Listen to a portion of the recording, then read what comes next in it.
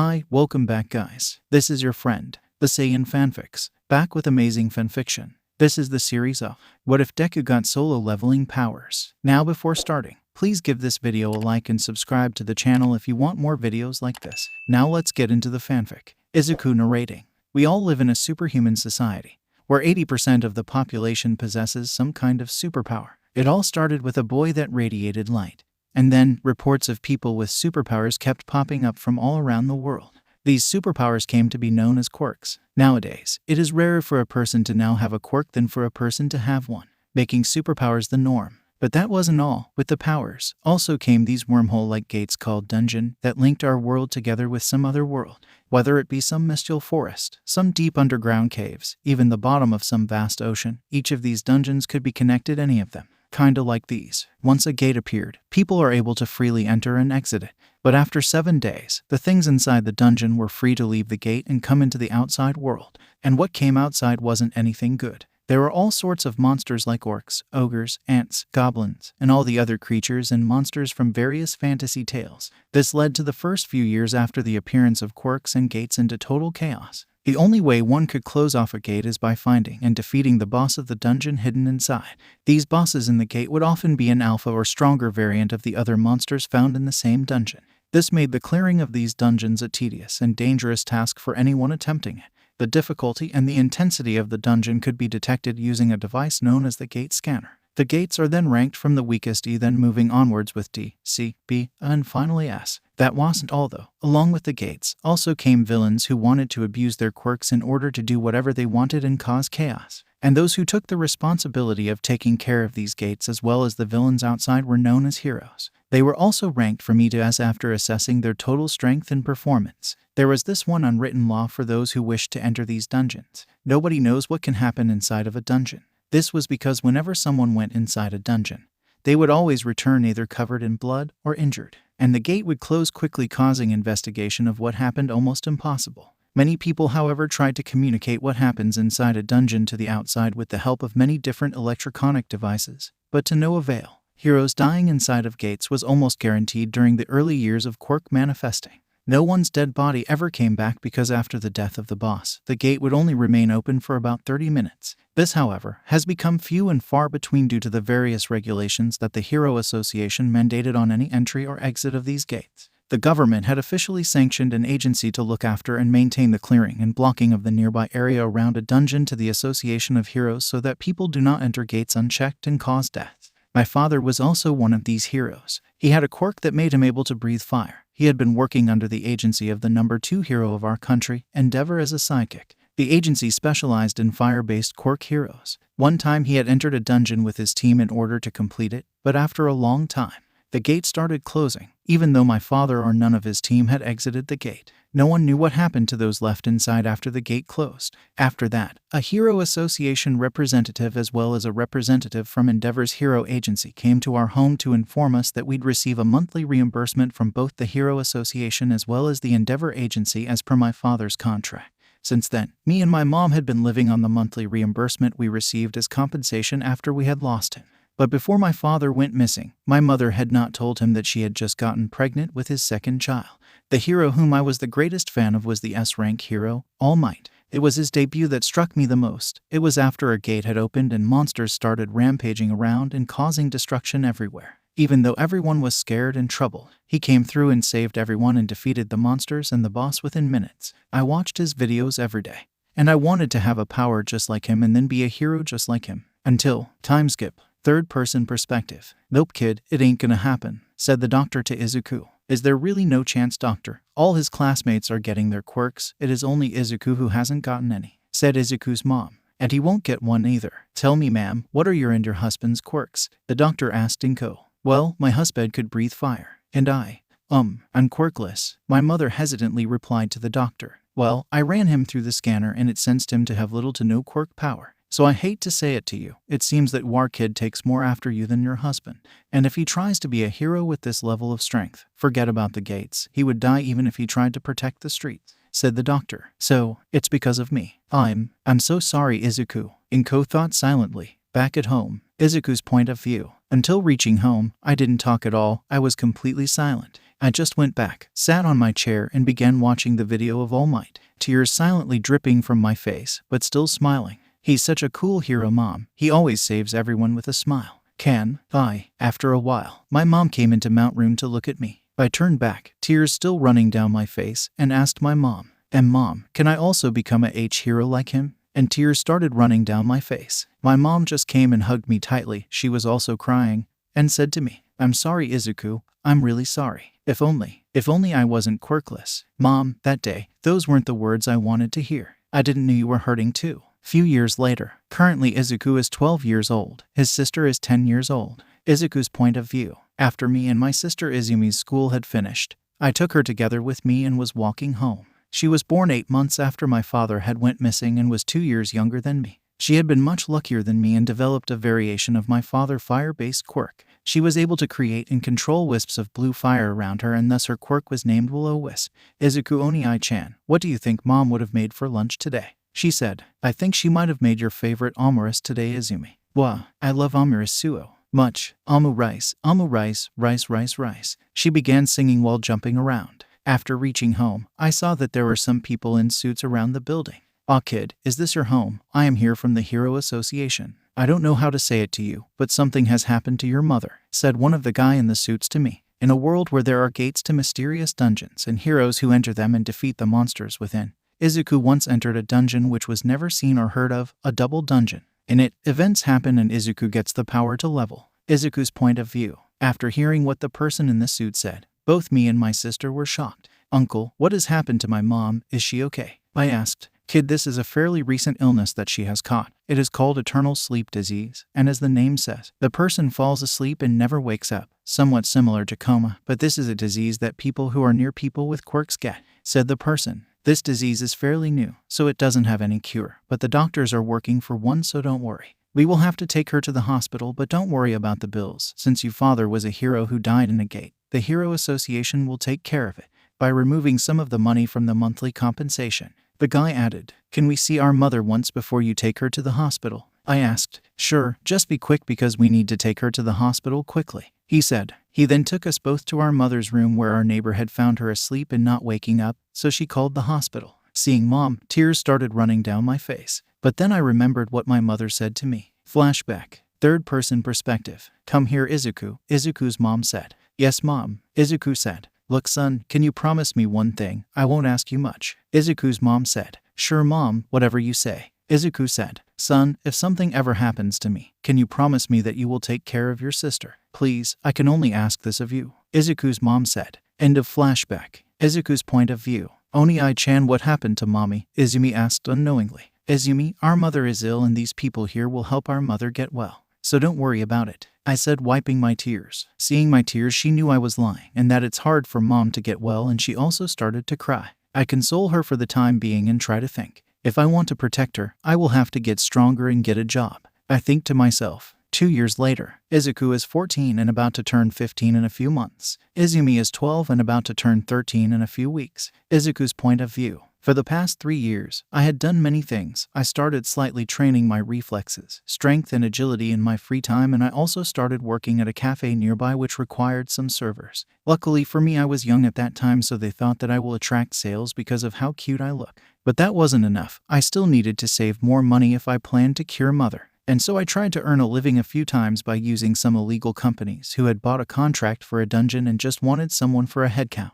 The first time I did it, it was an E-ranked gate and everyone was a weak hero. For an E-ranked gate, one would need at least one D-rank hero and a few E-rank heroes, or at least 10 E-rank heroes. It went similarly further on up to an S-ranked gate, which required at least 10 S-ranked heroes to just handle the monsters coming out of the gate. Luckily, only a handful of S-ranked gates had been opened in the world, but each S-ranked gate was equal to a catastrophe-level threat that threatened wiping out of whole nations. The E-rank gate I entered today was filled with goblins. I was able to isolate one of them from the group and kill it, but it had injured me and I felt as if I would die. Luckily, the group had healers, so my injury was healed by them. The goblin had dropped a shiny crystal from its belly. Another person told me that it is called a mana crystal and that I can sell them to earn money. After selling one of it, I earned about half of the monthly compensation that we receive. So, I tried to earn more and more of those crystals by entering various gates by various companies as headcount.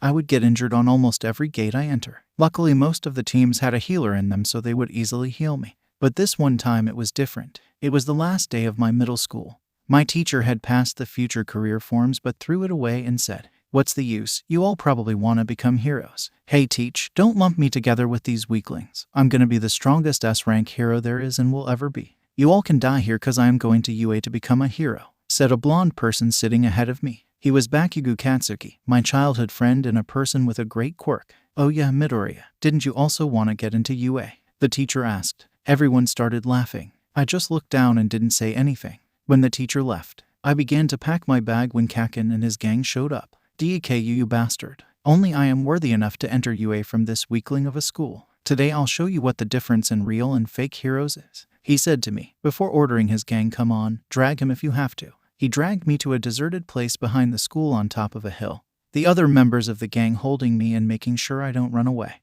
We then came across an unsecured dungeon gate. Bakugo said, "I'm gonna clear this gate and show you what a real hero is made of." He started yelling. Including me, there were 17 people total. After entering the dungeon, we came across something quite eerie. It didn't have any monster in it. After some time of exploring, we came across another gate, a double dungeon. "This is the first time I have seen something like this, but I'm still gonna clear it," Bakugo said, before pushing the door inside the dungeon. After going inside, we saw that we were inside a large room filled with statues on each corner, and there was one large statue in front of us. We all were scared, until someone found some text and spoke. "There is something written here. It says that Carthan in Temple's commandments. First, worship the Lord. Second, praise the Lord. Third, prove your faith." While he was saying this, I noticed something. I thought that the large statue just moved its eyeball. Seeing that it was normal gave me some relief, but suddenly, I started feeling an ominous feeling. I didn't know why. Immediately the door was slammed shut. Just as they saw this, one of the people from the group started running towards the gate to try to open it until suddenly, his head was sliced off clean by the statue. The statue then shifted itself back to its original position. Everyone was panicking. I thought, if this statue can move, so what about the large one? Don't tell me. I looked back at the large statue. Izuku's point of view. After I saw the statue, I saw that its eyes were glowing while looking at us. I felt a chill run down my spine. "Everyone, get down." I scream on top of my lungs and then fall down into a groveling position. Many of us who heard me also knelt down. Suddenly, I saw a streak of light being emitted from the large stone statue. After a while, the light had stopped emitting from the large statue. Relieved, I look at the other members of the group and see that a few were missing. Only 13 people were there. Suddenly, I heard a scream from one of the girls in the group. She saw a burnt hand lying on the ground, all cut off. I remembered then what the stone tablet said. It said something about some commandments. Right. They were worship the Lord, praise the Lord, and prove your faith. Worship. Is that why it stopped shooting at us once we all knelt down? I think to myself. Before I could say anything, Bakugo began shouting all angrily at the statue and claimed that he will destroy it. One of his stronger friends also joined with him and jumped at the statue to fight it. I saw the eyes of the statue glow again. Bakugo noticed it too and quickly got out of the way. But unfortunately, his friend was not that fast. He was blasted away by the beam of light and we all saw only his legs remaining. Some people of the group quickly went to the angry Bakugo, who somehow went completely silent and held him down. The statue stopped again. "I think I have an idea," I said. "Everyone, we have to do as that stone tablet said to do. I think by worship, it means that we have to grovel in front of it." I added. Everyone showed a little hesitation, but followed my word later. It was only Bakugo whom 4 people had to hold down just so he doesn't go off at the statues again. After everyone had been groveling in front of the statue for some time, I looked up to see that his eyes, which were glowing, stopped. Suddenly, his expression changed. It went from no expression to full-on creepy, and then it stopped. For a while it was completely silent, so much so that even a pin drop could be heard. But it was just the calm before the storm. As we all were standing silently, the large statue suddenly started to move. It was standing up. "Hey, quick, what's the second one?" someone asked me. "It was praise the Lord," I replied. "Oh, don't worry then, you can leave that to me. You see, my papa is a father in the local church, so I know how to do it," someone from the crowd said as he began to move forward. He took out a cross from around his neck and started praying after closing his eyes. "No, you are doing wrong. That's praising the wrong God," I thought, deeply wishing I come out wrong. While all this was going on, the statue had lifted its leg up and was in front of the man. It thrusted its feet down in full speed. In an instant, his feet came down and that person was squished underneath. Seeing this, everyone began panicking. The ones with weak hearts fell down on the ground. What else could be expected from 13-year-old children?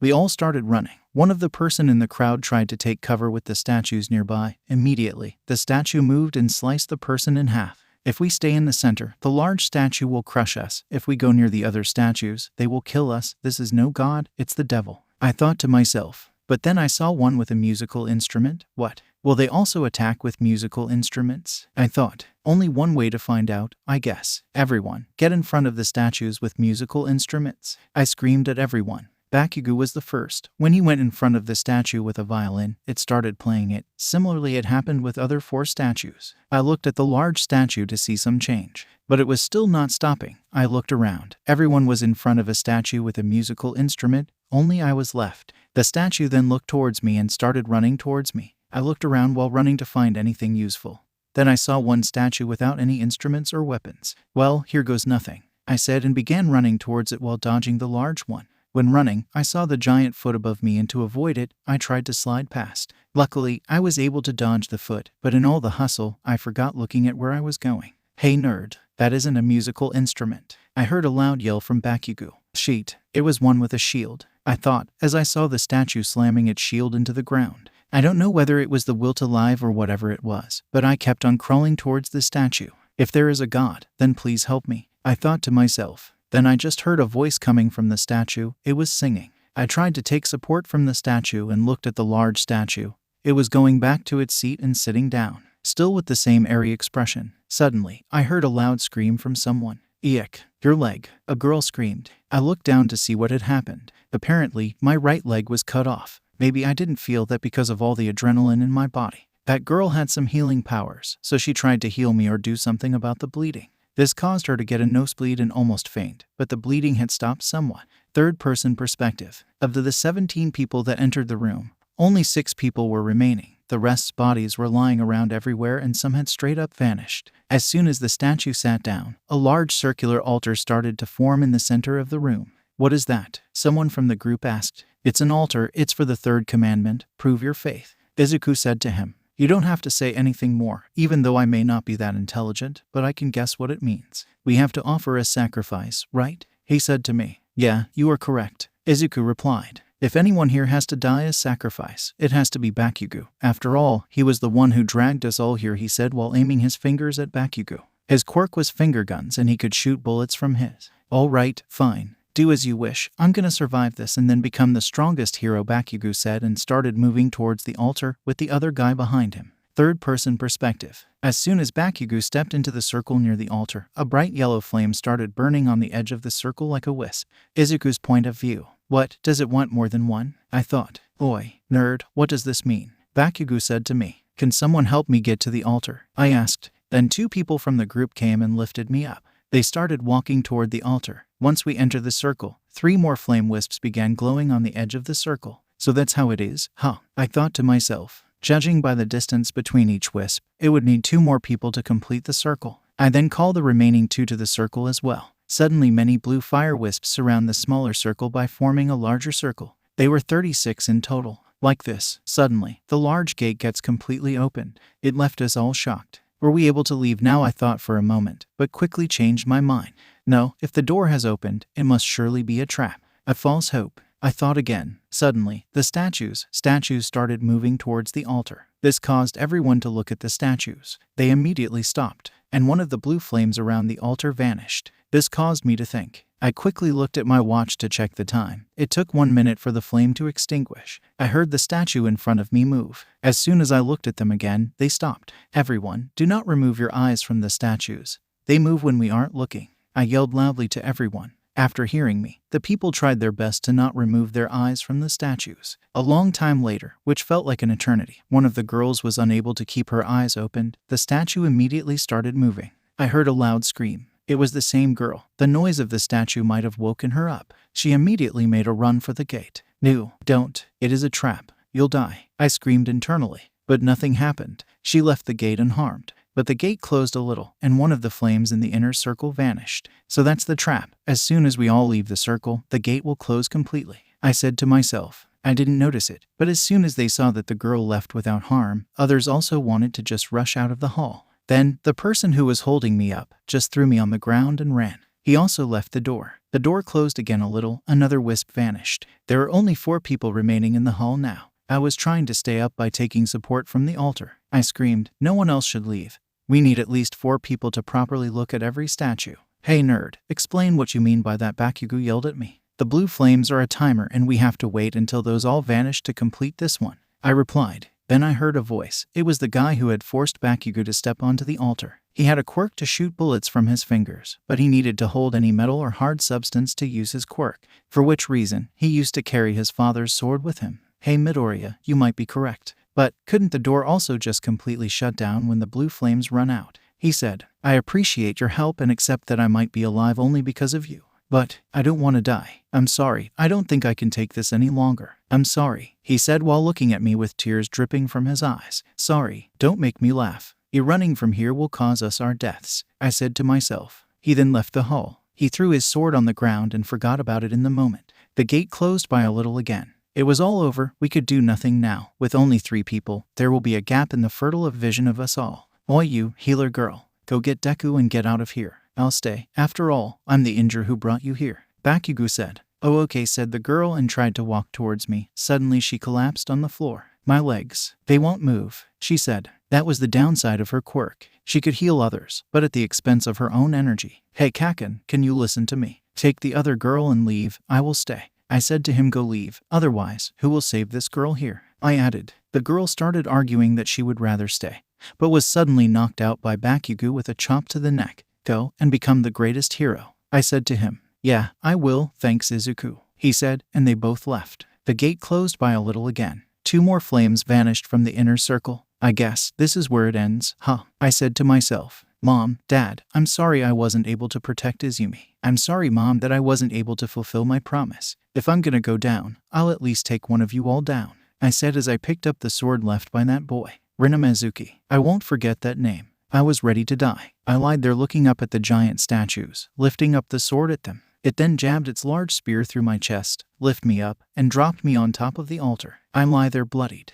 my whole body throbbing in pain. I don't want to die. I want to protect my sister. I wanted to be a hero too if only I had just one more chance. This was the only thought rushing through my mind, as I saw the statue finally crashing down its spear. Suddenly, everything stopped, and I heard a voice. Congratulations on completing all the requirements necessary for the secret quest Courage of the Weak. You have unlocked the right to become a player. Will you accept? You don't have much time remaining. You will die exactly 0.02 seconds later if you refuse. Will you accept? Yes, no. A chance to live again. Yes, this chance, I'll take it, I said to myself. Welcome, player. The last thing I remember is a bright flash of light that emitted from me and covered the whole room. The very next thing I remember is waking up in the hospital. Was it all just a dream? I questioned myself. No, it wasn't, I say after seeing the message popped up. Message, you have an unread mail. Third-person perspective. As Izuku was looking at the text bubble floating in his field of view, 2 people wearing black suits entered the room he was in.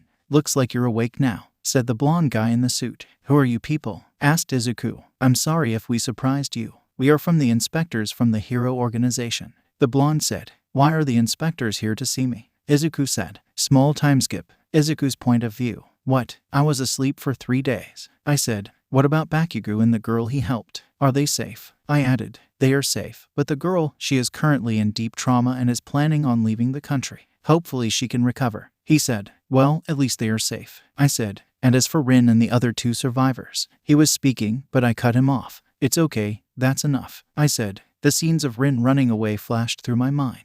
Although you all were just kids who broke the rules and entered the gate without a license, for a massacre this big to occur, even though we checked the gate's rank earlier to be a D rank. When the pros arrived at the room everyone mentioned, all the statues were gone, and only you found lying on top of an altar unconscious. Luckily the boss of that dungeon wasn't killed, or you wouldn't be here. He said. That can't be, I exclaimed. We also couldn't believe it. If the survivors' testimonies would have differed by even a little, or if the bodies weren't found, then we would have thought so, but we have a theory. We believe that you are a double bloomer. He said. Double bloomer, I said internally. A person normally would get her quirk at the age of 3-4. This was known as blooming. But there were some people who would either got their already strong quirks even more enhanced or get completely new powers too. These were known as double bloomer. After saying that, the other guy with black hair passed a mini quirk power detector towards me. This is a quirk power detector. It scans the power of a person's quirk and quantifies it. Please place your hand on top of it so that we can check your quirk power. The guy with black hair said to me. Third-person perspective. As Izuku placed his hand on the center jewel of the detector, the man then started testing the power of Izuku and waited for the result to appear on the receiver in his hand. 10. The receiver showed the number. What? Even the lowest of E ranks has a power of 70. I guess trash will always remain trash. The black-haired guy thought to himself. What's the result? Izuku asked them. I'm sorry, it looks like we suspected you for no reason. The guy said, and they both left. So, nothing, huh? But can they not see the screen floating here? Izuku said to himself. Message. You have an unread mail. Izuku's point of view. After a while I try to stand up, but I notice something strange. Wait, my severed leg is back to normal. Even my impaled chest is back to normal. I don't know if it was a dream or not anymore. I said to myself. I stand up and try to touch the floating screen. I guess is not touch screen. Feels like something from a video game. Oni-chan. I heard a loud voice come from the door. I looked there to see my sister, who apparently was crying her eyes out, came rushing towards me and hugged me tightly and started crying again. Yumene, why do you always get so injured? I always tell to stop getting injured. Do you know how worried I was? After Mom, if even you would leave me, then I don't know what I will do. She started yelling while tears filled her eyes. I'm sorry, I said while I was starting to get tears in my eyes. I can't believe I almost left her alone. I said to myself, you better not get hurt again. If you do, then I'll quit school and find a work instead, so that you don't have to go inside those gates again. She said to me, wiping her tears away. Yeah, I promise. But can I ask how you got here? Aren't you supposed to be in school? I said to her. When I got the news about you, I asked the teacher to allow me to come see you. She also allowed one of my friends to accompany me here. She's outside currently. She replied, okay, then you should be heading back. I don't want you to miss school. Don't worry about me now, I'm okay. I said to her, okay, then I'll be leaving. Take care, Oni-chan, and don't forget about your promise. She said as she was about to leave. I won't. See you at home. I replied to her. After she left, I was finally free to try what I wanted to do. I look at the floating screen. Open the mailbox. I said, message, welcome, player unread. Daily quest, preparing to become strong unread. I clicked on the one saying welcome. Suddenly, I am bombarded with more messages. Ping, ping, ping. The system will support the growth of the player. Failing to obey the system's orders will result in a corresponding penalty. Your rewards have been delivered. Rewards. Let's see what they are. I think as I press on the rewards. Quest reward. Secret quest. Courage of the week. Great spellcaster Kandaru's blessing. The great spellcaster has granted a special spell to you. It ensures that you will always be strong and healthy during your lifetime. Temporary effect. Will to rehabilitate. Any dismembered body parts are restored. Permanent effect, longevity. All diseases, poisons, and negative status effects will be healed, and sleeping will explosively increase. Regeneration ability. Whoa there, this is insane. Let's look at the other mail. I scream as I open the other mail. Quest directions. Daily quest, preparing to become strong. Goal, push-ups and complete 0 divided by 100. Curl-ups and complete 0 divided by 100. Squats and complete 0 divided by 100. Running in complete 0 divided by 10 kilometers. Warning, failing to complete the quest will result in a punishment associated with the quest. I don't want to do it today. I'll start from tomorrow. What's the worst that could happen? I said to myself and fell asleep. At midnight, I am suddenly awakened from what I believe to be an earthquake. I look around after getting up, only to find myself in a vast desert. I then hear some rustling behind me. I look back to see a giant centipede behind me. It had a name written on its head with red color. Then a message from the system came. Quest directions. Penalty quest. Survive. Goal. Due to failure in completing the daily quest, you have to survive until timer runs out. Time required, 4 hours. Time remaining, 3 HR 59 min 57 seconds. You're kidding me, right? I was too shocked and started running. After barely surviving the desert for 4 hours by running from one centipede after another, I hear the message. Ping. You have completed the penalty quest. Penalty quest. I really need to take this seriously from now on. I barely managed to say it before passing out, but I heard something more. Ping. Your quest. Rewards have arrived. Would you like to accept? Yes, no. Izuku's point of view. After I had passed out after coming back from the desert from the penalty quest, I woke up next morning on the bed. Man, I sure would have been mess for the person who had to pick me up and put me on the bed. I said while embarrassed. I then looked in front of me to see the screen still floating in front of me. You have completed the penalty quest. Your rewards have arrived. Will you accept? Yes, no. Gulp. Yes, I accept. I said after swallowing my saliva. By this time, I had understood one thing for certain. This system was no joke. The rewards screen pops up next. Quest rewards. You have the following rewards from the quest. You can accept rewards individually or all together. Stat points, +3. Random box, +1. I think for a while. Wait just a moment. Stats, as in like a video game character. I scream in my head. Accept all, I yell immediately. Suddenly, a message popped up. Alert, you received 3 stat points. You received 1 random box. Okay, now for the stats. Open stats. I said. Third-person perspective. At that very moment, a new window popped up in front of him. Status. Name, Izuku Midoriya. Level, 1. Job, none. Fatigue, 0. Title, none. HP, 100/100. MP, 10 divided by 10. Strength, 10. Vitality, 10. Agility, 10. Intelligence, 10. Sense, 10. Luck, 10. Remaining points, 3. Also, there was a picture of me standing with many boxes around me and the word gear written on it. I wonder where I should put my points into, as appointing points into stats is the most important thing in video games. The ones I could understand the most are strength, vitality, and agility. Murmur, murmur, murmur, how strong I am. Murmur, murmur, murmur, how much damage I can take. Murmur, murmur, murmur, how fast I am. Izuku began going on one of his usual geeky ramble. But the ones I am least certain about are intelligence, luck, and sense. Sense being the more confusing of the two. I know from some games that increasing intelligence in games gives you more MP and allows you to use stronger magic spells. But will increasing it actually make me more smarter? And luck might make me more lucky, but I'm not so sure, Izuku said to himself. And I have no clue what increasing sense will do. Well, we only have one way to find out, Izuku said as he showed a nerdy smile. Well, now that I am awake, I should do the daily quest. I definitely don't want to be in that desert again, Izuku said before removing his top and starting to do push-ups in his hospital room. 1, 2, 3, 20, 30. Oh, they are starting to pain now, Izuku thought while doing the push-up. After then he did the curl-ups, and then the squats in the same room. As for running, he had to ask the doctor to allow him for jogging around the hospital, to which the doctor agreed as he was doing well, and said that they would be discharging him to leave after 2 weeks. While completing the 10 kilometers of running, Izuku received a message from the system. Warning, fatigue over 70. Movement speed reduced by 20%. Fatigue level of 100 will cause you to pass out. I'll have to keep that in mind from now on, Izuku said while panting heavily, and continued the running, eventually hearing the familiar ping. You have completed the daily quest. Your rewards have arrived. Will you accept? Yes, no. Yes, Izuku replied quickly. Quest rewards. You have the following rewards from the quest. You can accept rewards individually or all together. Complete status recovery. Stat points, +3. Random box, +1. What does it mean, status recovery? Let's see. Accept all, Izuku said. He felt a jolt of electricity run through his whole body. It completely took away all the tiredness he was feeling and made him feel completely fresh. Soon, another message popped up from the system. Alert, your HP, MP, and fatigue has been completely healed due to complete status recovery. You received 3 stat points. You received 1 random box. Oh god, this power is totally amazing. I really need to save up some of these status recovery. It can really save me when I'm in danger, Izuku said as he remembered something. Oh right, there was that random box too.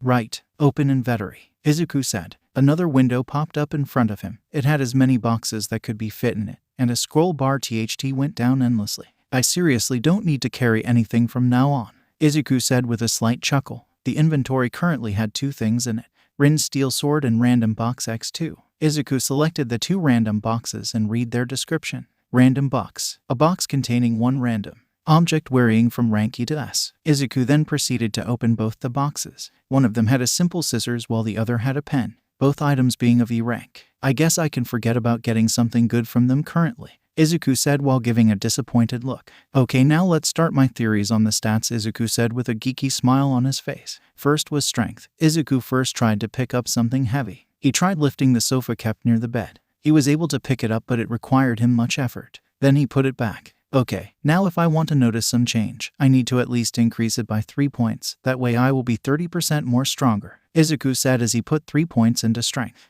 After putting 3 points in strength, he then again tried to pick up the same sofa. To his surprise, he was able to lift up the sofa without any stress, but he still needed to use 2 hands. Whoa, this is just the effect of putting 3 points. What if I put all my points into it?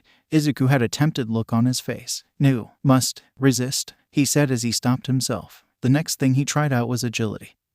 He went outside and set up a timer in his hand and ran 50 meters, 5.04 seconds. It's already so much better than high school, Izuku said. He had got 6.49 seconds during his middle school. He then added 3 points to his agility, and once again tried to do the same 50-meter run. Whoa, 3.87 seconds. That's like 46.5 kilometers divided by his speed, or 28.9 miles, hr. And this was just 3 points. The UA entrance exam is in 10 months. If I go by 3 points daily, it's roughly around 296 days. So multiplying by 3, it turns out at 888 stat points. Izuku was shocked to know the amount of points he could accumulate before the entrance exam of UA. With that many points, just how strong will I be? Izuku began to drool over imagining the strength he could reach. Well then, let's prepare to get stronger, Izuku said as he went back to the hospital. Wait just a moment. Today is 25th of June. That means tomorrow is that day, Izuku said in a slow voice. Third-person perspective. As soon as he remembered what day it was tomorrow, Izuku asked the doctor if he could go home for one day because of some business, to which the doctor said yes, as Deku was looking healthier than ever. The next thing he did was sell the remaining mana crystals that he was saving and got some money. Then he bought a large teddy bear and also one more gift.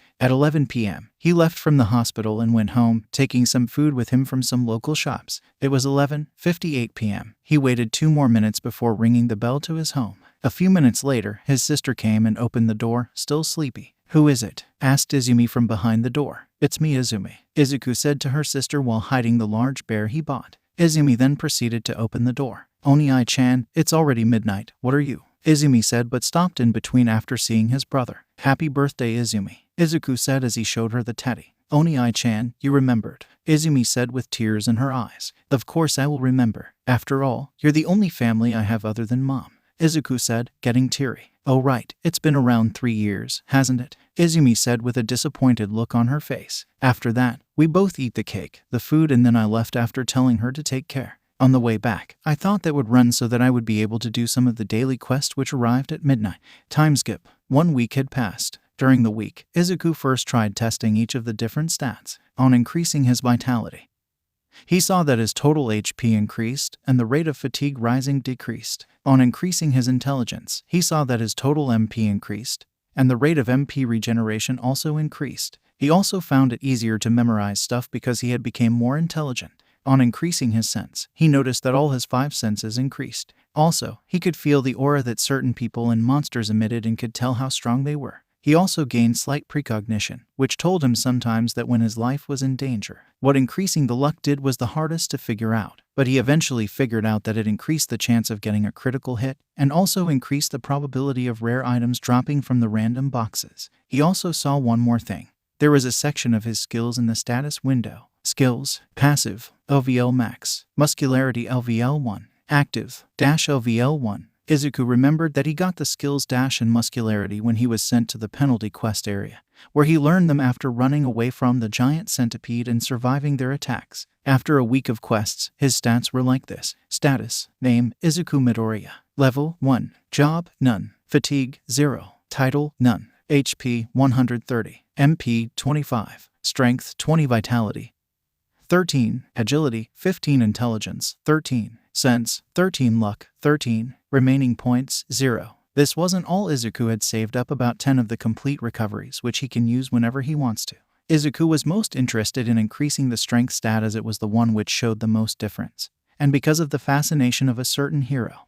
We all know who this certain hero is. Izuku currently asked the doctor if he could leave and go out for a while so that he could complete some business he had to do. The doctor agreed as he knew Izuku was the only money earner in his family. Before leaving, he finished that day's daily quest and accepted the rewards as well. He then immediately put 2 points into strength and 1 point into agility. He then left for his business. In truth, Izuku had left the hospital so that he could test out one of the items he had obtained from one of the random boxes. It was a small green key. Upon checking the description, he came to know that it was for something called an instant dungeon.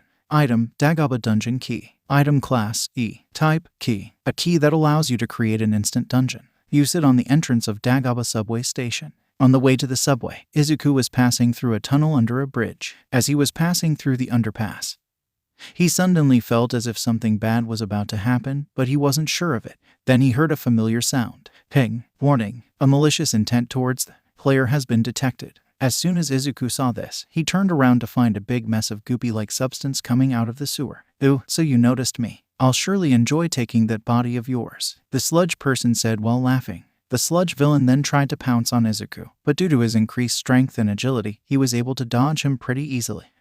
Is it me who have gotten fast or is he just slow? Izuku thought. Make this easy for both of us, kid, and I promise not to hurt you. The sludge villain said with a devious grin on his sludge face.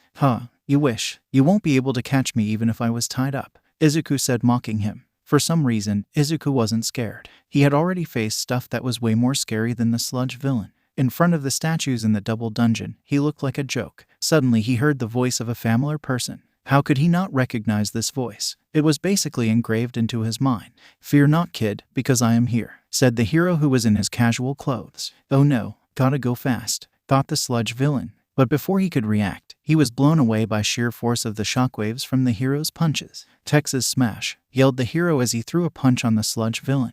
The sheer force was enough to send shockwaves through the air. When Izuku felt the incoming shockwave, he braced for the force by crossing his arms in front of his head. After looking at the hero's face, he was in shock. All Might, he shouted subconsciously. After All Might had collected the sludge villain in a plastic bottle, he got back to Izuku. Apologies for getting you caught up in the villain hunt. Mistakes like these aren't my style. But look at you, kid. You're tough to not be blown away by my punches. You must surely have a strong quirk. So, mind if I ask you what your quirk is? All Might asked with a puzzled look. Oh, about that, Izuku said with a hesitant look on his face. He didn't want to lie to All Might. If I'm correct, then there was a job section in the status window. Even though it's empty currently, I think that like games, there will be some job change quest when I become the appropriate level, Izuku thought in his mind. Well, it's kinda a secret. But, you are correct, it is pretty strong, Izuku said. Oh, a secret. I'm getting more interested in it. Say, what if we make a deal? I'll tell you what my quirk is and you tell about mine,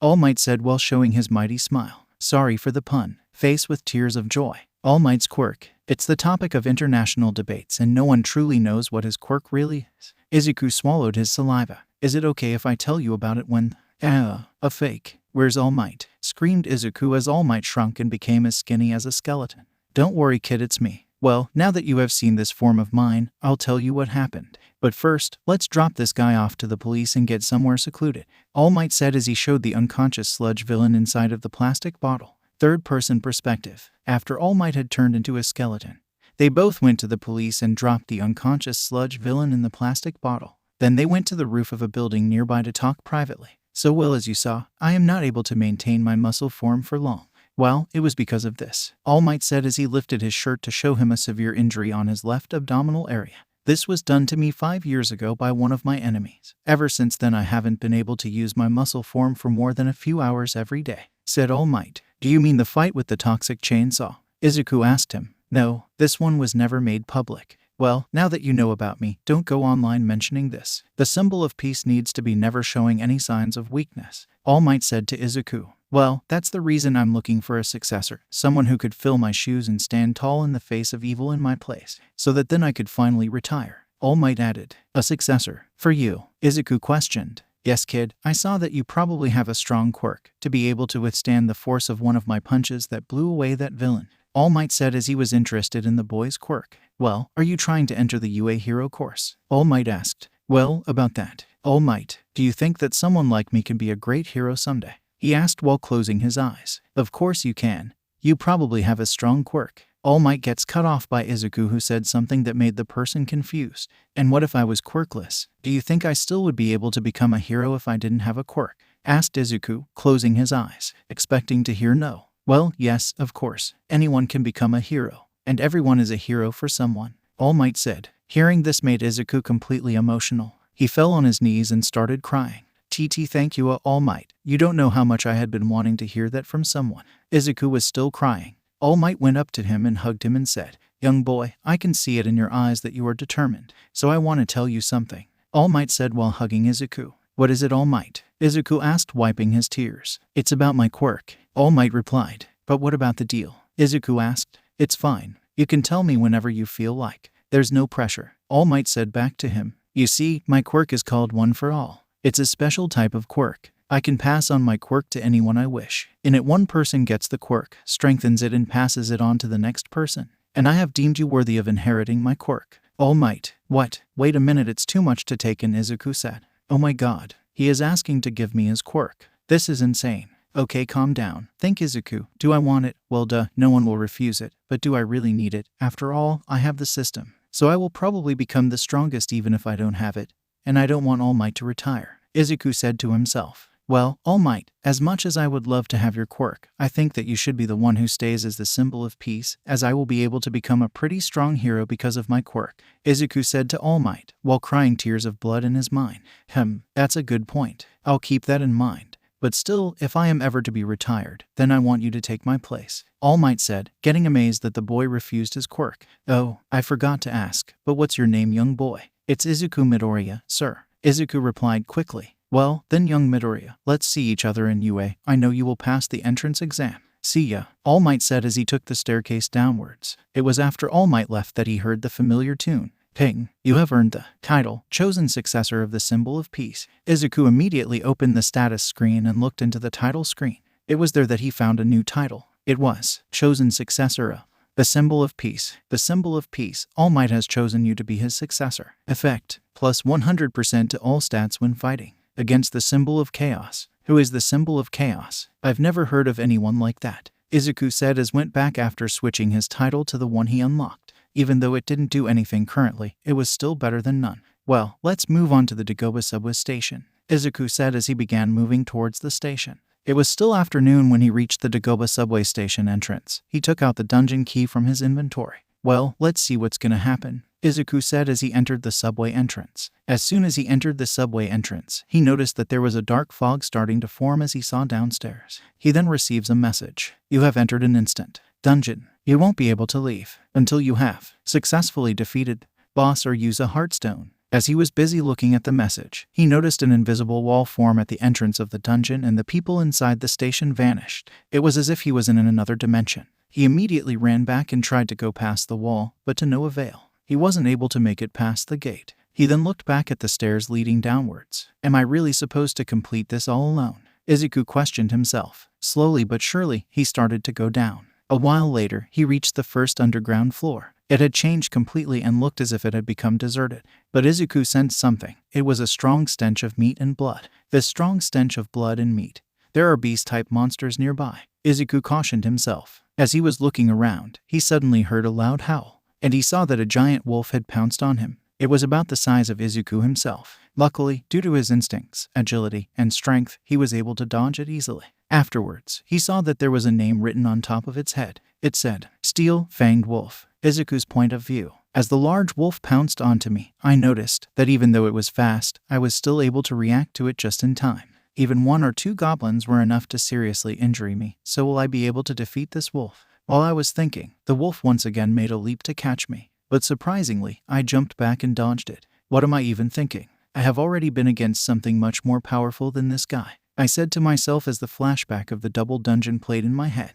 Third-person perspective. I am not going to allow anyone to kill me now. After all, I have already died once, Izuku said as he took a fighting stance. The wolf then began running towards Izuku. Seeing this, Izuku sidestepped the wolf and countered with an uppercut straight to the jaw of the wolf. This made the wolf fall back onto the ground, but it had quickly risen back up as if nothing had even happened. Izuku then charged towards the wolf and unleashed a flurry of punches on its head. This isn't working, as I thought. Beast monsters are less affected by hand-to-hand fighters. I need a weapon, Izuku said to himself. Suddenly, Izuku remembered seeing something in his inventory that he could use. He immediately opened the inventory and took out something from it. It was Rin's steel sword. When he was about to die in that dungeon, he had that sword in his hand, so the system had apparently stored it in the inventory for him. He then swung the sword vertically with all his power to attack the wolf. The blade passed right through the wolf's body, and its body was sliced clean in 2 halves. Suddenly a message popped up. You have defeated Steel-Fanged Wolf. Level up. Since the sword he swung had hit the ground, it caused the sword to make a loud noise which attracted the attention of the other mobs in the dungeon. 2 more wolves stepped out of the shadows. Well, come on, since I have a weapon, I am not afraid, Izuku said as he tried to lift the sword. But the impact of the sword with the ground was so much that it had stuck on the ground. The 2 wolves started running towards Izuku and started to bite and scratch him. Izuku put all his strength in his arms and was able to remove the sword from the ground. He then proceeded to fighting the 2 wolves. He was able to slice one of the wolves horizontally in half. Seeing this, the other wolf started to wince and ran away back to the shadows. Compared to those monsters, you are too weak, Izuku said as he recalled the double dungeon. Status, Izuku said. The status screen then came up. Status, name, Izuku Midoriya. Level, 2. Job, none. Fatigue, 0. Title, chosen successor of The symbol of peace. HP 210 divided by 240. MP 40 divided by 40. Strength 21. Vitality 14. Agility 16. Intelligence 14. Sense 14. Luck 14. Remaining points 0. Okay, so when I level up, I get 1 stat point to every stat, plus 100 max HP and plus 10 max MP. Izuku said after doing the calculation in his head. It seems that even someone like me can get stronger. Izuku said as he got excited. I think that leveling up is a better way to grow stronger, as I get 6 points instead of 3, even though I cannot distribute it freely. Izuku said as he picked up the sword. He then checked the monsters for mana crystals and took them. But there is also some more things. Item, Wolf's Steel Fang. Item class, none. Type, junk. A large and sharp steel fang of the steel-fanged wolf. Can be kept or sold in the store. The item's description had something that piqued Izuku's interest. There was a store in the system. He immediately opened the store after speaking it. Store, what do you want to do? Buy, sell. Just to see, Izuku chose the buy option. A message then popped up. Your level is too low. Buy option becomes available after LVL 20. I guess something like this. Izuku said as he sold the wolf's fang in the store. You got 20 gold. Gold, huh? Well, I guess it is exclusively for the system. Izuku said. Well, let's get going. If I want to get stronger, as a chance like this won't come every day. Izuku said as he got up. He then saw there were many wolves coming out of the shadows in front of him. Well, I won't die easily, so you all shouldn't die easily as well, or I'll feel sorry. Izuku said as he began going to the wolves and started killing them one after another. I have to be fierce, strong, endure as much as I can. I realize now, if I quit here, I'll be slaughtered. If I die, I can't protect those who I want to protect. Izuku thought to himself as he began killing the wolves, one after another. Level up. X5. After he had killed all the wolves on that floor, he proceeded downwards, only to be greeted with another large pack of wolves. This time, the names on their head were white instead of red. So red means very strong, orange means strong, and white means it's easy. Izuku though inadvertently. Well, if even someone like me can become strong, I am even willing to follow all these bullshit rules. Izuku said as he charged towards the wolves with his sword in hand. Scene cut. You have earned the title, Wolf Slayer. He quickly switched his title to this one as he noticed that this title was better suited for most growth in this dungeon. Wolf Slayer, you have dedicated yourself to killing each and every beast monster you come across. Effect, 40% increase to all stats, and a 30% increase to experience earned when fighting beast-type monsters. There was one particular thing about this instant dungeon that piqued Izuku's interest. Unlike normal dungeons, the monsters respawn here. That meant while he was busy killing the ones on the second floor, the ones on the other floor respawned, and if he went to another floor, the ones on the second floor will respawn.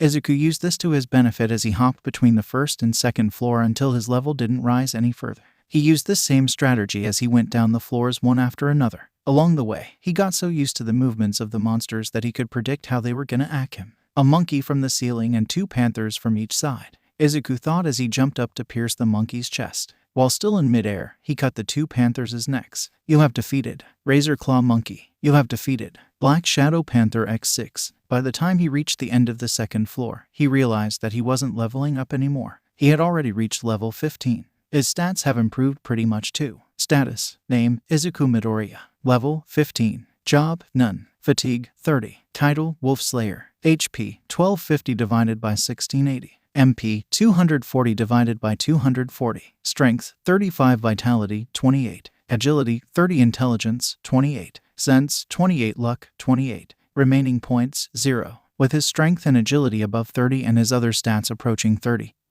he could clearly tell the difference. He was able to easily dodge the monsters without any problem. It was as if he was seeing things in slow motion during the fights. He noticed as the agility grew that, as he was standing above the staircase to the 3rd floor, he didn't want to go down because he was clearly able to feel that the one at the floor below was clearly pretty strong and probably the boss of the dungeon. Izuku took out the heartstone that was dropped by some of the monsters in the dungeon.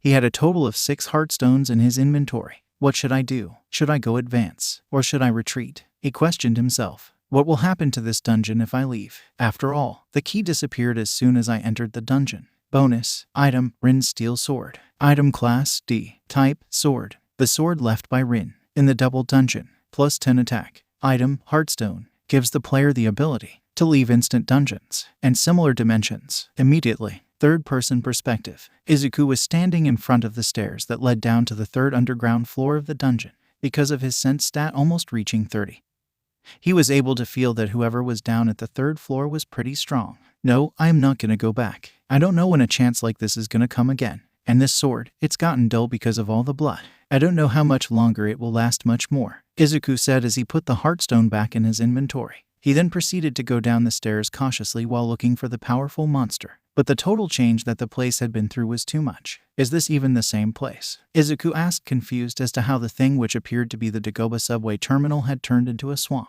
There was water flowing in and out from the train tracks. Izuku then noticed a dark shadowy substance lurking inside the waters. But before he could react, the tail of a giant blue serpent came rushing towards him and he got catapulted to the walls, making a large dent in it.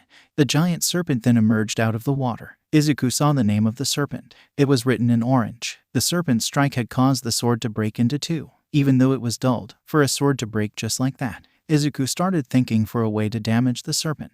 Even though I leveled up, your name is still orange. So you're the boss of this dungeon, Izuku said as he stood up, jerking his arms. Let's go then, he added. He then jumped and tried to use the broken sword to attack the serpent's body, but it was futile. The sword didn't do anything. The blue scales of the serpent were almost as hard as if it were an armor made of steel. Well, I guess I'll just have to do it the hard way, Izuku said as he rushed towards the serpent with the blade in his hands. He ran all around the swampy area while looking for weak spots on the serpent's body. He was still trying to injure the serpent, but the serpent was faster than him. If only I had more speed, was going through his head. Suddenly, he remembered something. He had a skill for speed. Dash, Izuku said as his speed was increased. He jumped and landed on top of the scales and started running upwards towards the head. When he was near the head, he jumped to land on top of his head. Then, he immediately jabbed the broken sword into the eye of the serpent. A message popped up. Critical hit. He immediately followed the attack with wrapping his arms around the serpent's neck. If I'm not able to pierce your body, I'll just crush your scales, Izuku said as he used all the strength he could muster and put it in his arms. The sound of bones crunching filled the room as the serpent coiled around and unleashed its tail around the room in the pain.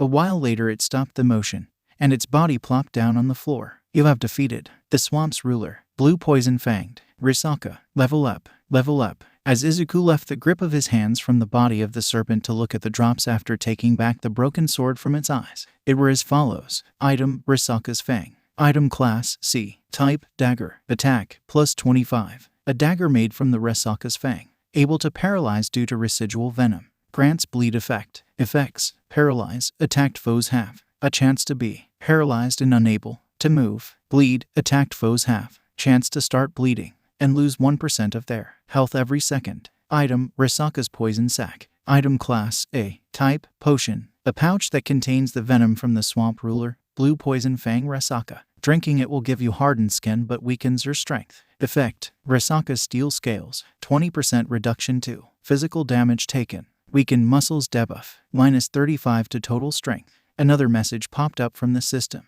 You have defeated the boss of the dungeon. Returning the dungeon to normal. The surrounding around Izuku instantly changed back to normal and the swamp also returned to normal. I have got a great blade from the system, but I don't know about the other item. I know that I have immunity to poison, but will the debuff be okay, or else all of my strength will go away? Izuku said.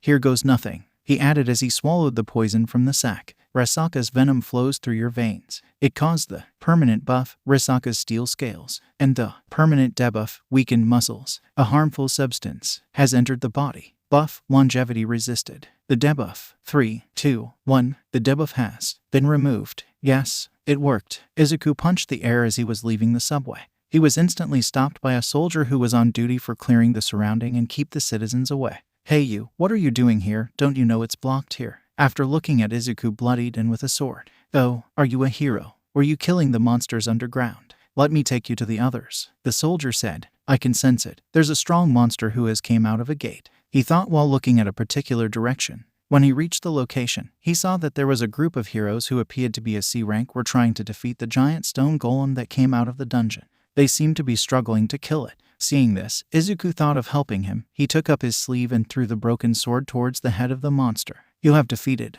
Thunder Golem King. Level up. The broken sword hit the stone golem and caused a loud impact which caused it to topple down.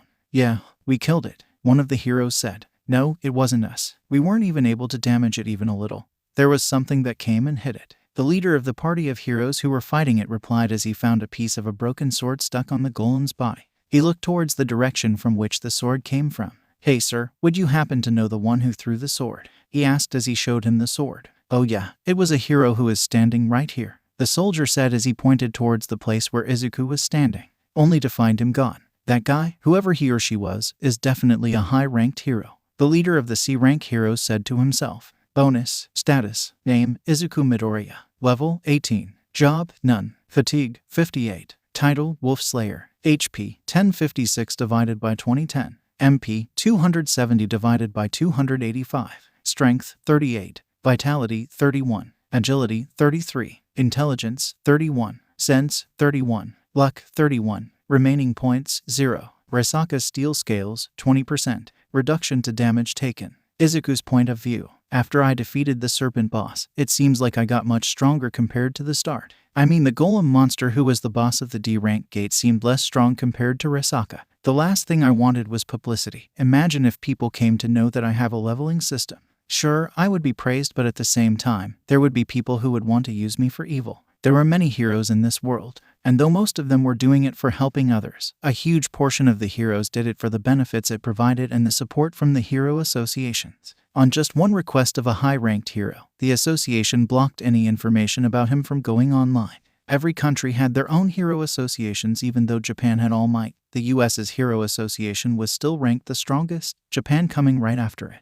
This was just because of the fact that US had more S-ranked heroes among them, and they had survived one of the strongest gate that ever opened. It was an S-ranked gate. It opened on the center of the Times Square in New York. As soon as it opened completely, a gigantic number of dragons, wyverns, and lizardmen were rushing out of it. In a matter of minutes, the whole of New York was up in flames. But luckily, All Might was doing his training for being a hero there. He single-handedly took down the boss of that gate. The boss of that gate was the Elder Dragon, Kamish. It was classified as a catastrophe-level threat. It was then that All Might earned the nickname of Symbol of Peace. This happened 8 years ago. Time skip. Third-person perspective. 1 week later, the week after the instant dungeon, Izuku had been in and around the hospital just doing his daily quests. His stats were like this. Status, name, Izuku Midoriya, level, 18, job, none, fatigue, 0, title, chosen successor of the Symbol of Peace, HP, 2030 divided by 2030, MP, 285 divided by 285, strength, 50, vitality, 33, agility, 40, intelligence, 31, sense, 31, luck, 31, remaining points, 0, Resaca steel scales, 20%, reduction to damage taken. Today was the day that he got discharged from the hospital. Due to all the paperwork, he got discharged late and then went home and slept. The next morning, Izuku woke up early the next morning and started doing his usual exercise while shirtless. It was after a while that Izumi came into the room to say bye to his brother as she was going to school, but she was shocked at what she saw. "Izuku Nyai-san, I'm heading out for my..." She stopped as she saw his brother. He was exercising. Her eyes couldn't believe itself. Her brother had a completely toned body with 8-pack abs, chiseled muscles, and wide shoulders. Izumi stood there silently in amazement. Izuku noticed this and stopped his exercise and stood up. His body looked somewhat like this, but a little more buffed. "Nyai-san, since when did you start working out?" Izumi asked as she thought. "I want to touch his abs." "No, what am I thinking? He's my brother. I can't help it," she thought in her mind. She then looked at her brother and noticed one more thing strange. Usually, she and her brother were around the same height, but today his brother seemed taller. Her brother, who usually seemed around 5'5", looked like he was around 5'9" or 5'10", around Todoroki and Ida's height. Just as his strength stat had reached 50, Izuku started developing muscles and his body became more lean and his height even increased. "Whoa, Nyai-san, looks like you hit puberty. Talk about a growth spurt," she said while teasing her brother. Izuku noticed that his sister was periodically stealing glances at his abs. He laughed inwardly. "Well, there is still about 9 months more left for the UA entrance, and if I ever wish to give you an easy life or heal mom, I have to become a licensed pro to earn a better pay," Izuku said to her. Saying this, Izuku began to start putting on a shirt. He saw that his sister gave a disappointed look. "So aren't you gonna go to school? Want me to walk with you there?" Izuku asked. "No, it's fine. I'm going to a friend's house first and we both will walk to school together," Izumi replied. "Today's the 13th of July, and I don't know how he grew up, but this completely messes up the size of that thing. What am I gonna do? I only have today and tomorrow for that," she thought to herself as she was walking to her friend's house. After his sister left, he continued his exercise until it was complete, added 2 points to vitality and 1 point to luck, stored the random box and saved the status recovery. The next day again, he did his daily exercise and got the rewards and put them in different stats. When it was midnight, he heard a knock on his door. When he opened it, he only saw 3 people there. One of them was his sister, Izumi, and the other 2 were Bakugo and his mom. Even he was surprised and asked what happened. "Happy birthday, Nyai-san," Izuku, Izumi, and Mitsuki Bakugo said as they showed him the cake. Both Katsuki and Mitsuki Bakugo were shocked to see the new version of Izuku, as after his mom fell ill, it was Mitsuki Bakugo who helped him the most, as she was the best friend of Inko since her childhood. Seeing this new version of Izuku caused a blush to form on Mitsuki's face. Seeing this, Izumi smirked at her aunt, hit her knee on her aunt's hand, and whispered to her, "See, I told you that you'll freeze after looking at him. I won, so I'll take my money," she said to her so that no one can hear. But due to the high sense stat, Izuku could easily hear every word of it. This caused Izuku to blush as well, as he said, "Let me change and come out in a minute," as he went back to change. A while later, Izuku came out of the room after changing. They ate the cake, and then both Aunt Mitsuki and Bakugo left. Though, the whole time, Aunt Mitsuki was stealing glances at Izuku when no one was looking. Before leaving, Bakugo pulled Izuku aside to talk to him. "Oi, dumbass, it's good to see that you made it out alive. But can I ask what happened?" Bakugo said. "To be honest, even I don't remember. Last thing I remember is you leaving and then me passing out. Next thing I know, I woke up in the hospital. Since then I have been feeling stronger every day," Izuku replied, not wanting to tell anyone about the system he received. "Well, I can see it. You clearly look different. And as for your aura, it's completely different too. Anyways, I just wanted to say, I'm sorry for everything I did in the past. Let's see who becomes the #1 hero first," Bakugo said as he left. In this world, there are certain people blessed with powerful quirks that can feel the aura of persons or monsters. The stronger the person was, the better he was at sensing that strength.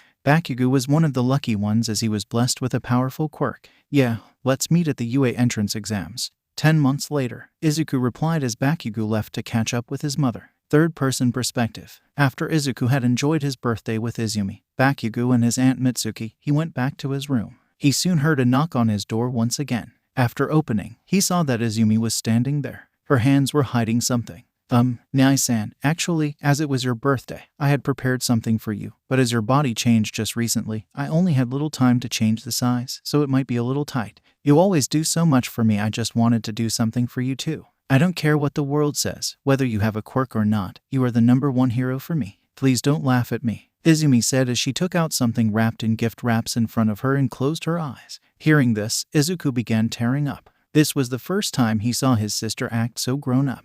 With all this happiness swelling him, he hugged her sister tightly with tears in his eyes. "Izumi, you have grown up so much. I always worry about you so much, but you've grown up so well," Izuku said with tears while hugging her. At first, Izumi was startled, but after hearing her brother, hugged him back and said, "Yeah, Nyai-san." After some time, Izuku let go of her. Unknown to him, Izumi's face was as red as tomatoes. His muscles, they were touching me. It were so hard, yet so soft, was the only thought that ran through her mind. She had completely forgot that the person was his brother. Author's note: no, this is not going in that direction. This is me just having fun teasing you guys. Thought the warning was necessary, as this could potentially cause some people to misinterpret the book. Izuku didn't notice her sister and proceeded towards the gift she had given him. "Hey, so tell me, what's in this?" Izuku said. This caused Izumi to snap out of her trance. "Well, as you wanted to be a hero, I thought that a hero costume can be a great gift for you. You can totally wear something else if you like, it's okay. But well, this is what I thought would look good on you,"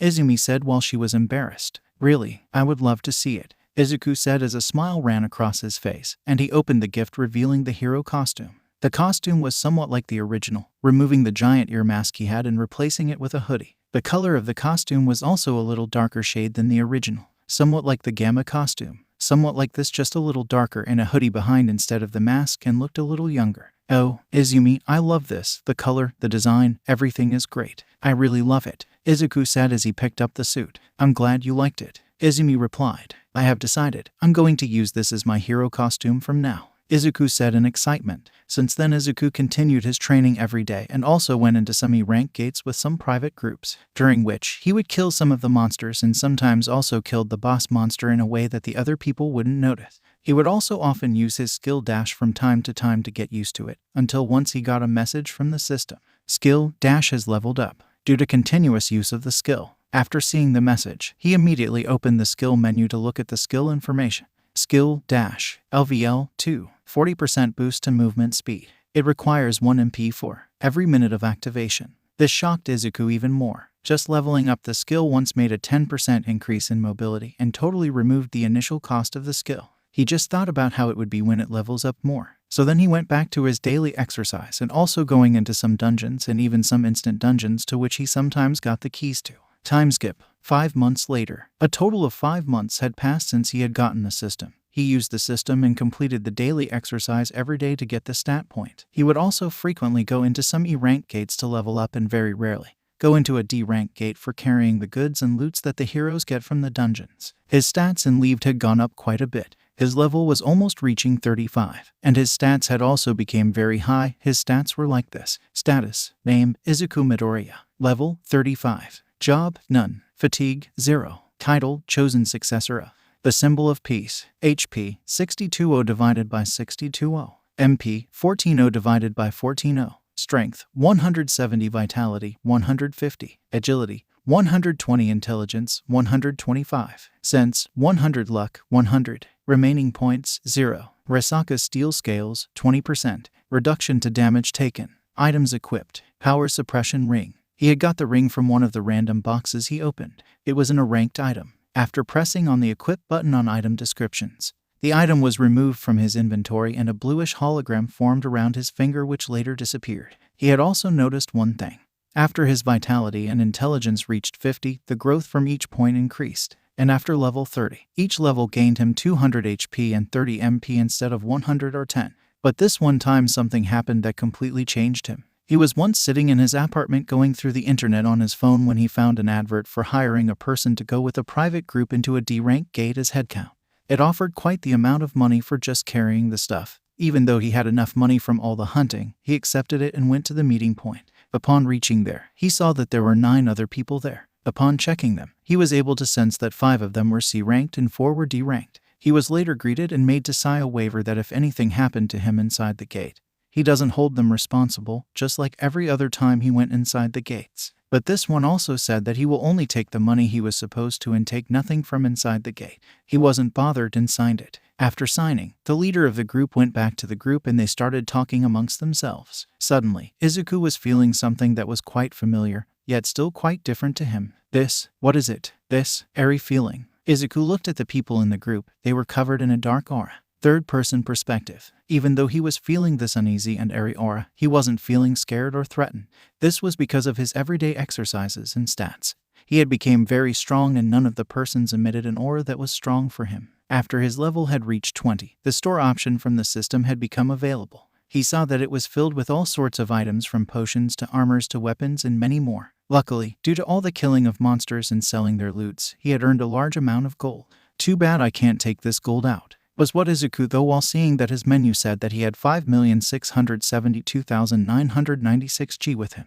With some of that gold, he had bought various potions for health, MP, and some other stuff as well. Also, when he went into the dungeons and trained outside, as well as watching other heroes fight the villains during the 5 months, he had earned a few more skills. They were as following. Skill, Vital Point Strike. Focus to find the weak point of the opponent and fiercely strike it to cause 150% more stronger attack, increasing the chance of a critical hit. Requires 20 MP in any dagger equipped. Bonus effect, plus 40% chance to hit a critical hit when using skill. Skill, Observation. Through continuously observing others, you have got the ability to look at people and get information about them and save it in your information gallery. Higher level will reveal more information. 30 MP required to perform skill. Skill, Advanced Dagger Mastery. Your constant use of daggers has increased your mastery over its usage, causing you to be more lethal when using daggers. Effect, plus 33% increase to damage, dealt when any dagger, short sword, is equipped. After getting these new skills and all those potions, he was pretty confident that he could survive many strong attacks.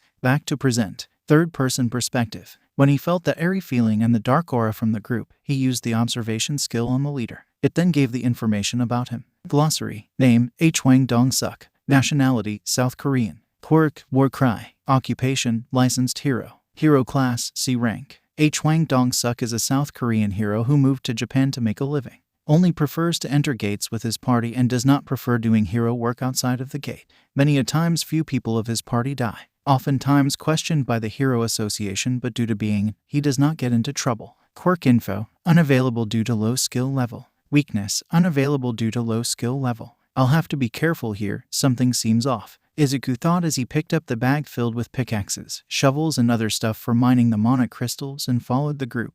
They then reached the place where the gate was located and stood there. Hey, this one is pretty big. Do you think we'll be okay? Said one of the guys from the group. No, that doesn't matter. It's the energy it emits that matter. The association scans every gate and ranks them.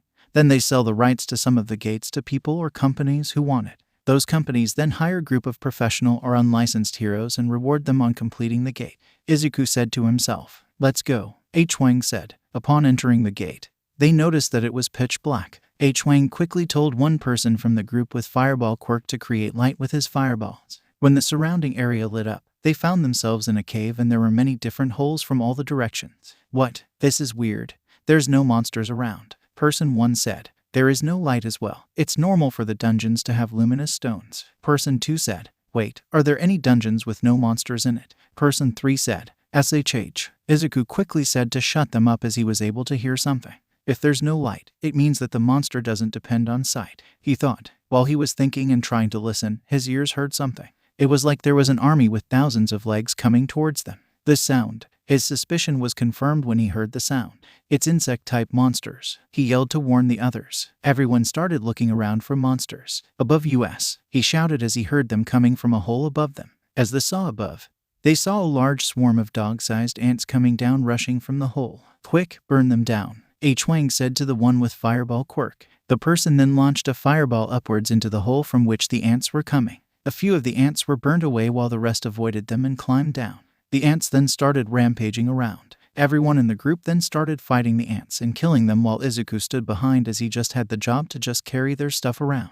Everyone from the group were using their quirks. H-Wang roared Luddy, which turned his eyes red, and a shield was formed in front of him. Immediately all the ants started rushing towards him. So that's what his quirk does, enhancing durability, creating a shield and attracting every enemy's attention. Pretty useful if used during group attacks, Izuku thought to himself. This is pretty boring. Everyone seems weak, he added as he could feel that all of them were weak compared to him. After a while, all the ants were cleared up. Then H-Wang came to Izuku and started talking. Thanks, you saved us. But how did you know they were coming from the above? H-Wang asked. I just felt it. My senses are sharp. Izuku replied. It's great that everyone was saved because of you, but it would be good if you didn't pay attention to small things like that. H-Wang said. Huh, Izuku replied before he was cut by the guy with the fireball quirk. H-Wang, take a look at this. They seem to have wounds we didn't inflict on them. Their body seems to be bitten by something. Fireball guy said. That means that there is some monster stronger than them here. Perhaps the boss. Or, H-Wang said. This smells like money, he thought as a creepy smile crept across his face. Izuku felt the same airy feeling once again.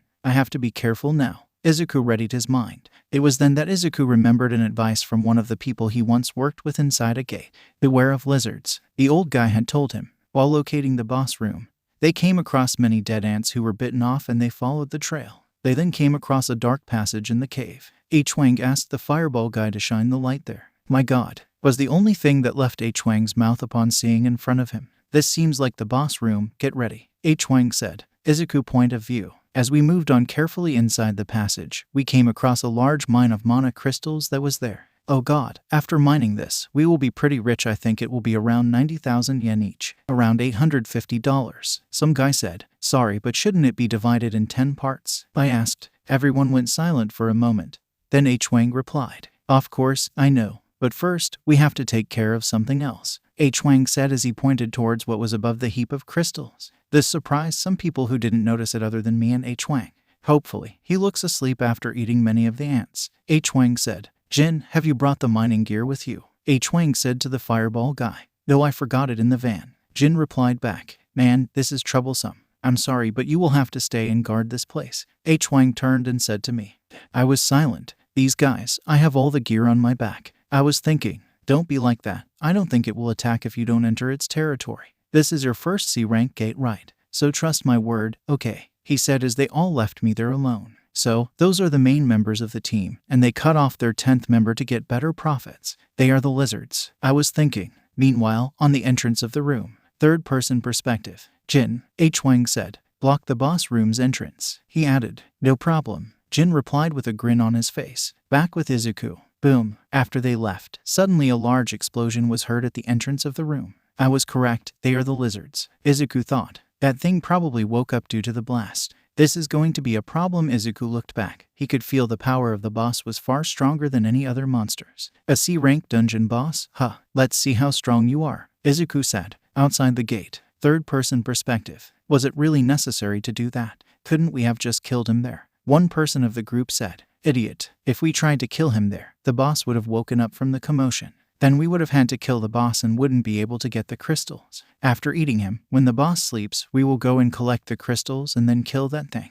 Wang said. Until then, just enjoy the free time, he said as he took out a cigarette and started smoking it. Back in the boss room. Izuku point of view. I turned back to see that the boss had woken up and was readying itself for attacking me. It opened its mouth wide and shot its poison at me. Luckily, I was fast enough to dodge it. Let's see how strong the boss of a C-rank dungeon is, I said as I took out Risaka's fang. I ran towards the giant spider as it was trying to use its webs and all 8 arms to try and hurt me, but none of them were hitting me because of my high speed. I was going through each of the legs while avoiding it and trying to attack it. While avoiding it, I tried to attack it many times but was unable to attack it because it was also fast on reactions. Damn, there's no blind spot that I can use. Well, I guess I'll just have to play all my trump cards, I said as a smug appeared on my face. Dash, I said to activate the skill. Third-person perspective. Just as Izuku activated the skill and his mobility increased, the spider's attacks seemed too slow for him. He began flashing through the whole room while using his sword to attack the large spider's legs and body. He then jumped and cut the body of the spider while rolling on his body. He then started using the skill Vital Point Strike and continuously attacked the spider. More, I have to be more fierce. This is taking a toll on me, was the only thought that he had on his mind while attaching it. Some of those caused the effects of paralysis and bleed. Suddenly a message popped up as he felt a jolt of pain run through his whole body. Ping. Warning. Fatigue over 70. Movement speed reduced by 20%.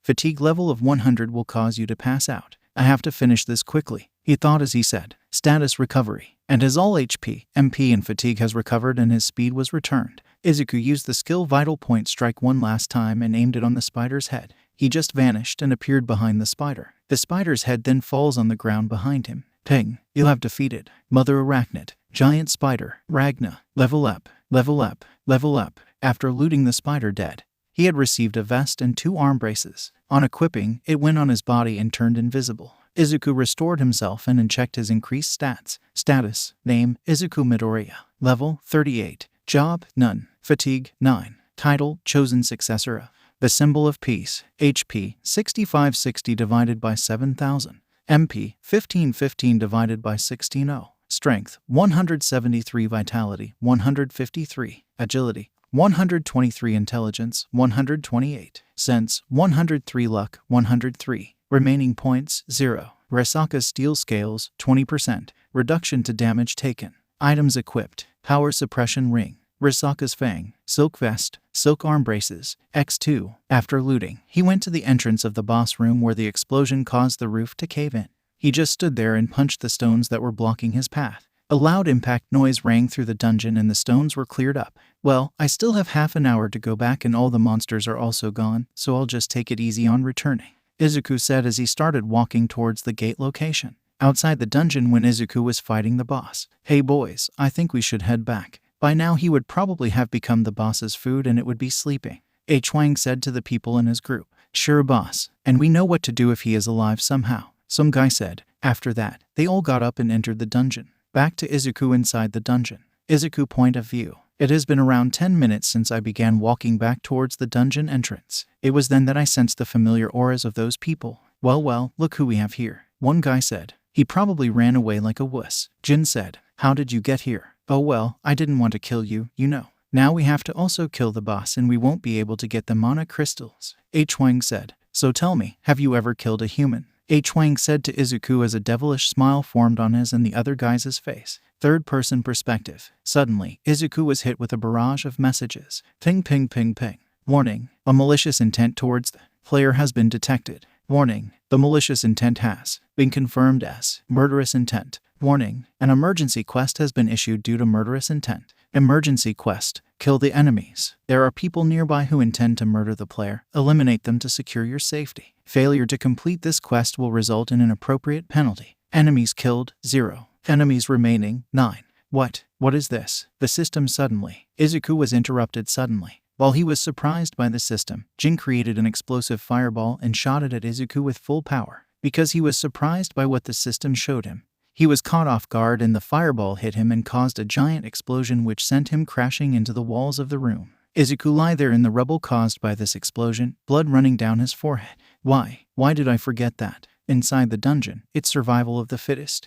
Izuku's mind was thinking only this. This was when he heard something more from the system and something changed. BZZT Peng. Emergency quest. Kill the enemies. There are people nearby who intend to murder the player. Eliminate them to secure your safety. Failure to complete this quest will cause your heart to stop. Enemies killed, 0. Enemies remaining, 9. Yes, my thinking of this place is wrong. I always thought of this world as a safe one. But now, enemy, the system is forcing me to murder. Kill or be killed, huh? I guess this is what the system wants. A strong Izuku Midoriya. Izuku said in his mind as he stood back up from the rubble, blood still running down his head. It's great, finally it's all clear. The system uses me and I use the system. Izuku said as he stood back up, a dark shadow looming over his face. Huh, this guy's alive. Jin, has her skill deteriorated? One of the guy asked. How embarrassing, to not be able to kill this kid in one shot. Another guy chimed in. Jin, you should have done it more seriously. Huang said to Jin. I guess so. Jin meekly replied. I definitely put all my strength into it. Was my aim off? He was questioning himself. You have played around with people's lives for too long. Now prepare for its consequences, Izuku said as he was slowly walking towards the group. Huh, you bastard, what did you just say? One guy shouted angrily. You guys, call yourself heroes. What a joke. To me, you're nothing more than some prey and I'm your hunter. Izuku stood there with the shadow still looming over him. Now, let the hunt begin. Bonus, Izuku after getting hit by the explosive fireball. Status, name, Izuku Midoriya. Level, 38. Job, none. Fatigue, 9. Title, chosen successor of the symbol of peace. HP, 4780 divided by 7000. MP, 1515 divided by 1600. Strength, 173. Vitality, 153. Agility, 123. Intelligence, 128. Sense, 103. Luck, 103. Remaining points, 0. Resaca Steel Scales, 20%. Reduction to damage taken. Items equipped. Power Suppression Ring. Risaka's Fang. Silk Vest. Silk Arm Braces. X2. Item, Silk Vest. Item Class, C. Item Type, Chest Armor. A vest made from the silk extracted from the giant spider, Ragna. Provides defense and increases mobility. Effect, plus 10% reduction to damage taken. Plus 10% increase to mobility. Minus 20% agility of strength less than 80. Item, Silk Arm Braces. Item Class, C. Item Type, Hand Armor. An arm brace made from the silk extracted from the giant spider, Ragna. Provides offense and increases mobility. Effect, plus 20 attack power. Plus 5% increase to mobility. Bonus ended.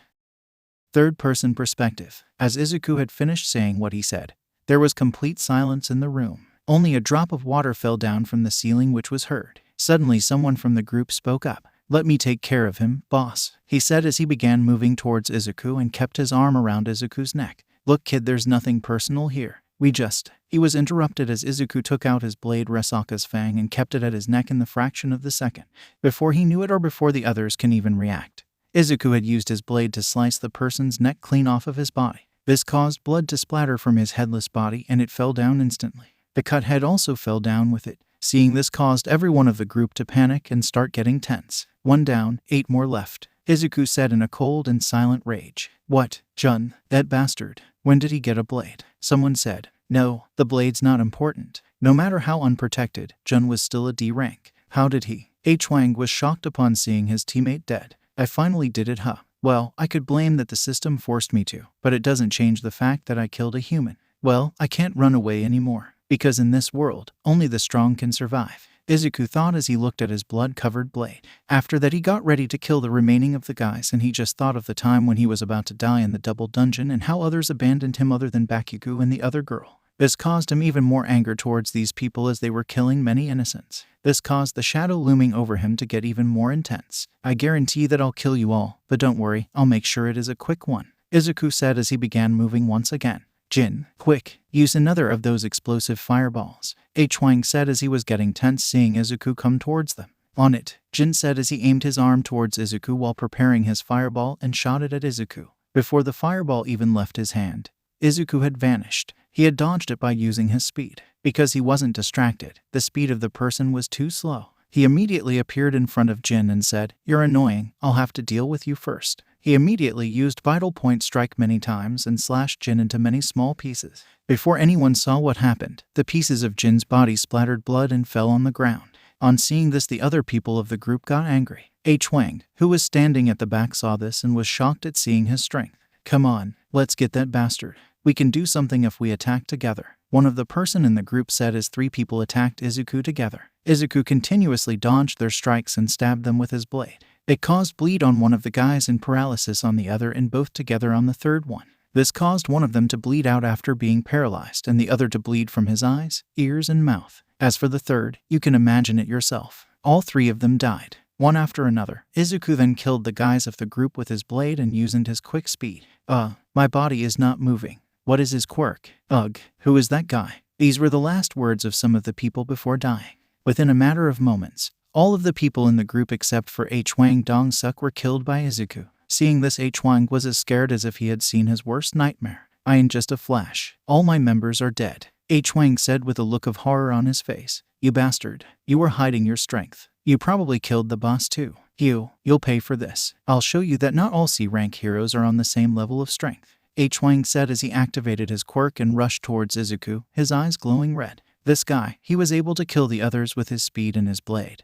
But in front of raw power, he won't be able to do anything, he thought. But before he could attack, Izuku was in front of him and he had his hand in front of Hwang's face. "Hwang Dong-suk, I'll say that you are strong, but you don't know one thing," Izuku said as he grasped the head of Hwang Dong-suk and smashed it into the floor without even breaking a sweat. "I'm always leveling up," Izuku said after smashing Hwang into the floor. "What happened? That guy, how did he beat me so easily when my quirk was active?" Hwang asked himself as he tried to get up, only to see Izuku standing in front of him. "Wait, please don't kill me. I'll give you whatever you want. You can have all the crystals here, just please let me go," Hwang said as he was slowly trying to crawl away from Izuku while he was lying down. 3 times, Izuku said. "What?" Hwang was confused. "Are you seriously trying to beg from the person whom you tried to kill 3 times? Izuku said with a straight face, while showing his cold rage. "Stop it. You think you'll get away from this?" Hwang said desperately. "Don't you know? Nobody knows what happens in a dungeon," Izuku said to him slowly. "You bastard. Do you know who my little brother is?" Before Hwang could finish what he was saying, Izuku had used his blade to slice his head off. "Ping, you have completed the emergency quest. Your quest rewards have arrived. Would you accept?" "Yes, no, accept," Izuku said. Washington, USA. Third-person perspective. It is early morning currently in the US. An unknown person in about his 20s with a pretty muscular build is currently sleeping in his bed, but he is woken up by the sunlight hitting his face. "On a great morning. I wonder what time it is in Japan," the person said as he woke up. What's this? My eyes are tearing up. I don't know why. Did something happen?" he said as he sat on bed wiping his tears. Back inside the gate, Japan. Third-person perspective. As soon as Izuku accepted, the rewards popped up. Quest rewards. You have the following rewards from the quest. You can accept rewards individually or all together. Complete status recovery. Stat points. +10. Skill, Bloodlust. Skill, Explosive Fireball. Accept all, Izuku said quickly as possible because he was excited to see the new skills he had gotten. He quickly opened and read both of their descriptions. Skill, Bloodlust. Using intense killing intent. Put the selected target in a state of fear for 1 minute. 100 MP required to use. Effect. Fear. All stats are reduced by 50%. Skill. Explosive Fireball. Create and throw a fireball that explodes when it comes in contact with something. 100 MP required to use. Effect. Burn. Causes fire damage to those who come in contact with the explosion. Oh god, these are some great skills. These are gonna be so much handy. But before going out I have to change my clothes from these bloody ones, Izuku said as he took out an extra set of clothes from his inventory. Got changed, left the bloody clothes there and got out of the dungeon. Upon coming out of the dungeon, a Hero Association inspector came to ask him about what happened to the others and how is he the only one alive. To which Izuku said that he was hired him as a porter and that during the boss fight, all the members died while killing the boss, but eventually killed it with themselves. Hearing this, the inspector was about to enter the gate, but it closed before he could even move ahead. Izuku was then sent to his home by the inspector and he also went his way back. Phew, I got saved. I don't know what they will do if they knew I killed them, Izuku said as he went back. Well, it doesn't matter. For now, I have to focus on getting stronger for the entrance exams, Izuku said as he prepared himself for training. Third-person perspective. After the incident in the C-rank gate, something changed inside of Izuku. He had gotten insensitive about killing anyone. From then on, he had decided that he would never show any mercy to those who are his enemy even if he had to kill them. And he also wanted to become the greatest hero and set an example so that the fake heroes like H-Wang stop themselves. From then on, he had decided to do all he can to grow in strength and level up. So, he then went into many E-rank gates and instant dungeons of which he had received keys from random boxes in the 5 months left before the UA entrance exam.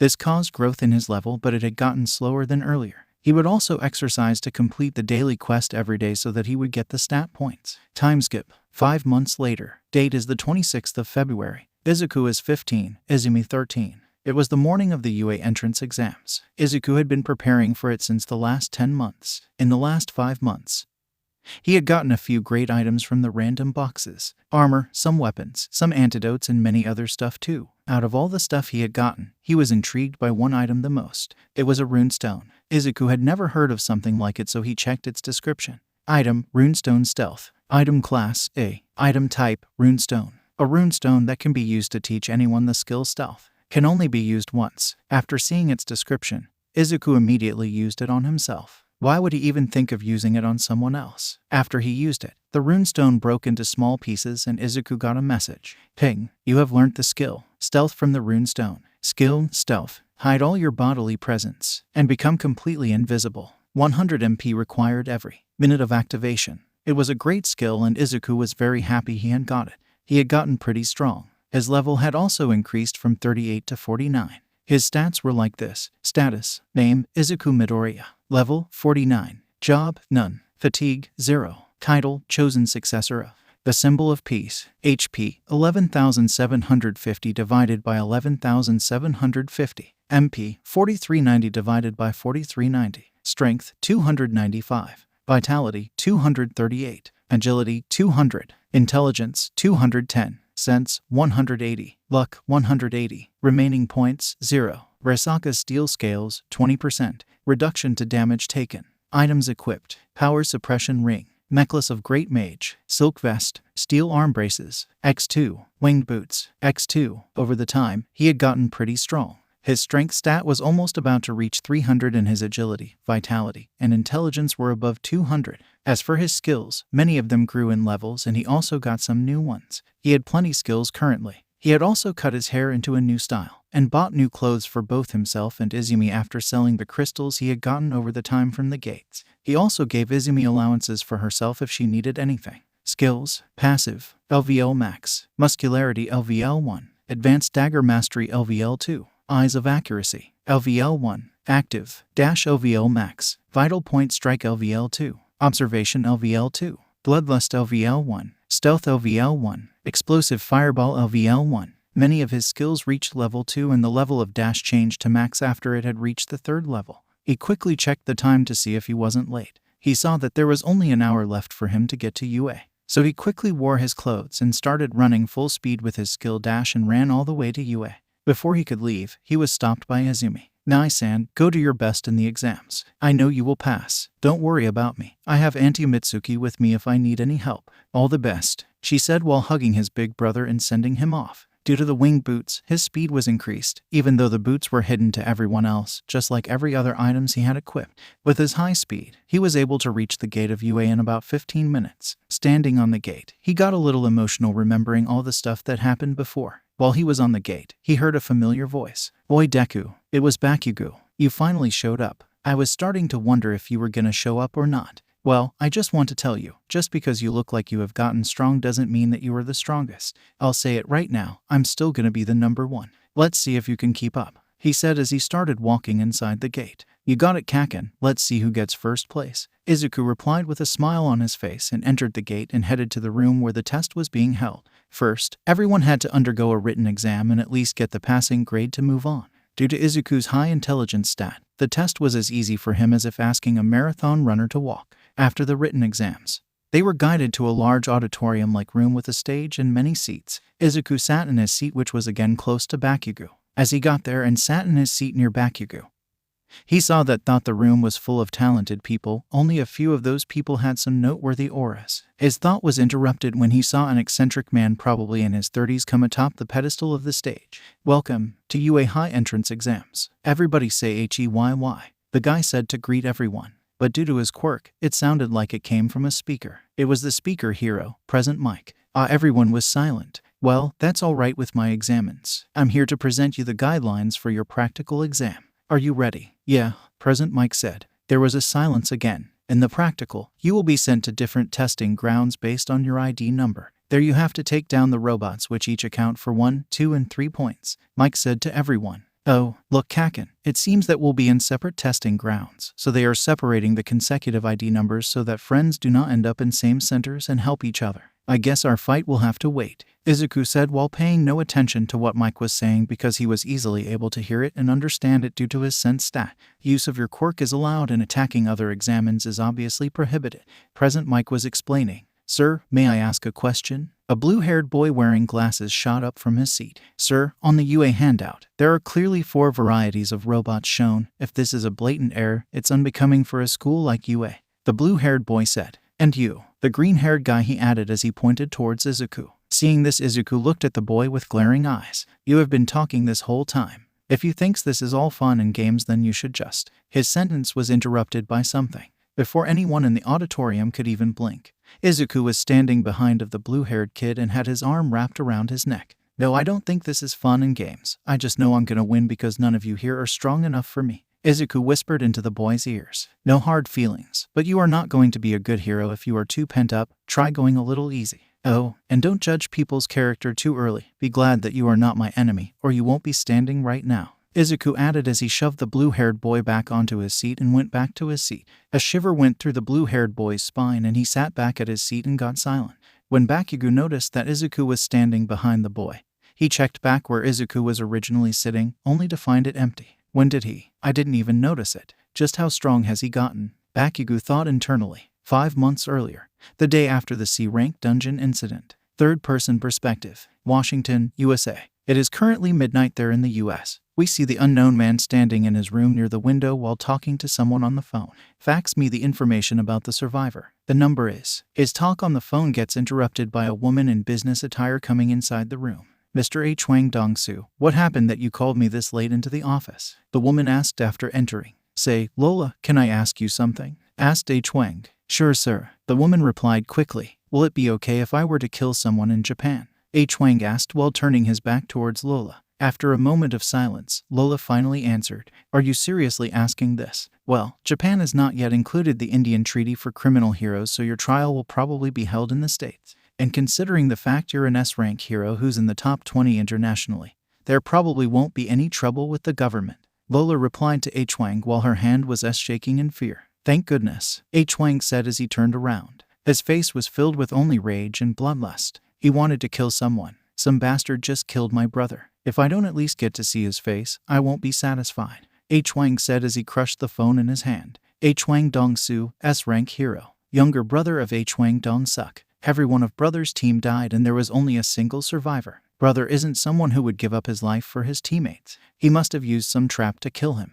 H. Wang was thinking, "I'll have to go to Japan. When will my schedule be empty?" H. Wang asked Lola. "Sir, your schedule is completely full. If you leave now, the agency will be in trouble." Lola answered him carefully. "Okay, then when is my schedule free?" H. Wang asked her. "After 9 months, sir," Lola replied to H. Wang. "Okay, then empty my schedule after that," he said. "Will it be okay, sir?" Lola asked him. "Of course, more than anything, I wish that that bastard is still alive after 9 months," H. Wang said as he looked at the paper that came from the fax machine. It had all information of Izuku Midoriya on it. In this world, there are many strong heroes. Endeavor was the number 2 hero, but only for Japan. If the list of the strongest heroes was made internationally, then Endeavor would be the 19th strongest S-rank hero while All Might would be the first one. Back to present. UA exam hall. When Present Mike saw a person suddenly appear in front of the boy who was speaking, he flinched for a moment and went silent.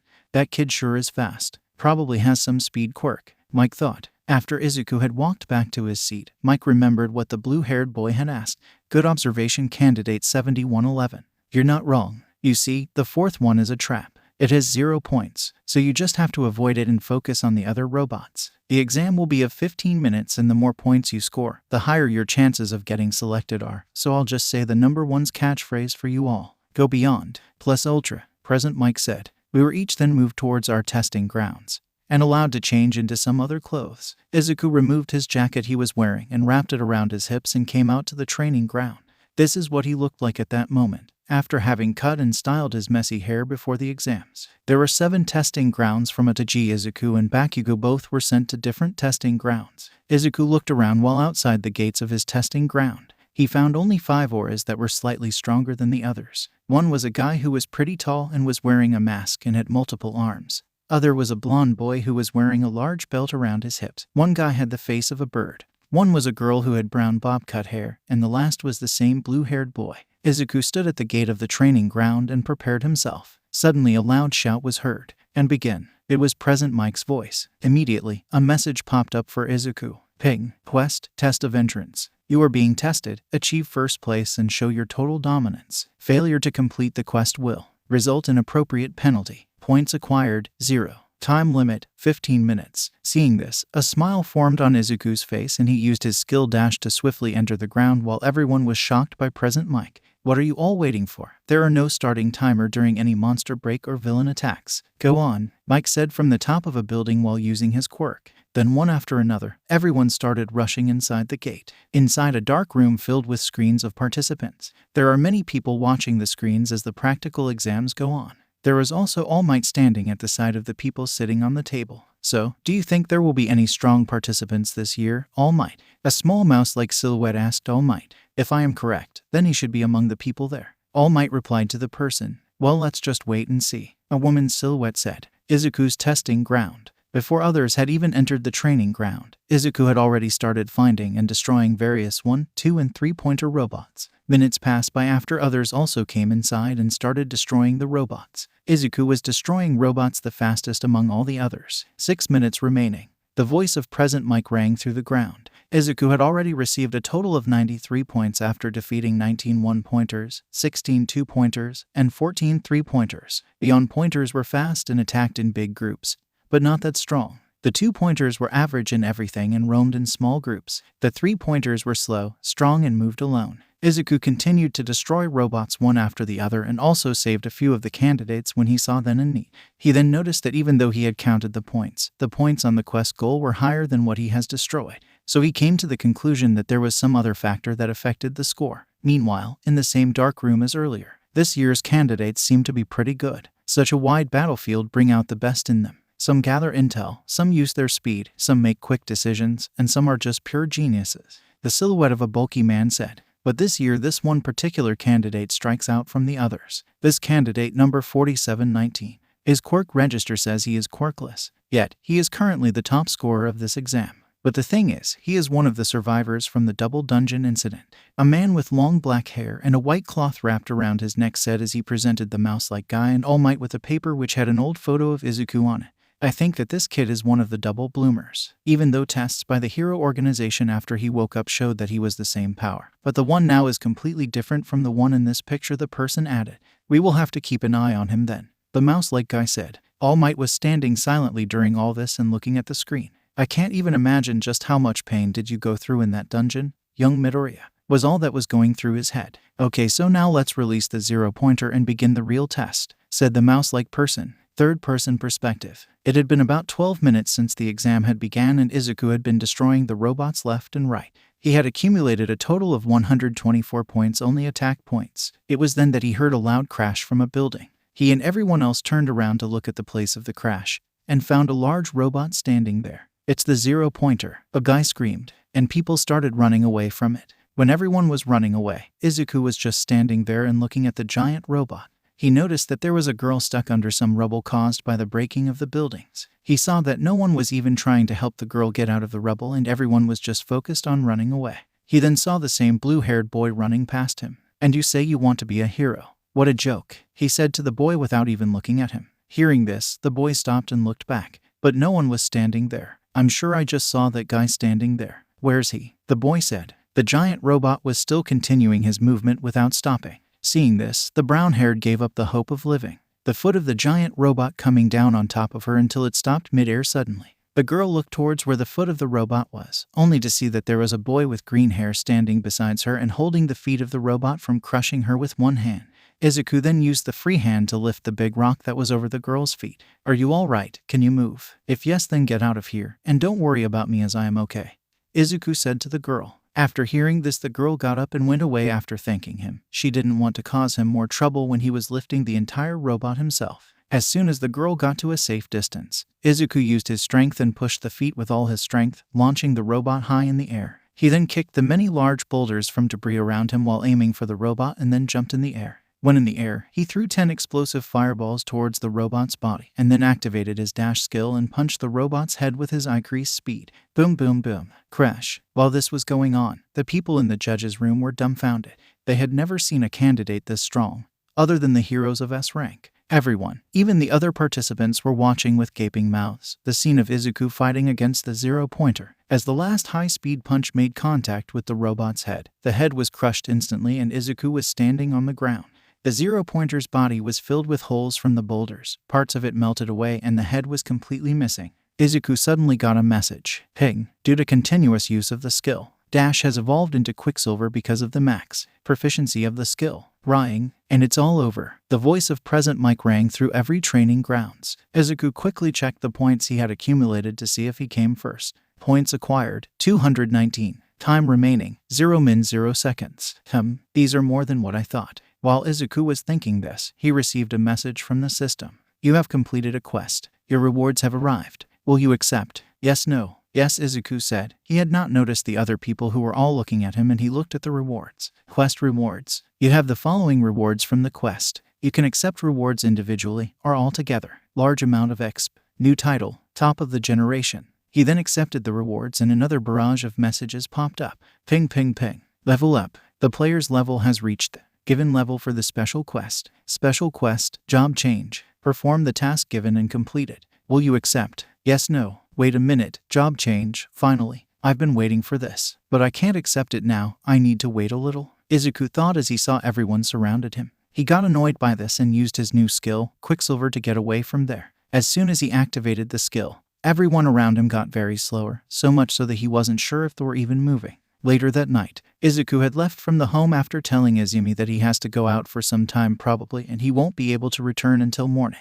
So Aunt Mitsuki came to stay with Izumi for the night. Izuku then reached a secluded place in the mountains so that no one would see him. He then accepted the quest and instantly, a purplish gate appeared in front of him. Well, finally I got the chance to change my job. I'll do all I can to get a good one, Izuku said as he stepped into the gate. Upon entering the gate, the scenery around him had completely changed. It was as if he was in an underground lair of some castle. He was then faced with more messages from the system. You cannot leave this dungeon until you have completed the quest. You will not be able to use functions like shop or recovery items or status recovery in this dungeon. Sheet. I am screwed. Wait a minute. I didn't complete the daily quest today, so I have just 5 hours to complete this dungeon, or I'll become that caterpillar's food. Well, I guess I'll have to be quick then, Izuku said as he began going ahead. He began to walk forward and had entered a dark hallway, but he was able to see clearly even in the dark because of his high sense stat. Suddenly he felt something coming towards him. He heard the sound of metal hitting each other. Clang, clang, clang. As Izuku looked ahead, he saw a person in a silver suit of armor charging towards him with a lance in his hand.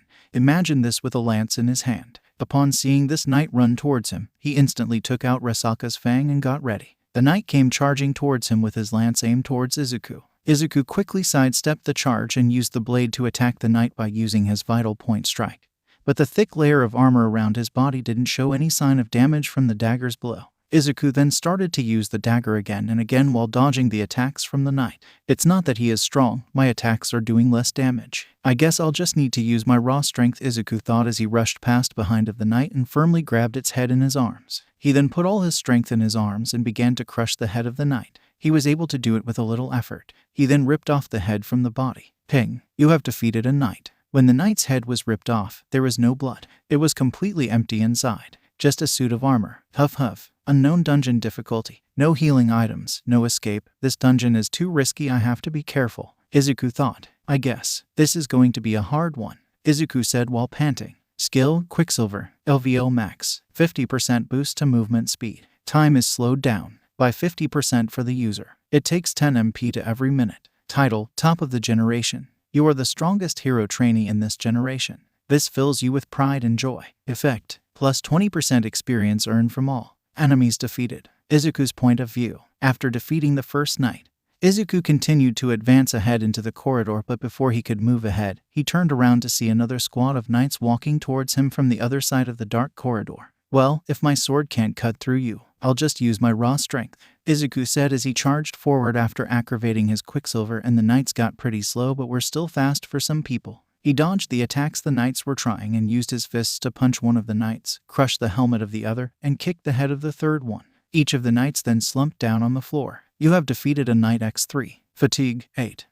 Looks like they have dropped something, Izuku said as he approached the knights and checked what they dropped. They had dropped 30,000 G in a chest armor knight's breastplate from what the knights were wearing.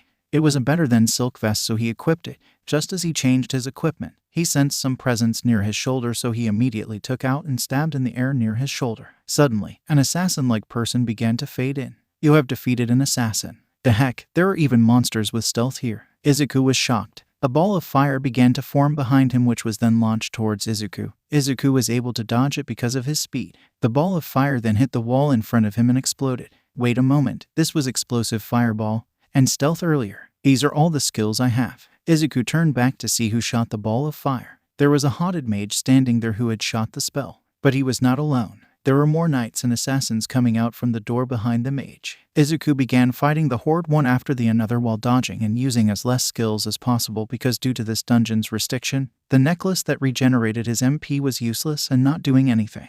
Due to this, he had to use at least skills as possible as it took his MP. By the time that he had finished, there were bodies of all the monsters lying around and none moving. Level up x3. Status: Name: Izuku Midoriya. Level: 53. Job: None. Fatigue: 56. Title: Chosen Successor of the Symbol of Peace. HP: 10,572 divided by 12,630. MP: 3740 divided by 4670. Strength: 299. Vitality: 242. Agility: 204. Intelligence: 214. Sense: 184. Luck: 184. Remaining points: 0. Risaka's Steel Scales: 20%. Reduction to damage taken. Items equipped: Power Suppression Ring, Necklace of Great Mage, Knight's Chestplate, Steel Arm Braces, X2, Winged Boots, X2. This dungeon is more difficult than I had imagined. The diversity of monsters here is very tiring. I should rest a little, Izuku said as he sat down near the wall to rest for a few minutes. Just as he sat down, an arrow was shot towards him. He was barely able to catch the arrow when it was just inches away from his face. He looked at its direction and saw another group standing there with archers in the front. At least let me rest for a little while, Izuku said with an annoyed look on his face as he charged towards the group. After the group appearing and Izuku defeating them, he was finally able to reach to a door at the end of the dungeon. Fatigue: 69. He had gotten a better necklace, so he switched with it. Standing on the door, he could feel that whatever was back there was pretty strong and probably the boss. As soon as he opened the door, his suspicion was confirmed. This feeling in my gut, it's exactly the same as it was in the double dungeon. Izuku opened the door. It was like the throne room of a king. As he stepped inside the room, he began to hear footsteps as a red knight about the size of All Might came out of the shadows. He immediately looked at the name. It was Blood Red Commander Igris and was in dark red color. This made Deku prepare himself, as he knew this would be pretty tough. A knight protecting an empty throne? Huh. The knight charged towards Izuku with his long sword and immediately sliced horizontally at him. Izuku was barely able to dodge it by ducking and saw that the pillars behind him were destroyed completely. Warning: Fatigue over 70. Movement speed reduced by 20%. Fatigue level of 100 will cause you to pass out. He quickly took out Risaka's fang and tried to damage the knight, but it was useless. It didn't even leave a dent on its armor. The knight then lifted his sword and smashed it down, Izuku barely dodging it. Well, since the sword is useless on you, I'll just have to beat you in raw strength, Izuku said as he put the sword back into his inventory. Seeing this, the Red Knight then dropped his sword, took out his belt which had small daggers in it, and took off his cape that he had and threw them all on the ground. Chivalry, huh? Don't take me lightly. Before Izuku could finish, the knight was standing in front of him and launched a punch. Izuku was barely able to guard it with his forearm, but was still sent flying into the wall. HP: 8467 divided by 12,630. MP: 3020 divided by 4670. Around 1000 HP damage even with all the equipments I have. This one is pretty tough, Izuku thought. After fighting with it for a long amount of time and exchanging blows with each other, the one to deliver the final blow was the Red Knight. It punched the lower left abdomen area of Izuku and he was sent flying. Ping. HP lower than 30%. Muscularity is activated. He landed on the throne in the room and was pretty hurt and tired. Blood running down his forehead and his arms bruised. The knight then approached and was standing in front of him. It raised his hand and the longsword he had came rushing towards it. As soon as the sword was in its hand, he slashed it vertically towards Izuku. But suddenly a shockwave sent it flying. Izuku had woken up and had blocked the blade's strike with his hand because of the bonus effect of his arm guards. Well, I'm pissed off now. I guess I'll just go all out. Since you are the boss, I'll just heal myself later, Izuku said as he activated his skill, Bloodlust, and he got a message. The target's all stats are decreased by 50% for 1 minute. The next thing he did was he activated Quicksilver and then he took out his dagger and charged at it and stabbed the only unprotected part of the knight, which was below his helmet. He then constantly used Vital Point Strike and strike the same part again and again. After a little while, the Red Knight fell to the ground while on his knees and blood was gushing out of his helmet. You have defeated Blood Red Commander Igris. Level up, ×2. Huff finally. Huff, let's check what you Huff have on you, Izuku said as he took the loot from Igris. There was a helmet of Red Knight, a Heartstone, a Runestone, and 1,500,000 G. Izuku quickly equipped the helmet he got and took the Runestone and looked at its description. Item, Runestone Ruler's Reach. Item class, S. Item type, Runestone. A runestone for the skill, Ruler's Reach. Use it to learn the skill. Only able to use this once. Next, Izuku used the runestone and he learned the skill and saw its description. Skill, Ruler's Reach. You can control objects without touching them with a giant invisible hand. Higher level allows for more actions and allows to control heavier objects. No MP required to perform. While looking at the body of the Red Knight, Izuku was wondering about something.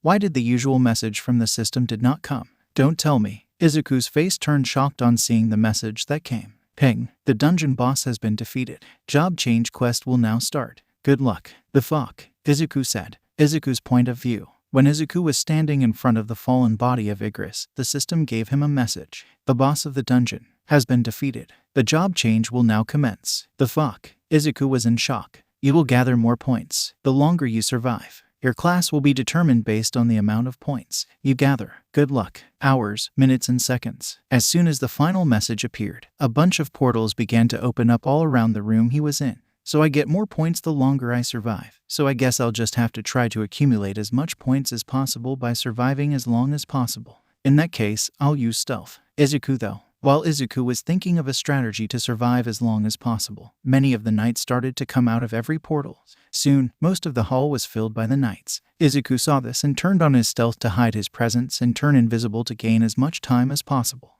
I have around 13 MP left. Stealth takes 100 MP every minute. That means I can gain much time while I rest a little to recover some of these fatigue, Izuku thought as he was moving around the ground while invisible. Suddenly he got another message from the system. Ping. Mage is using the passive skill. Detection stealth is removed. As soon as that message arrived, Izuku's stealth was removed and he began to fade in. Immediately, every of the knights saw where he was standing and began walking towards him. What? It detected through my stealth. Well, I'll just have to go all out while surviving the most then, Izuku thought. He saw two of the knights come and try to hit him with their swords, which he quickly dodged and punched the knights to defeat them. One after another, the knights kept on coming towards him without stopping. He was also beating them while trying to dodge as much as possible and using every skill at his arsenal, whether it be Bloodlust, Quicksilver, or any other skill to survive, even though some of them hit him and caused damage. This was when he noticed something strange. These knights did not feel like the ones from earlier and felt like they were summoned minions. Their bodies were completely vanishing after they were dying, rather than staying on the floor. He tried to look around for the person summoning them and found 6 mages standing at the far corners of the large hall. Those were the only ones different from the rest of the group. While searching for the mages, Izuku got careless and did not notice that a bigger than average knight was standing in front of him. The larger knight quickly punched Izuku, which sent him flying and crashing into the wall. This caused blood to come gushing out of Izuku's mouth as he slumped down, barely standing. Should I use Heartstone to escape? That means the quest will end. What's the time? He thought as he looked at the timer. 06:48. No way, I won't do it. I was Quirkles months ago. If I have to become the strongest, I also have to work the hardest. He got himself up, even thought he was barely able to stand. His eyelids had gotten pale and he looked like he could fall unconscious at any moment. That was when he heard a voice. You always get yourself on the brink of death, don't you? It must be great for someone like you to be able to grow this strong. A chilling and ghastly voice said from behind him. He turned around to look at the person, only to find a person who looked similar to him standing in the shadows behind him. It was as if time had stopped and there were only the two of them in the place. Suddenly, as if time began running again, the knights began to move and approach Izuku, trying to cut him down. Izuku pulled together the last of his strength and continued fighting. You have changed a lot. You have grown taller, built muscles, and even gotten stronger. But this is where it all ends, the person said, while Izuku was still busy fighting. From now on, you'll have to murder more people along the way, and either sacrifice all whom you love, or leave them behind, whether friends or family. The alter ego said, while standing in the crowd of the knights. By the time the person had finished speaking, Izuku was on the ground after facing a blow to his ribs done by one of the knights' hammer. I'm not your enemy. I'm just here to make you strong enough to face those people and not die, or cause the extinction of your race. You see, luck is also a stat of yours. You dying here is a waste. You have to grow much stronger still. I'll see you again when you are ready. The person who looked like Izuku said as he fades away. The hammer, lances, and swords of the knights were about to hit Izuku, but with a flash of light, he had vanished and appeared in the familiar desert. HP 439 13,070. MP 160 divided by 4790. Fatigue 98. He was then greeted with the same message he got when he was there before. Ping. Quest directions. Penalty quest. Survive. Goal. Due to failure in completing the daily quest, you have to survive until timer runs out. Time required, 4 hours. Time remaining, 3 hr 59 min 59 seconds. As soon as Izuku saw this message, he was relieved and happy, yet confused at the same time. So, I was saved by the system, huh? Though, as I am outside of that dungeon, will its rules still apply? Only one way to find out, Izuku thought as he sat on the sand to rest a little. Let's try it out. Accept status recovery, he said, and he immediately felt a jolt of energy run through him, making him feel replenished and get his strength back because one of the status recovery he had saved was used up. He immediately checked his stats, a smile forming on his face because his assumption worked. He had his HP, MP replenished and his fatigue removed. The next thing he did was look for weapons that allow him to pierce through armors in the store. He had came across one dagger that piqued his interest. It was named Night Killer and was around 2,800,000 G in the store. It was the costliest dagger he could have bought from the store at that time because he had around 3 million G with him. He then bought the dagger and looked at its description. It was one of the reasons he had bought it. Item, Night Killer. Item class, B. Item type, dagger. A dagger said to be able to pierce through any armor because of the serrated blades it has, which does not allow it to slip against metal. Effect, plus 75 attack power, plus 25% damage against armored opponents. After purchasing the new dagger from the store, he wanted to test the new daggers and the skill he had gotten, and so he took out Night Killer in one hand and Risaka's Fang in the other and got ready for the giant centipedes to come. Suddenly all the centipedes began to come out of the sands and stood in front of Izuku and baring their teeth. Izuku tried to use the new skill Ruler's Reach on one of the centipedes to pull it towards himself, but instead of it coming towards him, he got another message. It did not move because your proficiency is too low. Seeing this message, Izuku just jumped onto the heads of the centipedes and started defeating them. He got an idea. He threw one of his daggers towards the centipedes with full strength, and after it had impaled the head of one of the centipedes, he used Ruler's Reach to get the dagger back to his hands. He got another message. Skill, Dagger Throw, has been learnt. Around 4 hours later, Izuku had defeated each of the centipedes there were in the dungeon and used the skill Ruler's Reach again to increase its proficiency. He still had free time, about 10 minutes, which he used to replenish his health, mana, and fatigue from various options from the shop. After defeating every centipede present, Izuku's level had grown about 4 levels, and his stats were like this. Status, name, Izuku Midoriya. Level, 59. Job, none. Fatigue, 0. Title, top of the generation. HP, 13,990 divided by 13,990. MP, 4990 divided by 4990. Strength, 305. Vitality, 248. Agility, 210. Intelligence, 220. Sense, 190. Luck, 190. Remaining points, 0. Risaka Steel Scales, 20%. Reduction to damage taken. Items equipped. Power Suppression Ring. Helmet of Red Knight. Necklace of Great Mage. Knight's Breastplate. Steel Arm Braces. X2. Winged Boots. X2. As soon as the timer had finished, with another flash of light, Izuku was transported back to the dungeon. This time, it was filled to the brim with hundreds of knights, and rather the 6 mages also there. A smirk formed on Izuku's face as he noticed the timer which was going on and had been running all this time. 4, 8, 14. Izuku immediately took out his 2 daggers in each hand and used the Night Killer on the knights. It began slicing the knights as if they were made of butter. He then jumped and used dagger throw with Risaka's fang at one of the mages, immediately going through his head, and called it back using ruler's reach. He then proceeded to get to one mage after another after avoiding as many knights as possible. Due to being summoned creatures, defeating those knights did not help raise his level, so Izuku tried to quickly eliminate each of the mages. Within a matter of minutes, Izuku had easily defeated the mages because of no longer being low on energy because of the high fatigue he had. Just as he finished defeating 3 of the 6 mages present, the remaining 3 formed a circle and began their incantation. Suddenly, a large amalgamation of the knights was formed into a golem. The golem began hurling punches at Izuku, which he was trying his best to dodge. Finally, he used ruler's reach and one of the mages was pulled towards him, which had its head smashed by one of Izuku's punches, and Izuku swiftly used Vital Point Strike on the other 2. Immediately, all the knights fell down and vanished away. Izuku looked at the timer. 4:19:59. Finally, it's finished. Izuku breathed a sigh of relief. As soon as he finished of the last of the mages, he got a message from the system. All the monsters in the room have been defeated. The quest will end now. You will now be granted a job based on the player's actions and total points accumulated. Wait just a second. Granted. Will I not be able to choose my class? This can completely screw up my stats if I do not get a proper one. Izuku thought as he hoped for the best. Wherever the player goes, the Reaper follows. Player's path is littered with corpses and the smell of blood. I don't like where this seems to be going, Izuku said as he was reading the messages. Player possesses huge strength and prefers working alone. Your strength burns strong enough to even call those who wander the valley of the dead. An army of the dead follows your commands, will make a path where what you say will be the law and you won't need anyone's help again.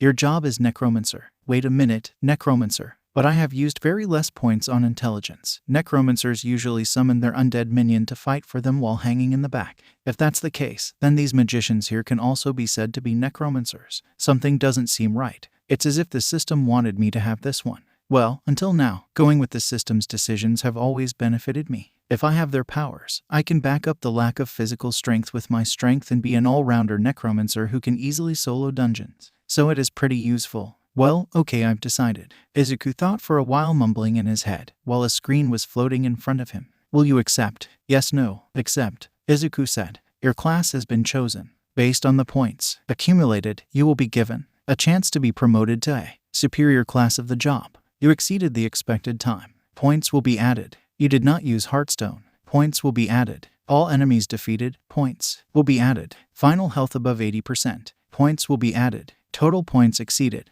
the feat limit. You will be promoted from Necromancer to Shadow Lord. Shadow Lord. Promotion. I think I got an instant promotion because of all the points I earned. Izuku thought. Job-specific skills have been acquired. Bonus stat points have been given. You acquired the title, the one who overcame adversity. Suddenly a dark aura started to surround Izuku's body. He started to see black fog rising form the dead bodies of the monsters nearby. He could also hear screams of pain coming from every corpse around him. Each of them had a screen above them. Shadow extraction can be used on this target. As expected of necromancer skills, it seems like I can use it on them. Izuku tried using the skill on the corpse, but another message popped up. Please enter command phrase to be used to activate shadow extraction. Let's see, I want something good. I got it, Izuku thought. Arise, Izuku said. End of Act 1. Izuku's point of view. As soon as I said the words, the bodies of the various knights and mages in the room began to vibrate. Suddenly, a dark and shadowy hand came out of one of the knights. Soon after, each of the other knights and the mages also followed, and within a matter of moments, there was a large group of dark shadow knights and mages standing in front of me. Shadow extraction limit reached. So 6 mages and 44 knights. Well, it says that I can extract up to 50 currently. But I guess that number will increase the more I use these shadows because of the increase in proficiency. I said, Shadow Knights, rank Soldier, level 4. Shadow Mages, rank Elite, level 5. This was displayed on the heads of the knights and mages. So it seems my shadows can level up too. Wait a minute, what if I had some boss monsters as shadows? I thought as he looked around the hall and found the body of Blood Red Commander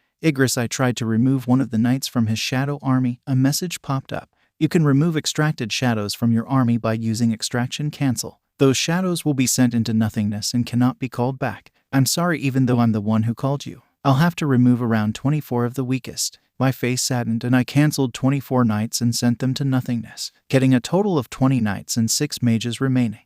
Next, I approached the lifeless body of the commander. It was lying smashed into the wall after my fight with it. It had the same black smoke coming out from it that showed I can extract the shadow. I said the words, "Arise," to extract it. The room began to shake a little, and suddenly, I was pushed back by a shockwaves that came from Igris. Another message popped up from the system. Third-person perspective. Shadow extraction failed. 2 more tries remaining. I should have guessed. After all, it's been over 4 hours that it has been dead. But I won't give up. I'll just try again. Wait a minute. I got stat points right. Let's see. Izuku said as he opened his status and put all 30 stat points he had gotten into intelligence. Status. Name, Izuku Midoriya. Level, 59. Job, Shadow Lord. Fatigue, 0. Title, Top of the Generation. HP, 13,990 divided by 13,990. MP, 5890 divided by 5890. Strength, 305. Vitality, 248. Agility, 210. Intelligence, 250. Sense, 190. Luck, 190. Remaining points, 0. Rasaka Steel Scales, 20%. Reduction to damage taken. Items equipped. Power Suppression Ring. Helmet of Red Knight. Necklace of Great Mage. Knight's Breastplate. Steel Arm Braces. X2. Winged Boots. X2. After putting all 30 points into intelligence, Izuku hoped that the Knight Captain will now be able to be extracted, even if there was just a little change in his intelligence stat. He then once again stood in front of Igris's body. He then said, "Don't just lie there and go to waste. Be my shadow and protect me, instead of the empty throne. Arise." Suddenly, the room began to shake a little and then a dark hand came out of the body of Igris, right in front of his eyes. The lifeless corpse of the Red Knight began to slowly raise from its death, with its color changed from red to shadowy black. Izuku looked at it and was surprised. Blood Red Commander Igris. Rank, Knight. Level, 8. You can name shadows of rank Knight and above. What will you like to name this shadow? Its name is too big, just Igris will be fine. Izuku thought before saying Igris. On hearing its new name, Igris dropped to his knees as any knight does in front of the king or queen of the kingdom. Soon after, every other soldier also dropped down to their knees. Izuku smiled on seeing this and used his other skill, Shadow Storage, to store all the soldiers of his into his own shadow. Skill, Shadow Storage. The extracted shadow gets stored inside the shadow of the player. No MP required to perform skill. Shadows stored, 2750.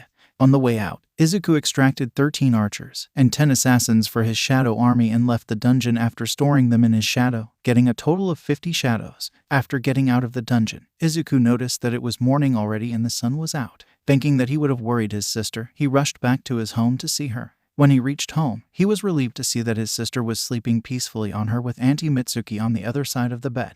He then silently closed the door and went back to his room and slept for a few hours to relieve his stress. 1 week later. 1 week had passed by since Izuku had went thought the job change quest and now was waiting for the letter from Yue. Throughout the week, Izuku had practiced his new skills and the old ones pretty much. His ruler's reach had leveled up to level 2 and some other skills also leveled up. By the end of the week, his stats and skills were like this. Status. Name, Izuku Midoriya. Level, 59. Job, Shadow Lord. Fatigue, 0. Title, Top of the Generation. HP, 14,030 divided by 14,030. MP, 5950 divided by 5950. Strength, 305. Vitality, 250. Agility, 210. Intelligence, 252. Sense, 200. Luck, 200. Remaining points, 0. Rasaka Steel Scales, 20%. Reduction to damage taken. Items equipped. Power Suppression Ring. Helmet of Red Knight. Necklace of Great Mage. Knight's Breastplate. Steel Arm Braces. X2. Winged Boots. X2. Skills. Passive. LVL Max. Muscularity LVL 1. Advanced Dagger Mastery LVL Max. Eyes of Accuracy. LVL 2.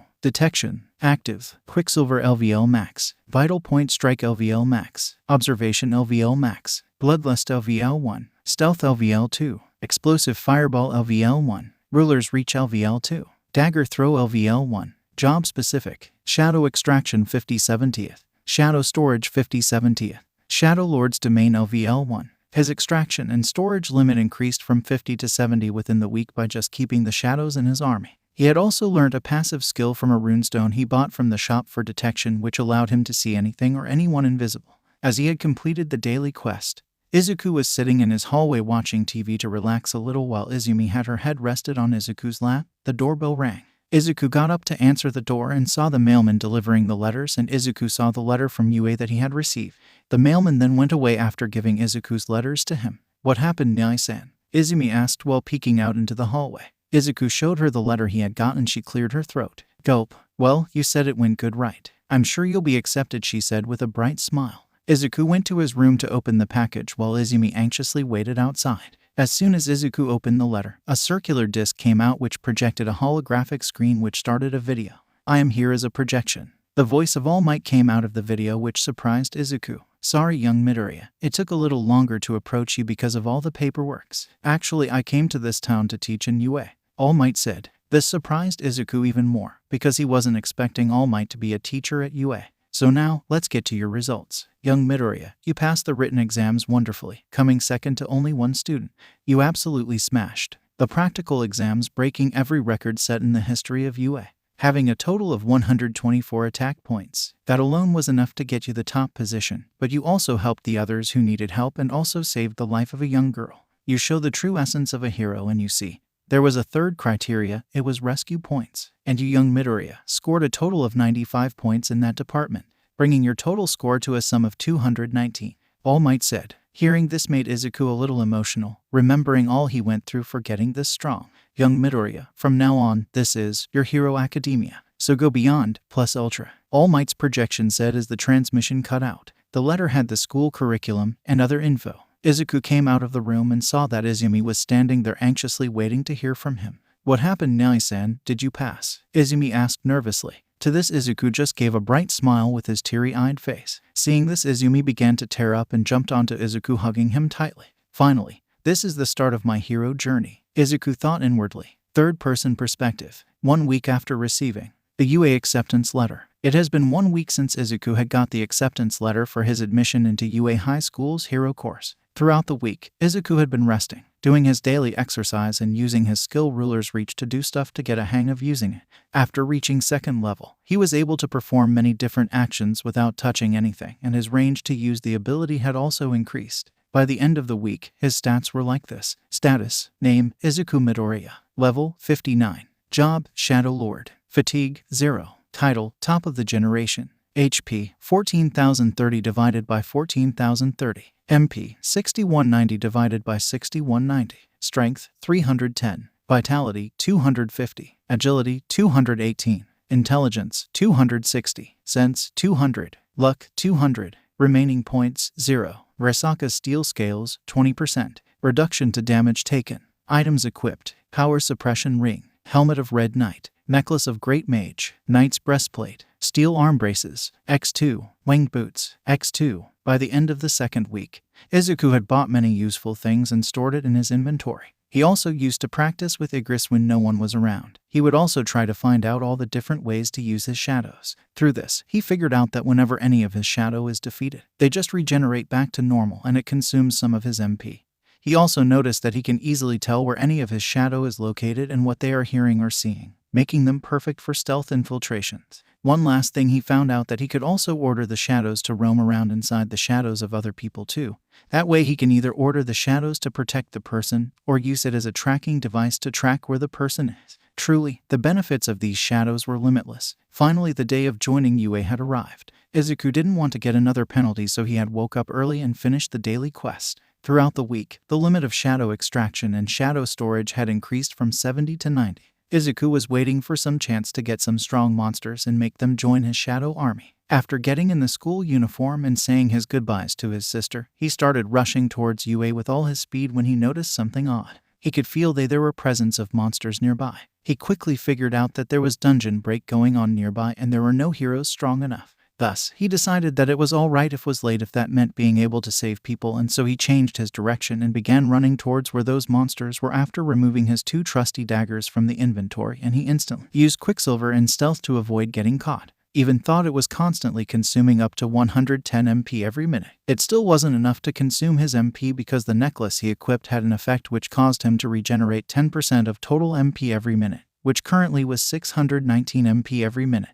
So technically he could use these 2 skills for the whole day and it still won't consume even a drop of his MP. The gate was in a rank gate and it wasn't cleared for some reason in the past week. As soon as he reached there, Izuku saw that there was a young woman holding a newborn in his hands, about to be killed by what seemed like a werewolf. There were also other werewolves roaming around. Due to his Quicksilver, everyone was pretty slow to him, as if they weren't even moving. In a flash, Izuku started killing each of the werewolves that were outside, one after another, and after killing each of them, entered the dungeon to kill the boss. Inside of the dungeon, there were also many different creatures like werebear and weretiger. On his way, he killed every beast without any problem and reached the boss chambers and entered. The boss of the dungeon was a white werelion who was commanding the other beasts, which Izuku killed with ease.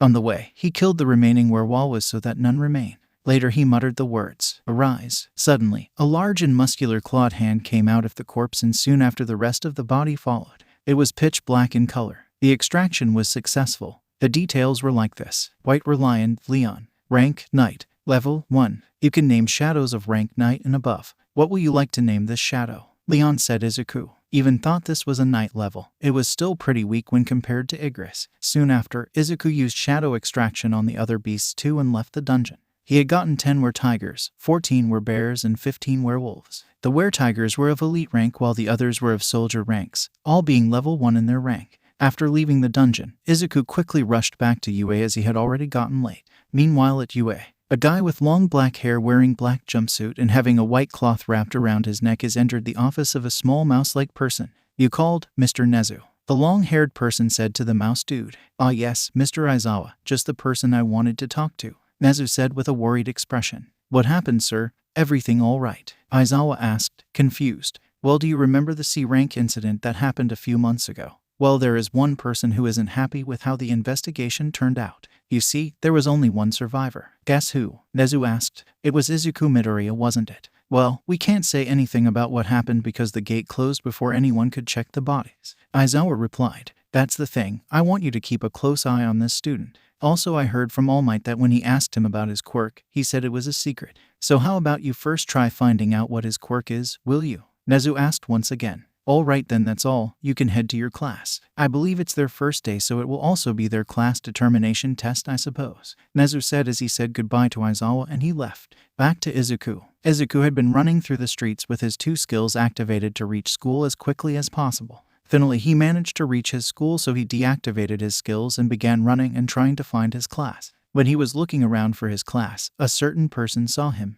Oh, it's you. I wondered why I didn't see you here, the person said. Izuku looked at him to see that he was the same blue-haired kid from the exams. My name is Tenya Ida, and I would like to apologize for how I behaved during the exams. You figured out the true nature of the exam while I was unable to. You truly are a better candidate than me, Ida said. Don't worry about it. As long as you are not my enemy, you're okay. By the way, can I ask where I should go? I don't know where I should be going, Izuku asked Ida. Oh, about that. Everyone from the hero course has been asked to change into their gym uniforms and head to the compounds. You can find your size in the locker room. Follow me, I'll show you where it is, Ida said as he began walking. Izuku started following him. Thanks, Ida-kun. Oh, I forgot to introduce myself. Izuku was saying as his sentence was cut by Ida. Midoriya Izuku, right? How could anyone from the hero course this year not know about you? You finished first place this year, and the way you took out the giant 0-pointer was totally insane. So you have a fireball quirk, right? Because you used those fireballs to melt the robot, Ida asked while they were walking. Well, it's not completely my quirk. You can say it's a part of it. As for my quirk, it's his little secret I'll reveal when I feel the need to, so don't get offended, Izuku said as he entered the locker room to change. After a while he came out of the room wearing his gym clothes and went to the training grounds with Ida. When they reached the training ground, they saw a whole lot of other people standing in the grounds and 2 teachers standing in front of them. One was a guy with long black hair and black jumpsuit with a white cloth around his neck. The other one was a white spiky-haired muscular person in red skin-tight costume. When they saw Izuku, they both came to him to talk some sense to him. Don't you know the meaning of being punctual? It's the first day of school and you're late. Before the white-haired teacher could say anything, he was cut off by Izuku. Sir, I believe that you are currently unaware that a dungeon break had occurred in the nearby district while I was coming here. I couldn't ignore it and let people die, and that's why I was late. If you don't believe me, go check the news yourself, Izuku replied back to the white-haired teacher. Fine, then just join the others and stand with them so we can get started, the black-haired teacher said. Izuku could tell he was curious and wanted to know more but wasn't showing it. The students were whispering amongst themselves about Izuku. After joining the rest of the students, their total number was 40, and so as everyone had arrived, the 2 teachers started. All right, so let's begin now. All 40 of you have been enrolled into the hero course of UA.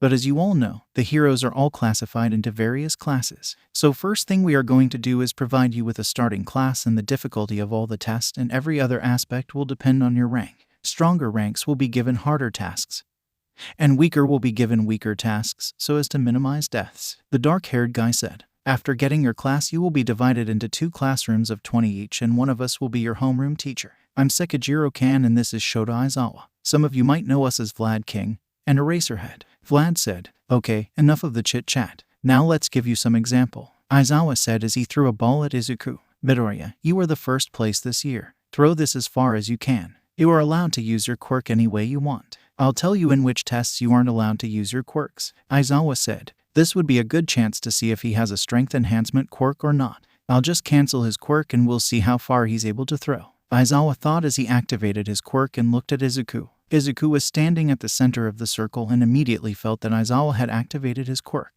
but he didn't react to it and just used all of his strength to throw the ball as far as possible. He had also applied his knowledge and threw it on a 45-degree angle with the ground, maximizing its horizontal distance. As soon as he threw the ball, a gust of wind, enough to blow away most things, was hurled towards them and the ball launched like a rocket. Some sonic booms were even heard. Aizawa checked the screen on the display and it amused him the screen had displayed infinity, meaning the ball had escaped out of the atmosphere and was in space. This caused Aizawa to chuckle. This kid, Aizawa said as he stopped his quirk and looked at him. Third-person perspective. This kid, Aizawa said as he chuckled and stopped his quirk. He then showed the screen to the rest of the 39 other students. I definitely used my quirk on him, yet he still scored this high. This can only mean 2 things. One, that he does not have a strength-enhancing quirk. Other, that my quirk didn't work on him, which I don't think is the case. Aizawa was thinking, what? Infinity? Just how strong is he? He is pretty manly.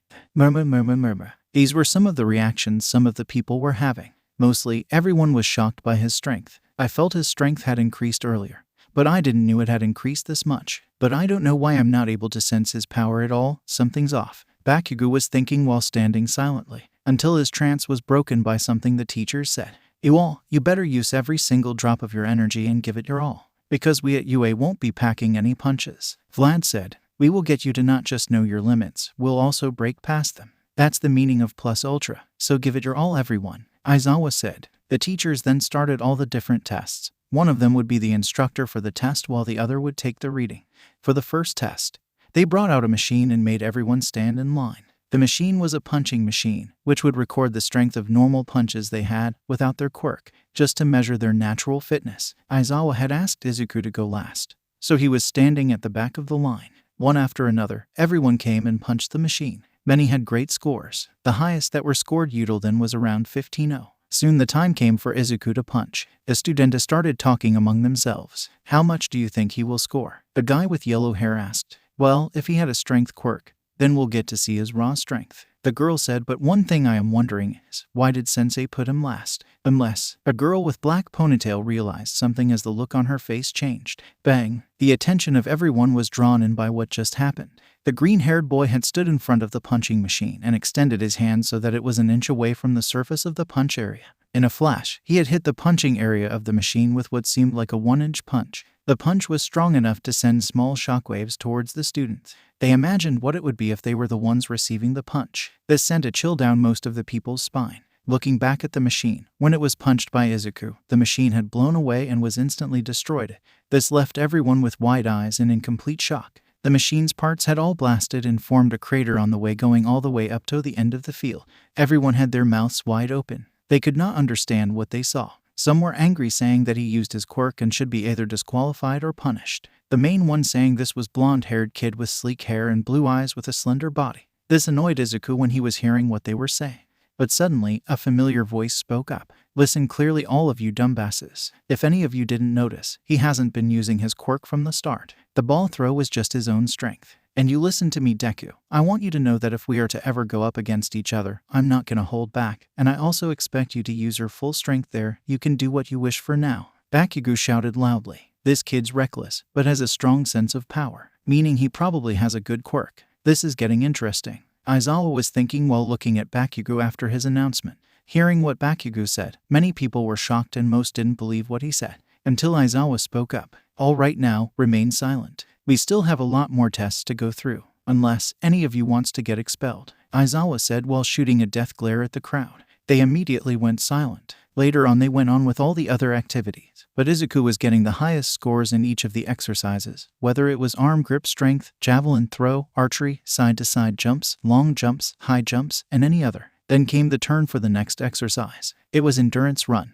to test out who can run the fastest and for the longest amount of time. People were being sent in groups of 5, and they had to run around an 800 meters field for as long as they can and as fast as they can. Quirk usage was allowed. At the end of everyone's run, the number of laps they ran and the time taken was noted down. Lastly came the run of Izuku and the group he was in. It had a guy with silver hair and silver eyes, a girl with green viney hairs, a guy with grapes on his head, and the last one was Ida. "Let's do our best, Midoriya. I want to see who's faster," Ida said to Midoriya as he gave him a thumbs up and went to his position.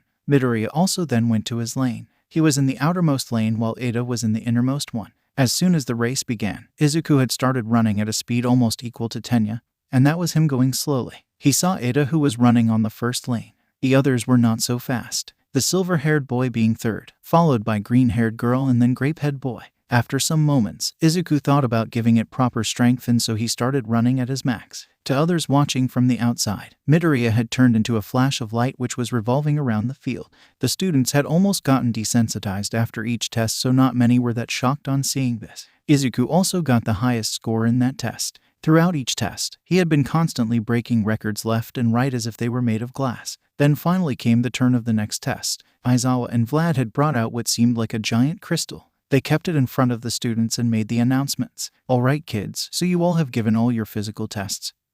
And now is the time for the last test. Not many of you will know about this, but this is a quirk-powered detector. We use this to quantify the strength of persons' quirks," Vlad said to the students. "And not only that, this also helps to give people their class in the Hero Association. Going from E to S, these are made from purification and concentration of mana crystals, which you will learn about in the future. Right now, you just have to come in the front when your name is called and place the palm of your hand on the crystal," Aizawa explained to the students. "I'll give you a brief general info about your rank if you want to know. The classes are divided as 0-500 E rank, 500 to 500 D rank, 2 to 5000 degrees Celsius rank, 5000 to 8000 B rank, 8000 to 1000 A rank," Vlad said as the students began to wonder what they will get. Everyone had their name called out and went in front of the crystal and touched it one by one. Each time the crystal would grow a little and the readings would appear on the counter. The ranks varied vastly from D to A. The ranks were like this: D rank, Minoru Mineta, Koji Koda, Kosai Tsuburaba, Toru Hagakure, Manga Fukudashi, Juzo Honuki. C rank, Denki Kaminari, Huryu Rin, Yuga Aoyama, Itsuka Kendo, Mizo Shoji, Masahiro Jiro, Senkaibara, Kyoka Jiro, Hantashiro, Rikido Sato, Yosuo Uwais, Kajiro Bondo, Ochako Uraraka, Mina Ashido. E rank, Shishida Jiroda, Suyu Isui, Ijiro Kirishima, Shihai Kirawaro, Kanoko Kamori, Tetsu, Honit Tsunatori, Satsuna Takage, Kagaru Kamakiri, Nito Monoma, Yui Kodai, Nairanjiki Shoda, Rieko Yanagi. O rank, Ibara Shizaki, Momo Yaoyarazu, Fumikage Takoyami, Shoto Todoroki, Tenya Eda, Katsuki Bakugo. Finally came Izuku's name, and he stepped forward in front of the crystal, took a deep breath and put his hand on the giant crystal. He was finally about to get a hero class. The thought made him very happy. As the hand was placed on top of the crystal, the numbers began to spin on the counter until it finally stopped. "Huh, is this some sort of a joke? You gotta be kidding me." These were some of the reactions people started giving. Even Aizawa and Vlad, who were present there, were in shock. "You seriously must be joking, because this does not seem possible." "How the hell?" Aizawa was thinking. "Oi nerd, why the hell does the counter say?" Bakugo shouted angrily at Midoriya. "Oi nerd, why the hell does the counter say 0? Bakugo shouted angrily. "Sheet, I totally forgot about the power suppression ring. It won't allow anything to sense my power. Gotta come up with something fast," Izuku thought. "Oh, sorry about that. I forgot to stop suppressing my power. Actually, part of my quirk allows me to suppress it and allow it to not be detected by anyone, and I usually keep it on. Well, I am okay with going again, and it won't happen again, Aizawa-sensei," Izuku quickly said to Aizawa. "The hell is this kid talking about? Suppressing power to not be detected? Well, that means he will show his power. It will be a good chance to sense his power. It's worth the try," Aizawa was thinking. "All right, fine. Do what you're gonna do. I just want to see the level so that I can put you in any class. Just hurry up," Aizawa said in his grumpy voice. On hearing this, Izuku quickly went to the equipment section and unequipped the power suppression ring. He was able to do this without anyone noticing because, after his intelligence had hit 200, he had been able to just think about the various system commands and skills he wanted to do and became able to, meaning he did not need to say the command out loud anymore and instantly used the various skills. Just as he unequipped the power suppression ring, a few of the eyes nearby him went completely wide open. They didn't even need to have great sensing ability to confirm it. The one who was in front of them clearly had overwhelming power. Aizawa was just as shocked as the few kids who were able to sense his power. It caused some of the weak-willed ones to have their knees shaking. Meanwhile, those who didn't have good sense were just confused as to why everyone around them was so shocked. Out of all the students present, only 2 of the students were staring straight at the Izuku. One was Bakugo, while the other was the boy who had scored the highest in the rank until now. He had half red and half white hair. "I'm ready. Shall I begin?" Midoriya asked. This broke the trance that everyone was in and Aizawa spoke. "Oh, sure, go ahead," Aizawa said. Midoriya then went ahead and placed his hand on the crystal. It immediately began to shine brightly. A small cloud of darkness was then seen in the crystal. In a flash, the entire crystal turned pitch black. And before anyone could react, boom. Before anyone could react, the crystal had exploded and that created a cloud of smoke around the place. What the? The whole crystal just exploded. What is this supposed to mean? These were some of the reactions he received. Aizawa was just as shocked as some of the students, but it was because he knew what this meant. So, he's able to break the crystal. This means he is of that class. It's been a long time since anyone was of that class since the start. Last one I remember was All Might. Aizawa was thinking silently. Meanwhile, inside of UA, couple of minutes ago. "Hey All Might, Mr. Nezu was looking for you. It seems like it's something important," a female teacher said to All Might. "Thanks Midnight. I'll go see him right now," All Might said as he began walking towards Nezu's office. In a few minutes, he had reached Nezu's office and knocked on the door. "Knock knock, come in," the voice of the mouse said from inside. "You called me, Nezu?" All Might asked as he entered the door. All Might, come in and have a seat. I wanted to talk to you about something actually. More specifically, someone," Nezu said. "Is this about Midoriya Izuku?" All Might asked. Yes indeed. You see, after I found out about him hiding his power, I looked up his info and found something which is quite interesting, but can also lead to huge trouble ahead," Nezu said. "What is it about? Can we not leave a young boy alone? There would probably be some reason he hid his strength." All Might said. "Don't worry All Might. We have not done anything so big. It's just what we found out about an incident that happened around 5 months ago. You see, 5 months ago he went into a C-rank dungeon with a group of other heroes as a porter. But he was the only one that returned. Unfortunately, the gate closed and no further investigation could be done." Nezu explained to All Might. "You mean to say that you think he cleared the dungeon alone? He's still a kid, Nezu. I'm more worried as to why he needed to work inside a dungeon."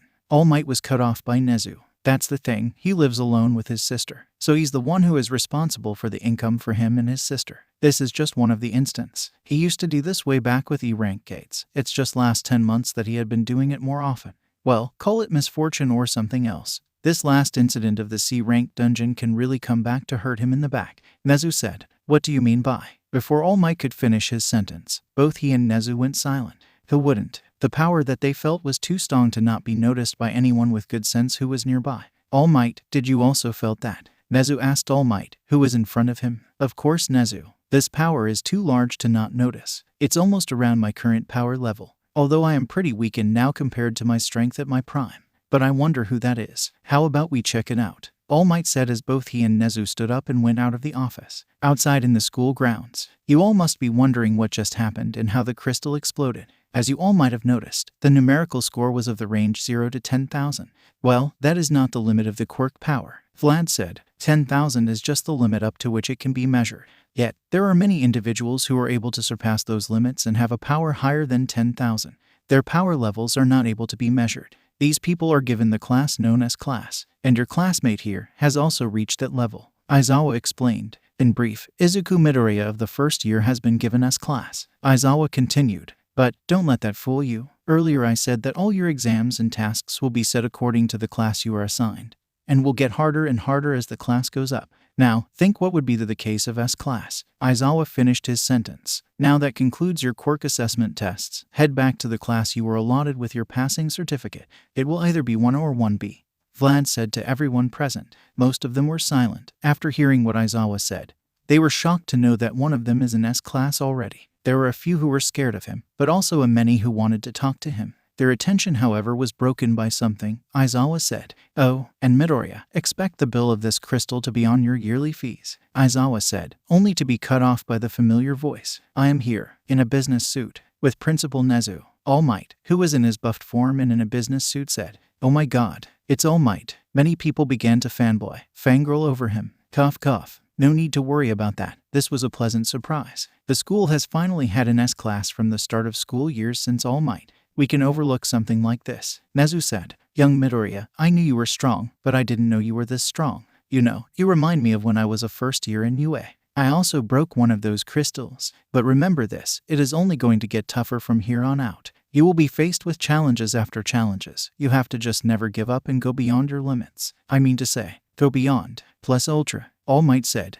third-person perspective. After what happened at the first day of UA during the class determination test, the students were sent back to their homes after giving them their syllabus. Many people came and introduced themselves to Izuku asking to be friends. Izuku, however, first scanned them for any hostility, and when he figured out that none of them were his enemy, he agreed to be friends with them. One thing that was bugging Izuku, however, was that Bakugo had been silent ever since he had removed the ring and the crystal exploded, not even saying a single sentence to him. But he stopped thinking about it and started going home. Before leaving, though, he used his skill observation on mostly everyone there. Due to this, he later got massage about this skill reaching max proficiency, and thus it evolved from observation to God's eyes. This new evolved skill had some great benefits to it which could be very helpful. Later, Izuku left the building and proceeded to go to his home. As Izuku left, he was approached by Ada, who asked if he wanted to walk together. Izuku agreed and they both started walking out of the main gate. "Did you really not figure out the secret scoring of the exams? I still can't believe you did not,"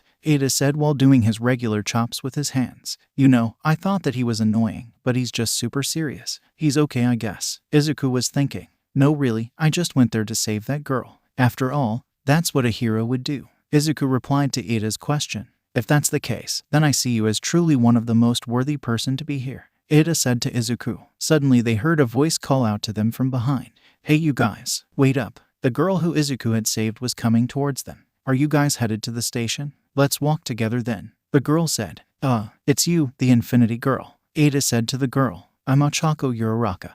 And if I'm not wrong, you're Tenya Ada and you're Midoriya Izuku, right?" Uraraka said, "Yeah, nice to meet you Uraraka." Izuku said, "Got to say, it was both cool and scary how the crystal exploded." Uraraka said, "Yeah, let's just hope the year goes well for all of us." Ada said. The three then began moving to the station and went their separate ways to their homes. Meanwhile, inside the building, All Might was just about to leave after packing his stuff when he suddenly received a call from a person he knew pretty well. "Hello. Yeah, it has been a long time since our last talk, hasn't it? Yeah, I found a worthy successor." "No, would you believe it? He refused it." "No, I plan on being a hero for much longer." "Yeah, I'll meet the one you are talking about." "Hey, listen, it was good talking to you again, Night Eye." The next day came by and Izuku woke up early in the morning to complete his daily exercise, got ready for the school, and went after his sister left and he locked the door. The mornings were like any other school, with normal classes like English, monster classification, and similar others. English was taken by Present Mike, while monster classification was taken by a hero who looked like a werewolf. His name was Ryo Inoi, also known as Hound Dog. The lunch included a variety of food of different cuisines of top-notch quality while being pretty cheap by the cook hero. Lunch rush. The afternoon classes was what everyone in the class were waiting for. It was hero training classes. Everyone was sitting in their seats in the class waiting for the teacher to arrive. Suddenly, the students heard the familiar voice of the famous person. "I am coming through the door like a normal person," All Might loudly said as he entered the classroom. He was wearing his red and white colored Silver Age costume. "It's All Might. It's so incredible. Is he really going to teach us?" Someone said. "Look, it's his Silver Age costume." Some other said, "Hero Basic Training. The class that will put you through all sorts of different and special training to mold you into the best heroes out there. It also has the most credit score among all the subjects. Now, no time to dally. Today's activity is battle training." All Might said. "Battle," Bakugo said as he was in front of Izuku. "And for that, you need these." All Might pressed a button in a remote which caused parts of the wall to come out. It had various containers with a different number on each one, according to your quirk registry and the special forms you guys filled before being admitted. These are all your hero costumes. Change quickly and head to ground beta. Looking good is very important, ladies and gentlemen. From now on, you're all heroes in training." All Might said. The forms All Might was talking about was a form about any special upgrades that we needed to have in their costume, which was to be submitted to UA so that they could hire professional costume designing company to implement it into the costumes. After getting their costumes, everyone got changed into their respective costumes and headed onto the ground beta. Izuku had wore the costume that his sister had gifted him on his birthday. Imagine Izuku wearing the costume that his sister gave him. Midoriya, your costume's pretty cool. I should have been more specific about my design though. The spandex is a little tight, Uraraka said as she put a hand behind her head. Seeing this, a short guy with grapes on his head approached Midoriya and did a thumbs up. Being in the hero curse sure is the best. The short guy named Minta said, Sensei, it appears to be the same place as the entrance exams. Are we going to fight robots again? Ada said from under his knight-like hero costume. I don't think that will be the case. Izuku was thinking. Nope, this is more like step 2. Indoor villain battle training. Say, tell me this, what are the 2 most common type of enemies a hero faces? All Might asked the class. Before anyone could think anything, 2 hands were shot up. One was Izuku while the other was a girl with black ponytail and a leotard who was named Momo Yaoyorozu. But before All Might could ask one of them to answer, Yaoyorozu began to answer. Sir, the 2 basic criteria of differentiation of enemies a hero faces are monsters from the gates and villains who abuse their quirks to harm the society. Yaoyorozu said. Yaoyorozu, I don't mind you answering the question, but you should at least wait till I tell you to answer. You see, there are also other who know the answer. All Might said in a polite manner. Hearing this, she looked around to see that Izuku had also raised his hand the same time she did. This caused her to feel a little embarrassed, and she apologized to All Might. No worries, it's all right. Well, you're correct. Heroes are tasked with fighting both villains as well as monsters, and most of the times, fights with villains are done indoors. That is what we are going to recreate in this exercise. You'll be split into hero and villain teams and face off against each other in the indoor battles. All Might. So, no basic training. A girl with frog-like features named Tsuyuasui asked. Practical experience teaches all the basics. The difference here is that you won't be fighting robots, but actual humans here. All Might answered. Soon All Might was bombarded with large number of questions. What determines the victory in this training? Yaoyorozu asked. How do we proceed to divide ourselves into teams, sir? Ada asked, can I just blast everyone away? A frustrated Bakugo asked, how is my cape? A blonde kid in a knight armor with a belly button laser named Yuga Aoyama said, 1 by 1. Please, I don't have a super hearing quirk. Alright, so let me explain what today is about. All Might said as he took out a small paper and began reading from it. So, everyone will be divided into teams by drawing lots, and then each team will either get assigned as hero or villain team. The villain team is hiding a secret explosive weapon inside their hideout, and the hero team is tasked with going into the hideout and capturing the weapon. The hero team wins if either all the villains are knocked out or captured by this capturing tape, or if they take a hold of the weapon. All Might said, the villain team wins if they capture the hero before the timer ends or if the hero team is unable to capture the weapon before the timer. Oh, and one more thing, young Midoriya.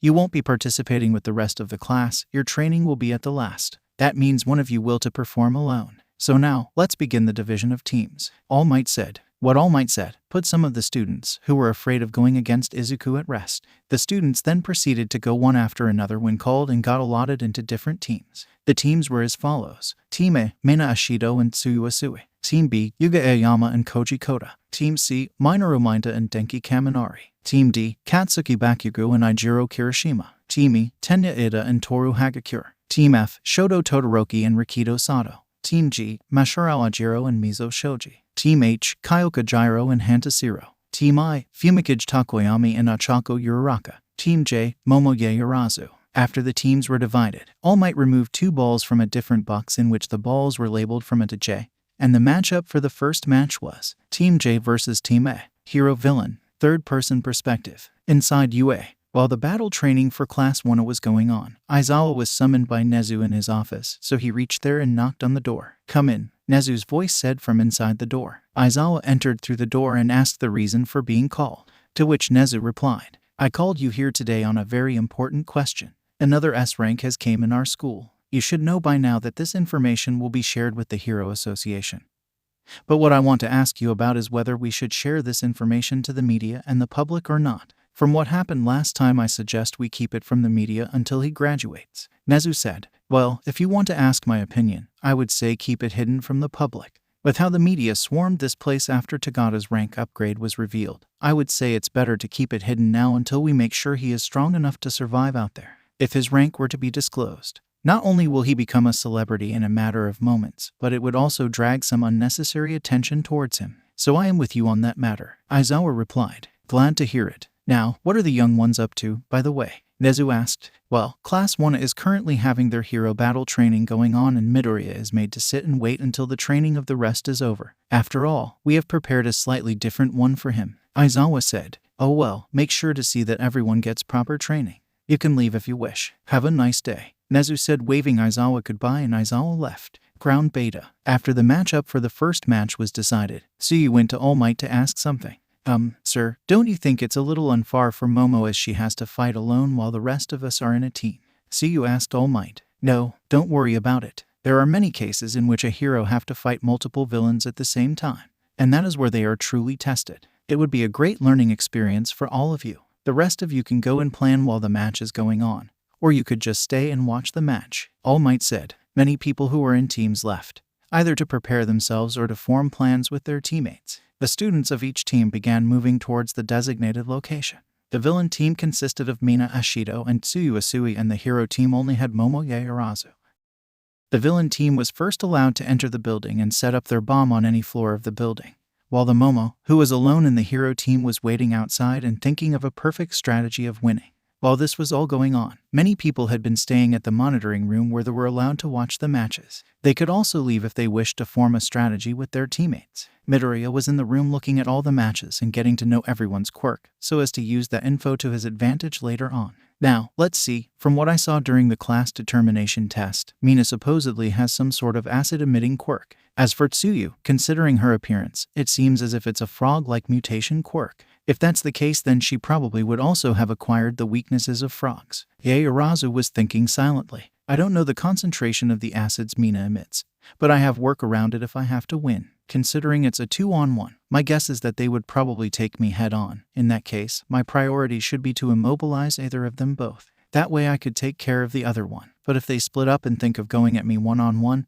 it will become too easy. All right, I have the perfect plan for this case. Yaoyorozu stood up with a determined look on her face. All right, Tsuyu, let's win this. I say we go ahead and take her head-on and go against her 2-on-1, Mina said to Tsuyu. As much as I agree with you on that one, she is of a different rank than us, and we still don't know her full strength, and if we were to get beaten, then that's it. But if we split up, it will lessen our chances even more. So I'm with you. Oh, and call me Tsu, Tsuyu said. Oh, and we begin. All Might's voice rang through the speakers. As soon as the match began, Momo immediately created an infrared scanner and night vision goggles and looked at the buildings after wearing them to determine which floor they were located. Meanwhile, Tsuyu and Mina began moving down cautiously to avoid letting Momo slip past them. Got it, 4th floor. And they are moving down slowly but cautiously, just as I planned. A slight grin formed on Momo's face as she entered the building after creating some mysterious small balls. Wherever Momo was going, she was placing several of those balls at various places, and she also destroyed all the lights she would come across, making anyone barely able to see as it was completely dark in the room.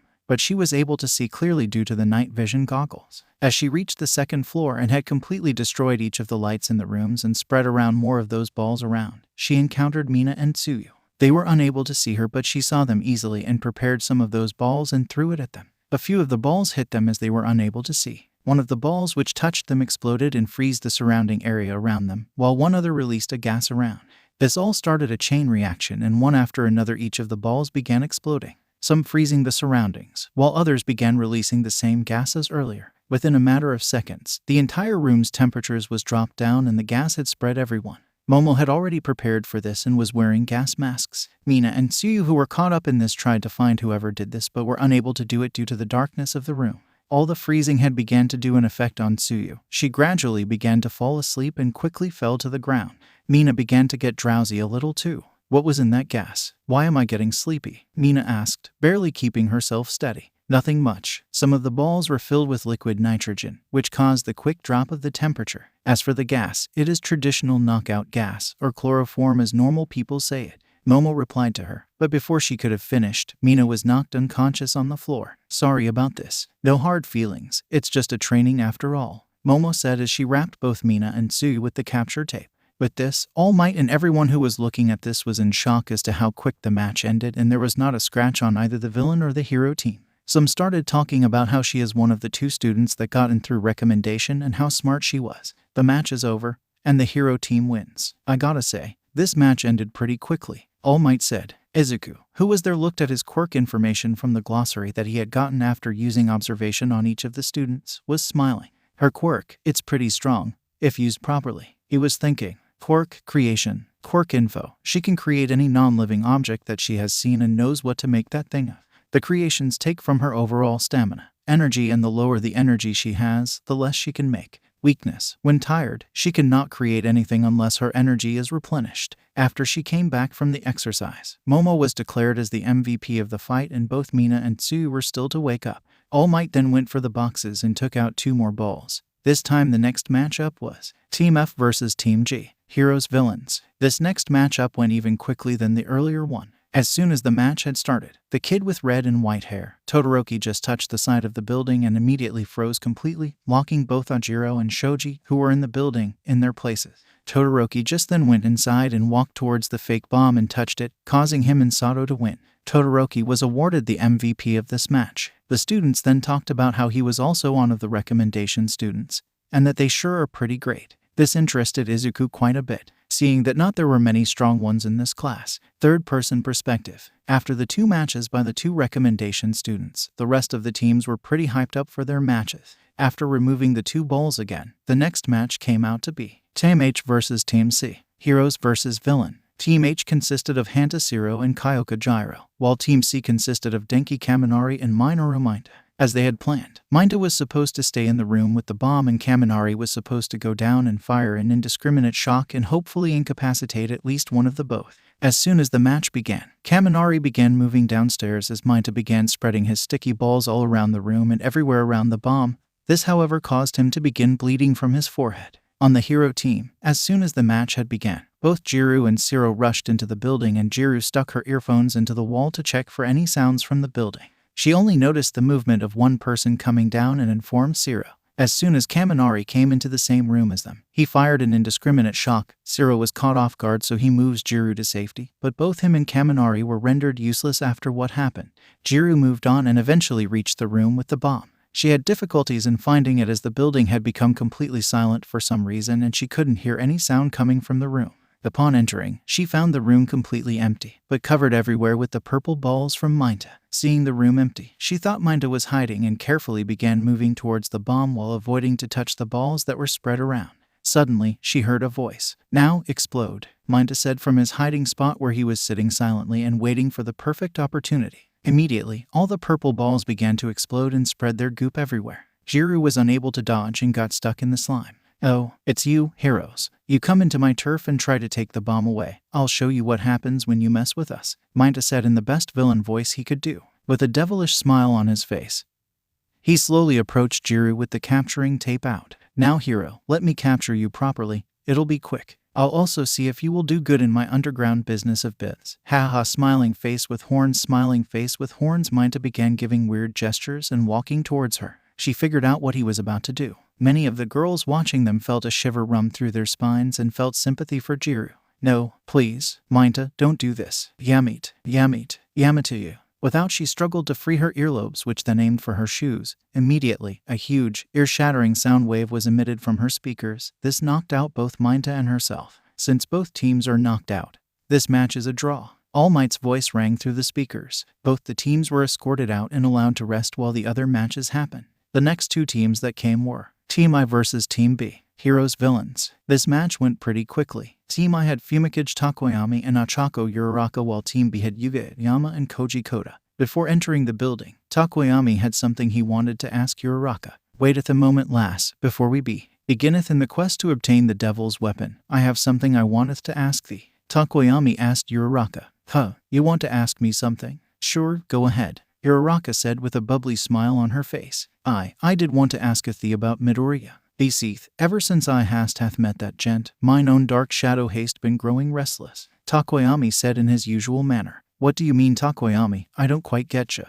Uraraka asked while rubbing her head from behind, confused about what he meant. "Never mind, we hast a mission to completeth. We can talketh later," Takoyami said as they both went into the building. The match went quite easily. Takoyami, with the help of his dark shadow, was able to easily handle both Aoyama and Koda at the same time while he told Uraraka to take possession of the bomb. The winner was Team I, Takoyami being the MVP of the battle. Later they went onward towards the last match between the two remaining teams. It was Team A versus Team D, Hero's Villain. This was the last match between the two remaining teams. Team A consisted of Ida Tenya and Toru Hagakure, while Team D had Bakugo and Ijiro Kirishima. The villain team was allowed to enter the building first. All the while, Bakugo was silently walking towards the location of the bomb. Kirishima, who was following him, noticed this and asked, "You okay, Bakugo? You've been silent the whole time." While looking concerned, he received no reply, so he asked again, hoping to snap Bakugo out of his trance. Bakugo, who was thinking something the whole time, was snapped out of his trance. As soon as his trance was broken, he realized what he was thinking about and immediately got mad at himself. "Damn it!"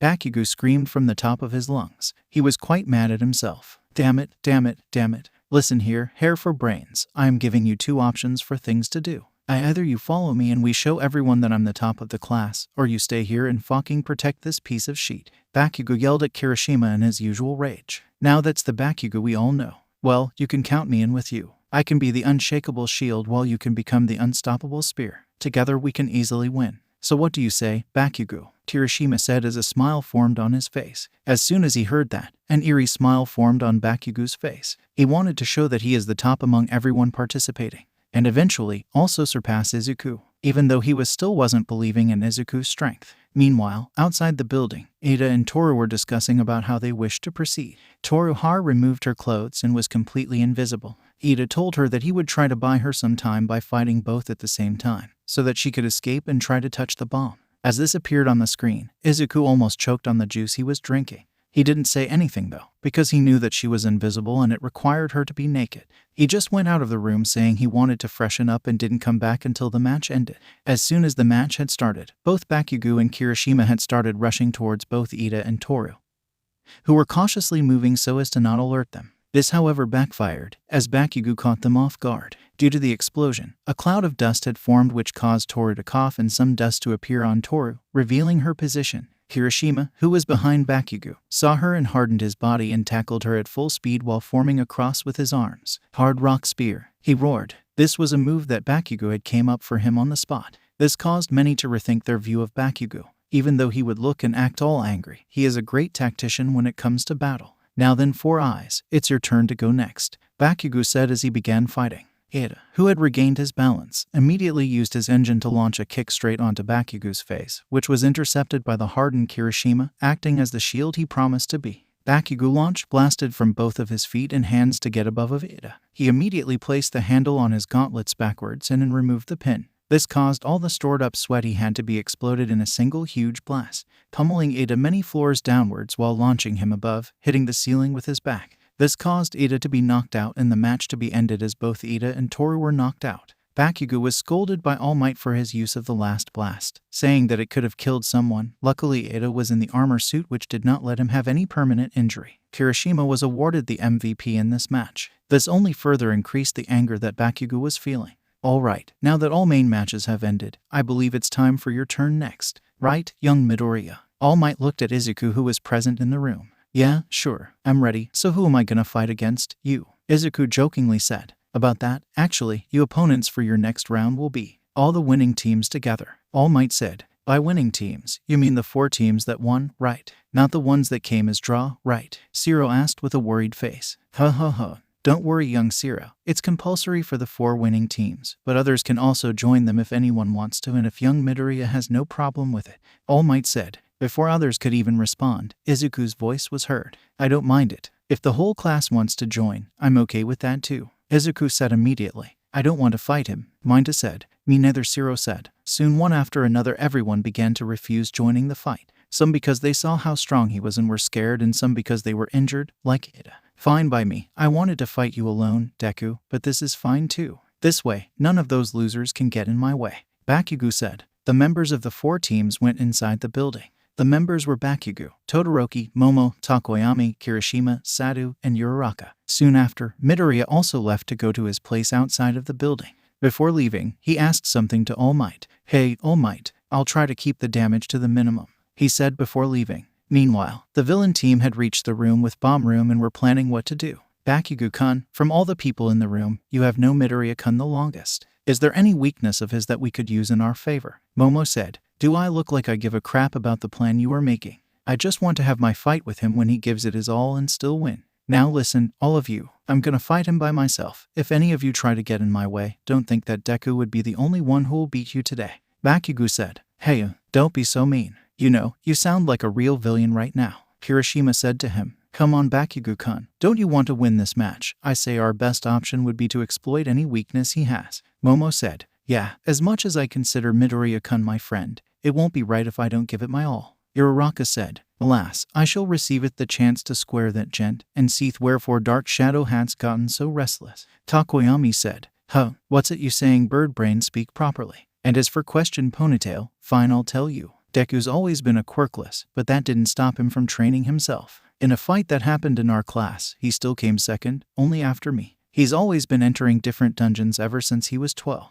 It's only since the last 10 months that he began changing. After that incident, Bakugo said. As for the weakness, even I don't know. I have never seen him use his power. He most probably got it just 10 months ago. Now, as all your questions are answered, don't get in the way of my fight. Bakugo said as he began to move out of the room. Don't worry about him. With our last match together, I feel like I know how to get him to work together. Leave him to me, Kirishima said as Heihachi left behind Bakugo. Momo tried to get the others to come up with a plan, but then Todoroki also left the room. Meanwhile, as this was going on and they were given time to prepare, Izuku was outside the building. Oh god, these guys are hopeless. I guess I'll have to teach them how it's like to underestimate someone. Izuku thought while learning across the pool nearby. The thing others had not noticed was that he had ordered one of his shadow soldiers to stay under the shadow of each of the students the moment he had met them. So, he was able to hear and see everything the shadow was listening and seeing. Soon, All Might's voice rang through the speakers. All right, everyone ready. Now, do your best all of you. And always remember, go beyond. Plus ultra. With that the horn for the start of the match blew. Hearing that, all the ones inside the building began moving according to what Momo had told them. Izuku, who was leaning his back on the pole, opened his eyes and began slowly walking forward. While walking, he could easily sense where everyone was even without his shadows. With his sense stats above, he began noticing drastic changes around him. He figured out that every 100 stat point into a stat gives him drastic change on the 100th point and small changes at each point. Currently, with about 200 points in sense, Izuku was like a walking scanner. He could immediately pinpoint where everyone in his surroundings of 100 kilometers 62.14 miles. If someone met him even once, he could locate where they were just from their aura. Not to mention, with the help of his shadows, this limit gets expanded to infinite. While walking slowly inside the building with his hands inside his pockets, Izuku had decided to show these people to never underestimate anyone in their life again. While walking, he could sense one very familiar presence coming towards him, followed by 4 more presents. Immediately, the loud blonde's voice could be heard as he came out of nowhere and tried to hit Izuku with his explosion. Izuku wasn't surprised and didn't even take his hands out of his pocket. Izuku simply sidestepped his explosion and hit his legs onto Bakugo's feet, making him barely trip. But he wasn't alone. 2 more of the close combatants came rushing at him. It was Kirishima and Sado. Wanting to test their strengths, he decided to take the blows of those two head-on. Kirishima had hardened his body while Sado had consumed too much of the sugar and lost much of his cognitive function. Their blows hitting him did very little damage, compared to the blows of Igris he had received a few weeks ago. These two's blows were just tickling him, even though it did very little damage to his HP. Within a few seconds, Bakugo was back at his feet and turned around to hit Izuku. Bored from the two before, Izuku jumped slightly to bring his feet in the air and split them open, kicking both Kirishima and Sado with one leg each and sending them flying into the walls in the opposite side. Both of them were instantly unconscious. Still having his hands in his pocket, Izuku turned around to face Bakugo, who was rushing towards him and used his explosions to maneuver himself and launch many explosions at Izuku. Fight, goddammit. Use your full strength or I'll kill you. Do you think you have gotten so strong that you have to hold back? Well, screw that. I don't give a damn about it, but don't you dare not use your full strength. Bakugo yelled at him. Izuku was easily dodging all of the explosions Bakugo was using on him. Anything Bakugo did, Izuku was quicker and so he wasn't able to hit Izuku at all. You know, it's nice of you to fire warning shots, but I think after more than 4 of them, you should actually try hitting me. Or am I too fast for you, Kaken? Or should I say Bakugo Katsuki? Izuku said in a mocking tone. The very next instant that he dodged an explosion by going backwards, he felt a chill coming in his direction. The half-and-half guy had used his ice to attack him from far. Using Kaken from one side and Todoroki-kun from the other, just as Momo had told them to. Yaoyorozu is already setting up various traps on the floor with the bomb with Uraraka and Takoyami is on his way. but Todoroki has refused to use his fires until now. I wonder what that was about, Izuku was thinking. Meanwhile, Bakugo, who had prepared one of his larger explosions and was about to remove the pin, while gritting his teeth as he admitted to himself that he couldn't defeat him alone currently. Why you're going down, Deku? Bakugo said as he removed the pin and detonated the blast from his stored sweat. Meanwhile, Todoroki covered the entire path with his ice so as to block any escape. Izuku was pretty pissed at Todoroki after seeing him though, when others were trying everything they could to try to beat him. This guy, though he could beat him with only half his power, clearly he needed to be taught never to underestimate anyone. After tanking the double blast from both Bakugo and Todoroki, his HP was only about 25% empty and he still had much left. He began walking towards Todoroki, wanting to teach him something. Izuku's point of view. After tanking the double blast from both Kaken and Todoroki, my HP was depleted by about 25%. My body didn't have any major injuries. It was just my costume that was pretty damaged. I wasn't angry at Kaken or any of the other people of the team, I was just annoyed by them. The one that pissed me off was Todoroki-kun. When everyone here was trying their best to fight against me and giving it their all, here was this guy, using half of his power. I wasn't using any of my power because I didn't want to hurt any of these guys, but I guess I'll have to teach this guy what a true fight is like. Third-person perspective. The smoke from the blast began to clear. Suddenly everyone present saw the silhouette of a person standing in the middle. It was Izuku. His costume was badly damaged. His shirt was almost torn to pieces, revealing his upper body. He had his back turned towards Bakugo and was facing Todoroki. Meanwhile, in the observation room. Oh my god, look at his body everyone, he's so ripped. Mina said. This sort of body doesn't come without vigorous training. Ribbit. Suyu said. Damn it, Midoriya, such a show-off. Minta said. Several others also commented on his body. But it was All Might that noticed something. Young Midoriya, to be able to walk out of such a blast unscathed, I can only see how strong you have gotten. All Might was thinking. Back in the building, Izuku with his back turned towards Bakugo began walking towards Todoroki slowly. He had removed his hands from his pockets. Oi Deku, where do you think you're going? Come back and fight, coward, Bakugo yelled. But Izuku ignored him and continued his way towards Todoroki. While walking, he came across the wall of ice that Todoroki had made and punched it, immediately shattering it. Behind it, Todoroki was standing, covering his red half in ice. Don't you dare ignore me, Deku, you bastard, Bakugo yelled as he began charging towards Izuku to fight him. Izuku was still walking towards Todoroki, who now noticed that and was firing blasts of his ice at him constantly, Izuku breaking each of them before anyone could even see. In an instant, Izuku flashed before Todoroki and grabbed his neck with his right arm and pinned him to the wall. By this time, Bakugo reached him and fired a blast at Izuku's head from behind. In an instant, Bakugo felt an arm hit him around his abdomen area and him crashing into the wall and he lost consciousness. Izuku had grown annoyed and had backhanded him with his left hand, still holding Todoroki with his right hand. Listen here, Todoroki-kun, I don't know why you're not using your full strength, and I honestly don't care, but if you think that you can beat me with just half your strength, then I'll have to show you a part of my full strength, Izuku said to Todoroki while holding him above ground with one hand.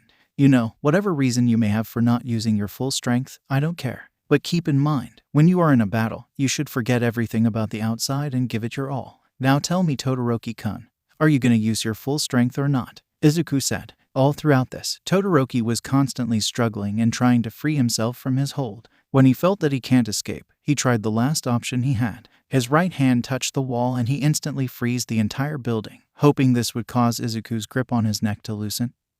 But it was all in vain. There was no loosening in Izuku's grip. This action by Todoroki, however, had the opposite effect. Not only were his remaining teammates, Tokoyami, Yaoyorozu, and Uraraka had their feet stuck to the floor, causing a stop in their speed. This action also had angered Izuku. So, you're not going to use your full power. I'll have to give you a taste of my strength then, Izuku said as he lifted his left hand, the ice covering it breaking into pieces. His left hand was raised in the air and facing the ceiling. Suddenly, he slashed his hand downwards, but not to hit Todoroki, but for a completely different reason. Meanwhile, on the bomb floor, as Yaoyorozu and Uraraka were busy trying to come up with one plan after another, they suddenly felt a chill run through their body. Within an instant, the entire room, whether it be the ceiling, the floor, the bomb, or the walls, everything was covered in ice. Even their feet were stuck frozen to the ground. This was when Yaoyorozu knew that this was Todoroki's last try at doing anything against Midoriya, and she began losing hope a little. She then created a few hair dryers to free them from the ice and resumed setting up their traps. It was after a few minutes that they began to feel something. It was the bomb. It was making noises as if it was moving. Thinking that something was wrong, Uraraka began approaching the bomb, but before she could reach it, Thud, bang, boom. Before she could even reach it, the bomb began sinking into the floor, making a huge crater on the floor as it sank. Immediately, the floor collapsed and the bomb began rushing through the floors one after another, breaking the ground of each floor to enter the next one. Boom, boom, boom. Back to Izuku and Todoroki, as Izuku lowered his hand. In a few seconds, the bomb came rushing down the floors until it eventually stopped at the same floor as Izuku, crashing all the ceilings above in the process. The bomb had landed behind the back of Izuku and in front of Todoroki, who was being held up against the wall by the neck by Izuku. Seeing the bomb, Todoroki was dumbfounded. He couldn't believe his eyes. Now Todoroki-kun, don't look so glum. This wasn't even me going full power, just like you do it. Now, do you still want to fight me with half of your strength? Izuku said while giving Todoroki a smile. Todoroki could only groan due to being held by Izuku. You see, the only people I hate more than my enemies are those who don't try giving it their all to anything, and those who abandon their trusted ones, Izuku added. Immediately, the mood had gotten serious. At 5 minutes remaining for the hero team, All Might said through the speakers. Oh well, I guess I gotta be quick. After all, there's still one more person left to show up from those who I want to meet, Izuku said nonchalantly. In the next instant, Todoroki was sent flying into the walls nearby as he received a kick from the guy. If the kick wasn't enough, the impact with the wall would have definitely knocked him out. While all this was going on, finally a figure appeared into the room. It was of Takoyami, who had came running there after he heard the loud noise that came when the bomb crashed into the floor. I can't believeth it tooketh me this longeth to reacheth Acher. If T be true only dark shadow wouldst hast shown the direct path from the starteth, Takoyami said, panting at every few words. I don't get why his dark shadow would do that.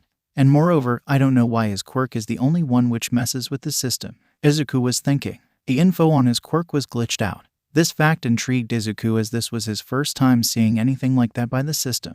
Go forth, Dark Shadow, Takoyami said as the figure of Dark Shadow emerged from his abdomen and was sent to punch him. Before Izuku could punch it back, it saw him, and as if he had seen a ghost, froze up. Izuku also stopped after seeing this. My liege, Dark Shadow spoke in a frightened voice. Huh, what? Izuku was confused. Third-person perspective. 1 day ago, Hero Association Headquarters, Tokyo, Japan. The day was going on as normal in the Hero Association Headquarters, Monitoring Division. The people doing their jobs and scanning all throughout Japan for the appearance of gates and ranking them based on the quirk power they emitted. They were able to do this with the help of the satellite they launched, which acted as a large quirk scanner to detect quirk power disturbances throughout the country. Everyone was doing their jobs until one person was shocked by what he saw on his monitor. Oh, my God, sir, quickly look at this. He called his superior, who was in the same room. What happened? Asked the confused superior. Sir, I was just checking for gates and high quirk powers when I came across a huge quirk power at UA. Check it out, sir, the person said. Oh, ignore that. Starting this year, All Might is teaching there as a teacher. You might have caught that. The superior said. That's the thing, sir. There's not just one, but 2 spikes in the readings. The guy said. Huh, what are you talking about? Move aside, let me see it. The superior said as he moved towards the guy's computer to check what he was saying. After checking though, only a confused look remained on the superior's face. Were you just joking around or what? There's only a single one on the radar map. Where in God's name did you see a second one? The superior asked angrily. What? No, I'm not lying. I clearly saw 2 huge readings on the radar. Both of them were nearly similar in the scaling. The guy said. Well then, are you saying that I am? Look, you've been working since last night, and it looks like it is taking a toll on you. Go home for the day and rest. The superior said. Oh, all right, as you say. The guy said. I could have sworn I saw 2 readings there just a few moments ago. He was thinking. Back to UA. Huh, what? I was confused. Why was this dark bird like being calling me his liege? If I remember correctly, liege is somewhat similar to a lord or something.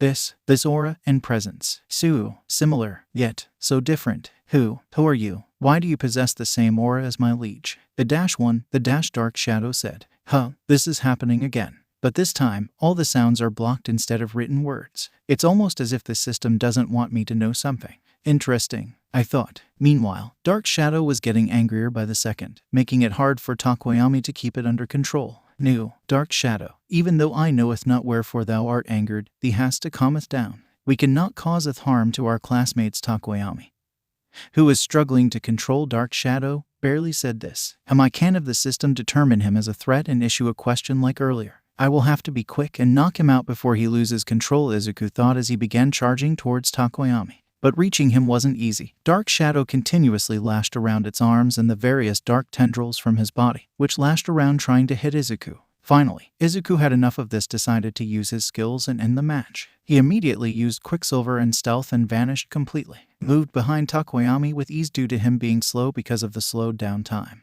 and swiftly chopped him on his neck with enough strength to knock him out but not cause any huge injuries. The blow from Izuku knocked out Takoyami, and this caused Dark Shadow to be forcefully retreated into his body. Inside the observation room, a few moments ago, everyone who was watching the display screen were left in a state of shock upon seeing the strength of Izuku. Even All Might was left standing in silence. "Oh, God, please someone pinch me so that I know I'm not. Oh, ouch. I didn't really meant that, Jiru," Ashido said as she was pinched by Jiru on her cheek. "No fair. I wanted to pinch her, but I would have pinched her somewhere else." Minta was thinking. If I saw that correctly, young Midoriya just used telekinesis on the object, but earlier in the exam, he used some kind of fire blast. It's almost as if he has multiple quirks, just like him. I cannot ignore this, All Might was thinking while standing there and looking at the screen. "Can you believe that he just soloed a group of the top students of our class?" Siro said. "Yeah, I bet he would be able to solo the entire class if we were up against him." Kaminari said. "Monami, that just means we have to shine even brighter than him," Aoyama said, making an unusual pose. "All Might Sensei, what's his quirk though?" Ribitsuyu asked. Suddenly hit with this question, All Might was shook, but recovered himself enough to answer the question asked to him. I do not know," he replied, back with Izuku and the rest. After knocking out Takoyami, Dark Shadow was forcefully drawn back into the body of Takoyami. Izuku then proceeded walking towards the fake bomb and touched it, signaling the end of the fight. The hero team wins. All Might's voice rang through teeth speakers. After the match ended, the injured students, those being Todoroki, Bakugo, Kirishima, Sato, and Takoyami, were carried away in stretchers by the robots, while Yaoyorozu had just lost a lot of energy and the only one unharmed was Uraraka. After the match ended, everyone were sent in the observation room with All Might except for those injured, those being the 5 guys mentioned above with the inclusion of Ida from his match earlier with Bakugo. Alright, now listen well kids. The practical matches are over for now, though it resulted in multiple people being sent to the infirmary. This test was here to show you your baseline.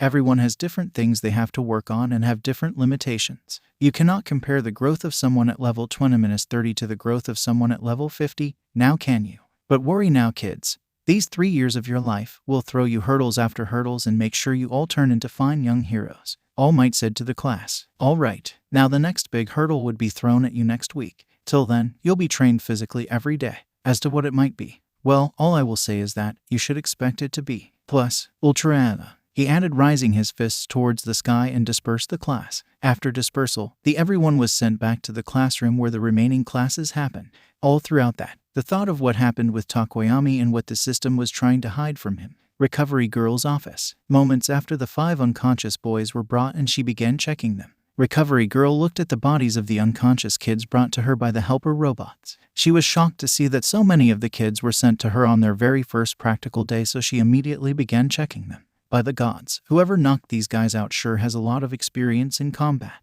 Even though each of them are unconscious, none of them were hit with any fatal or life-threatening attack. Almost as if the person didn't want to hurt them more than necessary, was the though running through her head. After the school was over, just as he was about to leave though, Izuku was held back by All Might as he wanted to ask him something. Izuku proceeds to follow him until both of them were in a room alone. Young Midoriya, we need to talk. I'll have to ask you to tell me what quirk you have, All Might said as he deflated into his skinny form. I've been expecting someone to get curious. Now, what should I tell All Might? Should I tell him about the system? It's too risky if the secret of the system were to get leaked. But on the other hand, I don't want to lie to him. I'll have to think something quickly, Izuku was thinking. Izuku's point of view. Young Midoriya, we need to talk. I'll have to ask you to tell me what quirk you have, All Might said to me as he deflated into his skinny form. I've been expecting someone to get curious. Now, what should I tell All Might? Should I tell him about the system? It's too risky if the secret of the system were to get leaked.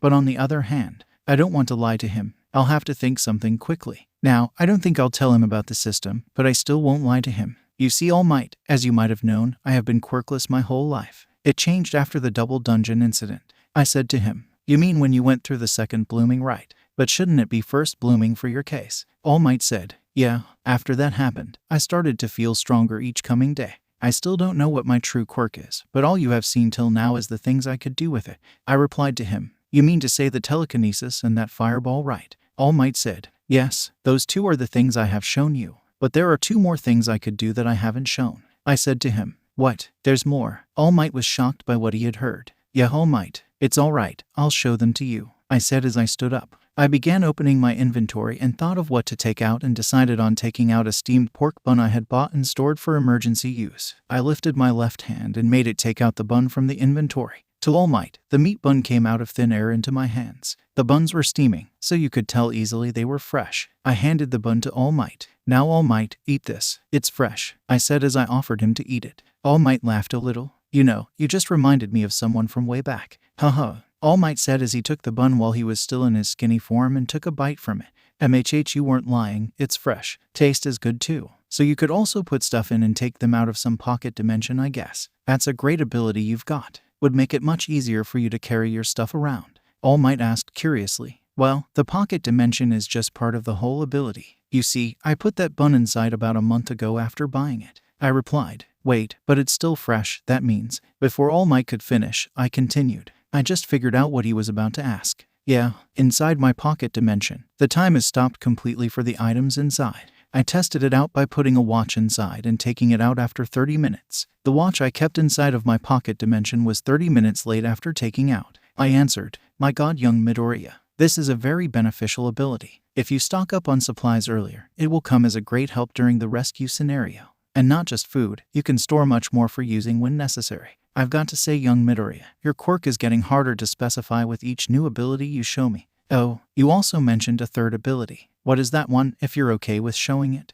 All Might said to me. Well, this last ability is a little different from the other ones I have. I prefer not to use it as I believe this would scare away people. I replied to him. Well, I don't want to show the full power right now, so I'll just call a regular one rather than Igris. I called out the Shadow Knight without speaking, and suddenly a shadow escaped from my shadow and got to the center of the room. As the shadow was swirling, the dark armored hand rose from beneath it, and soon a Shadow Knight about 6 feet was standing there. Wait, is that thing one of your ability too? All Might said, who was in his buffed form and already assumed a fighting stance. Yeah, that's the third thing. I can summon creatures like this. Don't worry though, they're under my control, I said as I called out one of each different type from shadow mages, assassins, archers, werewolves, werebear, and weretigers. They all almost filled up the whole room. At first All Might was startled by all the different shadow creatures appearing out of my shadow. But he eased himself after I told him they were under my control. You mean to say you can summon these creatures? How many? And what are they actually? It's creepy, All Might said to me. Well, they are made from my shadow. They follow whatever order I give them. About the number, I believe it's around a 100 currently. They can scare people, so I don't really want to use them until necessary, I replied.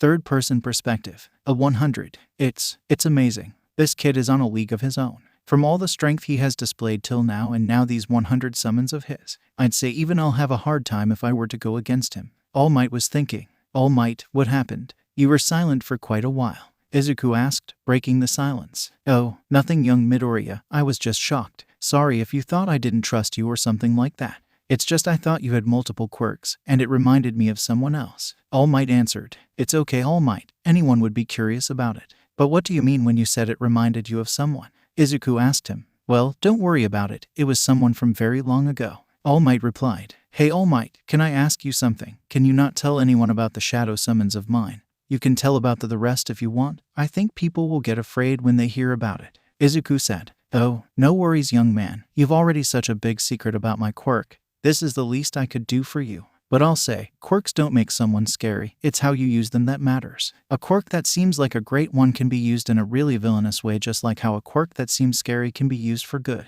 All Might replied. Thanks, All Might. Is that all? I'll take your leave then, Izuku said as he showed All Might a smile. Yeah, sure, young Midoriya. You can go. All Might said. I have to trust him. After all, that guy is probably dead, he was thinking. But that Izuku left the room and began walking out. He noticed it was already evening and everyone else would have left already. When he was at the school's main gate, he felt the aura of one particular angry boy coming his way from the classroom. Boom. Izuku looked back to find Bakugo, who had kicked the front door of the school and was standing there looking at him. He was covered in bruises and bandages in some parts of his body. Found you, Deku. You have gone and done it this time, Bakugo said as he began walking towards Izuku. Oh hey Kaken, good to see you up and walking. You're stronger than I expected, Izuku said, showing a smug face. Don't you dare Kaken me. What was it back there during the exercise? You think I'm weak, huh? Is that it? You think just because you have some experience going through the dungeons and that you suddenly got a quirk that you're better than me? Why were you holding back, damn it? Bakugo said as he grabbed Izuku by the collar of his shirt. Izuku was shocked when Bakugo mentioned about him entering dungeons. He didn't think that Bakugo would care enough about that stuff. Guess he was wrong. What's up with the shocked expression? You think I wouldn't notice? Well, it's obvious you do something like that.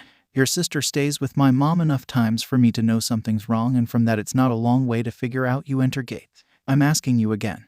Why did you not use your full strength, damn it? Bakugo was completely mad at Izuku. Izuku couldn't blame him for this too. He should have seen it coming from how competitive Bakugo is and also his inferiority complex. Well, nothing he could do about it other than promise him to use his full next time. Well, if I had gone full strength, then the match would have ended in a matter of minutes. Our fight wouldn't have happened too. That's why. I know you are strong, so don't worry about that. You can count on me to use the full strength. Izuku said back. That'll calm him down for now, but I won't use full strength unless necessary. I don't want to kill innocent ones. He was thinking. Ugh, you better use it, you damn bastard. I may have lost today, but take my word for it, I'll win in the next one. Now get out of my way, he said as he began to leave the gate. Wait, I can try that thing on him, Izuku thought. Wait a moment, Kaken, he said as he took out a glass bottle with some red fluid inside of it. What now? Bakugo turned around. Here, catch, Izuku said as he lightly threw the bottle to Bakugo, who catched it and began inspecting it. What's this? Bakugo asked him. Well, consider it an apology gift. Drink it and find out what it's about. Think of it as a part of my quirk, Izuku said to him as he was looking at him. With some argument, Bakugo agreed to drink it. He immediately noticed the changes. He was no longer feeling any pain in his body and was as if he was back to normal. Izuku didn't answer him when he asked where he got it, but he just said to consider it as part of his quirk. Eventually, Bakugo dropped the topic and both went to each of their homes. Third-person perspective. The day passed quickly after Izuku reached home, mostly because he didn't have much to do. Most of his day he spent thinking about what happened with Tokoyami's dark shadow and was it actually because of the system. But he didn't think too much about it and thought of asking Tokoyami sometime later. Also, another thing he came to an agreement was that he needed to be familiar with some weapons other than swords as they might kill people too quickly, and so took out a normal wooden staff from his inventory and practiced for the rest of the day. On the dawn of the next day, Izuku followed his morning routine of waking up early to do his daily quest and then proceeded towards school. Meanwhile, at the school gate, a crowd of news reporters are gathered, stopping everyone to ask some questions before they go in. How does the symbol of peace, All Might, look when teaching class? A female reporter asked Uraraka. How he looks? Well, super muscly, I guess. Uraraka answered quickly before heading inside. A while later, Ida showed up to enter as he was also stopped by the reporters. Please tell us how All Might is as a teacher, the female reporter asked. Seeing All Might teach us just reminds me of how I'm enrolled in such an esteemed institution. Blah blah blah. Ada went on a long rant about the school while doing his signature hand gestures. Later was Bakugo, who just told them to shut up and went. After him, many others were also stopped and asked a few questions. Last to walk towards the gate was Izuku. He was silently walking and minding his business as he didn't care enough about the media. But his path was soon blocked by the bunch of reporters who said that he should answer their question before he leaves. This annoyed him slightly, but something else had piqued his interest. Two very strong auras had suddenly appeared out of nowhere and were somewhere far behind him. But he didn't think too much about them, thinking someone might just be using their quirk. Look kid, we've been talking to you for quite a while now and you're just ignoring us. Just answer the question, damn it, one of the reporters said. At the comment, Izuku pulled himself back together and looked at them. Now he was too annoyed by them to want to play nice. Out of the way, he said calmly. Huh, the reporters were a little confused. I said, get out of the way, he said, still calm and showing them a smile. Hey, this is the second one we have seen that's like this. Is this how you treat your elders? Shame on you, kid.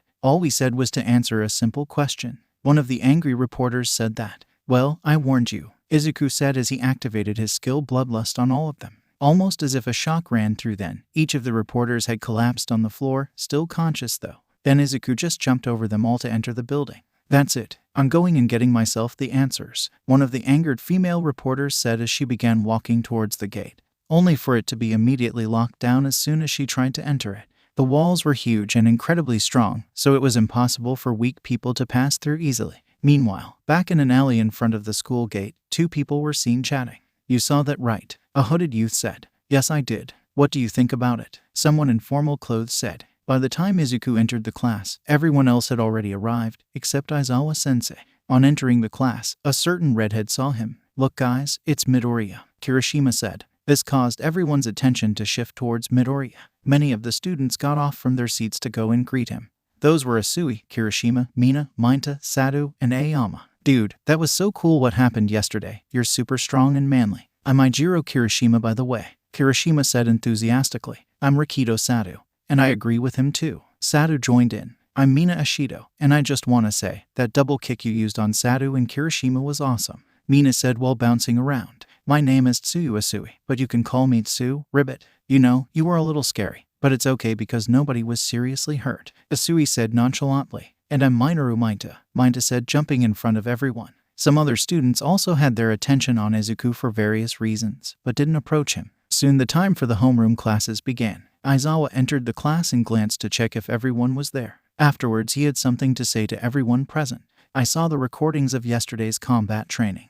Most of you did good, considering you're still new to it. Here's some pointers for some of you. Bakugo, you focus too much on rushing straight into a fight. You should try to come up with a strategy that helps you be in the benefit if you ever face someone stronger. The opposite goes for you, Yaoyorozu. It's great that you can come up with many different strategies, but don't rely too heavily on them. Try to find a balance. And Midoriya, it's a great thing that your quirk is strong, but don't ever underestimate your opponents. You never know when they can come up with something to counter you. After addressing those three, he passed on a sheet to each student detailing about the things they are weak at and how they should try to improve them. He also had briefly looked at Todoroki for a second, but said nothing. Now that that's out of the way, you people have another hurdle in front of you, Aizawa said. This caused a little fear to build up among the students. It's time to decide who's going to be your class representative, Aizawa said with a bored expression, ready to go to sleep. Don't scare us like that, were the words in some people's mind, but nobody said it. All right then, who wants to be the class rep? Aizawa asked the bunch. Instantly, almost all of the students started raising their hand and said that they want to be it. The three exceptions were Bakugo, Midoriya, and Todoroki, who didn't raise their hand or want to be it, each having their different reasons. While people were arguing, Ida rose from his seat and came with the proposition of voting for the class rep. I don't care what you do, but by the end of the free period, you must have a class rep and vice class rep. Now don't bother me, I'm going to sleep, was Aizawa's reply. Already suited up in his caterpillar sweater, he sat down and went to sleep. Is this guy for real? Was all that ran through Izuku's head as he saw this scene in front of him. Soon everyone got a piece of paper on which they were to write their votes. Izuku thought about who should be the class representatives, and two images popped in his head. One was Ida while the other was Yaoyorozu. Upon some pondering, he came to the decision of voting for Ida. He wrote it on the paper, put it in the box, and put his head down on the desk and closed his eyes to get some rest. Not because he was tired, but bored. A while later, after counting the votes, the class representatives were counted and the results were announced, being 3 for Tenya, 2 for Yaoyorozu, and the remaining getting 1 votes, who voted for themselves. Nobody had any problem with the results of the voting, and so they finalized it. Okay then, the class representative of your class is Tenya Ida and the vice class representative is Momo Yaoyorozu. Alright then, after the break, get into your sports costumes and head for the gym Gamma. If I believe, it's your hero training class there today, Aizawa said as he dispersed the class and left after hearing the bell. It was the time of lunch break. Izuku was about to go off alone when he was approached by Ada and Uraraka, who invited him for eating together, so he agreed and went to eat with them. While eating, though, he was pretty silent. Not because he didn't want to talk. He just preferred being silent. This didn't slip by unnoticed by the two and they started a conversation.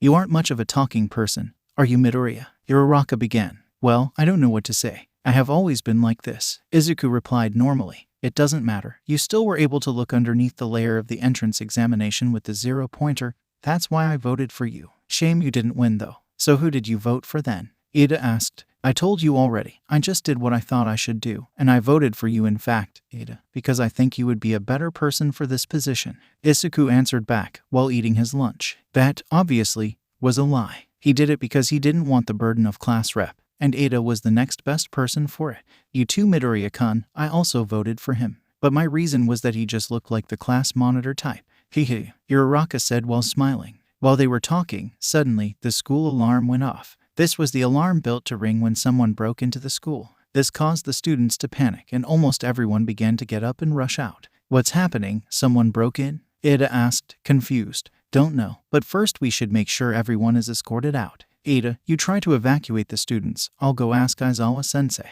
Izuku quickly came up with an idea and rushed off in the opposite direction of the crowd. Got it, but be careful, Ada replied as he and Uraraka went the other way. As soon as he had reached a safe space and confirmed that there were nobody around, he closed his eyes and tried to use his sense and figure out where the person might be. Due to the huge amount of people here, it would be hard, so he decided to narrow the places down. He first sensed around the main gate. There were many people gathered at the gate. He felt the presence of Mr. Aizawa and Present Mike there. There were also many weak presents there which were similar to those of the reporters he met earlier. This confused him a little. Was it because of them that the alarm was tripped? But then how did they enter the gate? So he tried to sense around the main gate, and sure enough, there was something that stood out like a sore thumb. It was very faint, but he could feel someone's quirk aura lingering there, as if it was making a line in some direction smoke. Thus Izuku tried to sense where the trail was going, and soon enough, he felt 2 auras there. Izuku felt the same power as he did earlier today. It was someplace far from the main school, but luckily still within his range of sensing.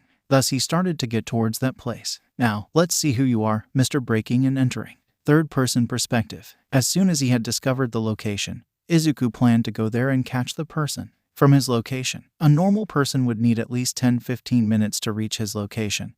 That was if he would be in an extremely fast vehicle, but not for him. Izuku looked around the room and once again checked if there was anyone nearby, and confirmed that nobody was there. He instantly activated 2 of his skills that he had probably used the most: Quicksilver and Stealth, making him invisible and slowing down everything around him. Getting out of the class, he saw that people were still filled around the exit and the stairs leading downstairs, making it impossible to go through without moving them aside by force. Damn it, these people. There isn't any way out without pushing them out of the way and alerting them, Izuku thought while looking at the crowd. Or, I could find a different way out, he thought as he looked at the window. I'm crazy probably. This is the 4th floor. Oh well, we'll see what happens later. He began walking towards the window, checked if anyone was looking at the window, then opened it. When he looked out, the building looked tall, which it totally was. He thought about whether or not the fall would hurt, took a few steps back, then jumped out of the window after rushing towards it. This was a bad idea, is what was going through his head. When he landed on the ground, he had face planted right into the ground. He was surprised he wasn't hurt anywhere, as this might not be considered as physical damage, but decided to proceed further. I'm an idiot. Now I should quickly move to where that aura was, he thought, laughing internally. As soon as he locked on again onto the aura, he noticed something. The aura was at the same place but gradually getting weaker. Shit, this isn't a time for jokes. He got serious and instantly started rushing towards the location. By the time he reached the place, he felt the aura was close to nothing. The place he had reached was some sort of giant dome building. He felt the auras of the people being inside of the building and thus opened the door, but at this point it was useless. One of the 2 auras had completely disappeared. He only saw a small fist-sized cloud of purple smoke in front of him, which was shrinking very quickly in front of him. He tried to run quickly ahead and catch whatever it was, but he only phased through it. In the next second, the aura of the other person also vanished with the smoke cloud. Someone was here. I was just a little late. But don't worry, whoever you are, Mr. Breaking and Entering. I have memorized both of your auras. If we meet ever again, then I'll know who you were, he said as he looked around. The thing was huge from the inside. There were also 3 more smaller domes present inside of it. The structures inside resembled many various locations. One was like a destroyed city. One was like some mountain area. One was a lake area, and others. Thinking of not staying there for too long, he decided to go out and report back to Aizawa or All Might about what he found. So he began running back while still keeping the skills activated. By the time he reached the main gate, the reporters had already been sent out and nobody was outside. He quietly looked around for an empty hiding spot and went there to deactivate his skills. After getting out of place, he checked the time and came to know that the lunch break was just about to end. He decided to tell them about this later and headed to the changing rooms with his gym costume before he headed to the gym gamma. After reaching there with the rest of the class, he saw that there wasn't 1 but 2 teachers there this time. One of them was easily recognizable as All Might due to his body structure. The second one there was Ectoplasm Sensei. Alright kids, you might be wondering what you are going to do today. Well, today isn't going to be something huge, that's why we are here, All Might started saying. The next big thing you'll be doing is going to be next week. Till then we're here to help you prepare your body and help you in different ways. I'm the assistant for these physical improvement exercises, Ectoplasm said. So listen kids, you all have 3 hours every day of you hero training practicals. Every so often we will have you take on something big, like how yesterday it was heroes versus villains battle training. For the rest of the days you are to come here to improve various aspects of your quirk and body, All Might said as he took out a piece of paper and started reading. Of the 3 hours you have, we have assigned 30 minutes to physical exercises like simple push-ups, sit-up and many others to help you get your body in shape. Then 30 minutes for the obstacle course, made by Cementos that will help improve your movement. He would be here in a few minutes. After the obstacle course, you have 1 hour of combat training and the last 1 hour to work on your personal improvement regarding your quirks. All Might concluded. As soon as he concluded, All Might started saying the exercise routine for everyone. It was pretty simple, probably just to help everyone warm up. It contained all the basic exercises like pull-ups, crunches, curl-ups, stretching, push-ups, jogging around the gym, and squats. Some of the students were a little reluctant to do all this. Nonetheless, many quickly got why this was necessary training. So we are supposed to do all this every day? Zero asked worriedly. Makes sense. Heroes risk their lives every day, fighting against both villains and monsters, thus they need to be in their best form. Suyu said. Yeah, and they're also helping us find new ways to use our quirk. It can be very beneficial. Momo said. Yeah, let's do it, Midoriya. Ida, let's do our best. Ochako said to Midoriya and Ida. Oi Midoriya, I have an idea for a fun manly game. Let's see who can complete the exercise routine the quickest. How about it? The same is offered to you too, Bakugo. I know you like a challenge. Kirishima popped out from the crowd to ask him that. Oh, you're on shitty hair. I'm gonna beat you so bad you won't ever challenge me again. You too, Midoriya, I want a rematch. You're just one more person who I want to surpass in this world. Get it, so don't hold back. Bakugo challenged Izuku too. Oh well, fine then Kaken and Kirishima-kun. Izuku replied to them. If you're doing a challenge, then don't leave us out, guys. Kaminari said, and the rest of the guys agreed. Boys will be boys. Always so competitive. Jiru said with a sigh. How about we also join them? It looks fun. Hagakure asked while jumping around. I think we should look at this as a self-impro. Before Momo could finish, Mina excitedly stood up and went towards Hagakure. Together they went to the boys. Oh boys, we all would also like to be in the challenge. Mina and Hagakure said. Don't sweat it, yeah Momo. Ochako said, giving her a warm smile. Yeah, Ribbit. Think of this as a team-building exercise. Suyu said. We're still here, guys. All Might and Ectoplasm said, as if they were dead inside. Time skip brought by Chibai Izuku in the class doing the exercises, until reaching to the curl-ups. When Izuku started doing the curl-ups, he suddenly heard a familiar tune. Ping, ping. Each time he was doing a curl-up, he was hearing the same tune as he does every time he is doing his daily quests, so he immediately went to the daily quest tracker. Curl-ups, 102/100. Push-ups, 100/100. Squats, 100/100. Running, 10 kilometers divided by 10 kilometers. The counter on the curl-ups had gone up by 2. He thought for a second. Did this mean that there was some sort of secret quest of the system? Interesting. Let's see how far can this counter go. Izuku thought as he looked at the counter. First-person perspective. Interesting. Let's see how far this counter can go. I thought as I began continuing my curl-ups, while many of my classmates were doing it without any problems. There were a few who were not used to all this training and were still trying their all. It was clearly visible from having a single look. I continued my training till I heard the notifications from the system stop. I opened the quest box to see where it stopped. The counter had stopped after reaching 200 curl-ups.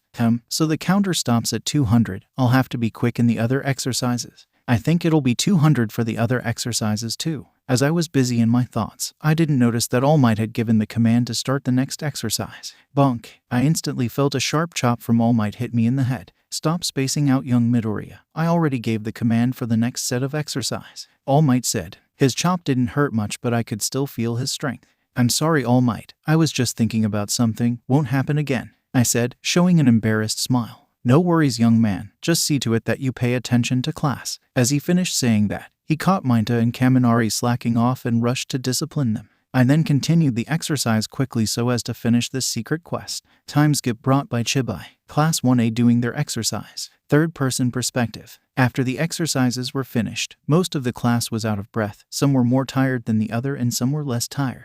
Izuku had accumulated the total fatigue of only 10. Thus wasn't as tired as the others. He had to improve his stamina, but it was more than the rest of the class. Now the only thing left for Izuku to do for the secret quest was running. Rest of the parameters had stopped after reaching 200. Pant got to say, this is all really tiring, and we have to do it almost every day, Kaminari said while sweating. Well, what do you expect, low-budget Pikachu? We're in the hero course. We have to be able to show our top performance regularly. Bakugo replied with a snap. I know, right? We have to be super manly and improve ourselves. Kirishima joined in. But I guess you're not tired at all, am I right, Midoriya? You're barely sweating, Ida said as he adjusted his glasses. Not really. All this is just a little more than my regular exercise, Izuku replied. Before long, their short break had ended and next was an obstacle course for each of the students to go through one by one. It tested almost each parameter of the student's mobility. How good the student was in path with multiple turns, how good the student was at climbing, how fast the student was. The course tested all of it. Lastly came the time for personal training with Ectoplasm Sensei, where each student was encouraged to improve the stuff they were both weak and strong against. Terrain movement, analysis of the surrounding, and many different basics were started for various students. Before anyone knew, time went by quickly and their exercise had come to a close. As for the matter of the secret quest, Izuku had completed the requirements of each task. Each of them had stopped at double the original amount. Curl-ups, 200 over 100. Push-ups, 200 over 100. Squats, 200 over 100. Running, 20 kilometers divided by 10 kilometers. After each of the tasks had reached double the original goal, they stopped going any further. This gave Izuku the signal that the task was completed. When all 4 tasks were completed, Izuku had received a message from the system regarding the secret quest. You have completed a secret quest. Your rewards have arrived. Will you accept? Yes, no. Even though Izuku received this message, he didn't answer the message as he was still in class. He wanted to be alone when he got the rewards. After the final exercises had been finished, everyone in the class proceeded to head to the changing room to get in their uniform after take a shower, which surprisingly were exactly neighboring each other. You know, I was thinking, since we are friends, we should go to everyone's houses one by one so that we can enjoy together and get to know everyone. Uraraka talked to Ida and Izuku on the way to your idea is a great way for us all to bond with each other, but how we wait for the weekend for this, we still have homework from the classes to complete. Ada replied, okay, no problem. Midoriya replied, in front of the school gate. 4 people were standing in front of the school gate discussing about what happened during the lunch break. The 4 people in question turned out to be Principal Nezu, Miss Midnight, Miss Chio Shuzenji Recovery Girl if you didn't know, and someone in a spacesuit. Looking at the front gate of the school, they were shocked at its condition. It was as if the gate had melted away. They weren't shocked because the gate was broken, but more so because the gate had 3 layers of ultra-hard alloy which seemed to have melted away completely. Not only that, but no one was aware of who did it too. Do you think one of the reporters did this? Recovery Girl questioned. Perhaps, perhaps not. Perhaps something evil has entered the school grounds. Perhaps someone intends to declare war on us. Who knows? But we should have caution, Nezu replied, staring at the gate. Back inside Gym Gamma, the students had finished their Hero Basics class and were in the changing room to take showers and freshen up, when something unexpected happened with Izuku. As soon as he took off his top to go and take a shower, he was stopped by some of the boys. Whoa dude, you're pretty jacked, aren't you? Since when have you been working out, bro? Karishma said, as he had begun changing. He obviously works out, dude. Didn't you see his physical strength even without using his quirk? Kaminari chimed in. What's your quirk actually though? I have only heard that you used fireballs during the entrance exams, so is that your quirk? Sira also joined in. Well yes, but actually no. You see, it's part of my quirk. Even I don't know all the things I can do with it, so I haven't given it a name yet. You can say you're partially right though, Izuku said, not wanting to tell everything about his quirk. I really need to come up with a proper quirk name which can justify all the stuff I can do, or else people would just continue asking. He thought. Todoroki, who was just about to leave the changing room, stopped for a moment at the door after hearing this, then silently left after eyeing Izuku one last time. The boys continued chatting for a while. When Izuku was done changing and about to leave, Minda called him suddenly. Hey, Midoriya, look here. I just made a freaking sick discovery here, Minda said as he gestured Izuku to come towards him. Look behind this poster, this hole right here. I guess our seniors left a gift for us here. And you know what's on the other side, don't you? The girls' changing room. He continued. This immediately caused the heads of the various other boys of the class to perk in his direction. They were still teenage boys after all. Cease this kind of behavior at once. You strive to be a hero yet perform such acts of perversion. Peeping is an offensive crime. Stop that. Ada immediately began lecturing Minda, but he was cut off by Minda just as quickly. Shut up, you prude. You want to know what's a crime? The condition of my little Minda on imagining what's on the other side, if you know what I mean. Minda yanked off the poster and quickly began to look before anyone else could say anything. Just imagine, Yaoyorozu's big honkers, Ashido's thick booty, Hagakira's floating panties, Uraraka's beautiful body, and of course, how can I forget Isui's slender figure? Minda's peeping was cut short by an earphone jack coming straight through the hole in the wall, but it had stopped just barely in front of his eye, an inch away from hitting him in the eyes. Looking back, he found that Izuku had grabbed him from his collar and pulled him backwards. Gyro's earphone jacks, they have pretty high accuracy, and combined with its prowess for sneak attacks makes it pretty strong combo, Izuku thought, looking at the earphone jack poking out of the hole. Meanwhile, on the other side, the girls thanked Jiru for what she did as they continued changing, angry at the pervert. She was standing by the wall with one jack inserted in the wall and the other inside the hole. "Thanks a lot, Jiru," said Asui. "He's despicable. Wait a moment, let's quickly plug it up." Yaoyorozu chimed in. "I was the only one he didn't say anything about." Jiru thought, "Sorry about that, girls. I'll try to keep him in check if I'm nearby from now on," Izuku said loudly from the other side, causing a slight blush to appear on each of their faces. Later, after everyone was done, Izuku left together with Ida and Uraraka. After a while, Ida had to go the other way, which left Uraraka and Izuku with each other going along the way talking with each other. Suddenly, as if remembering something, Uraraka stopped and began rummaging through her bag. "Just a minute, Midoriya, I forgot something," she said as she continued to search through the bag. "Sure, no problem," Izuku said, stopping in his tracks and waited for Uraraka to find whatever it was, which she found after a few moments. There it is," she said as she took out a box from her bag, from which she took out a single hot pink-colored begonia flower which was fully bloomed. "Here, Midoriya, for you," she said as she stretched her arm towards Izuku to give him the flower. "This is for helping me that day during the entrance exam.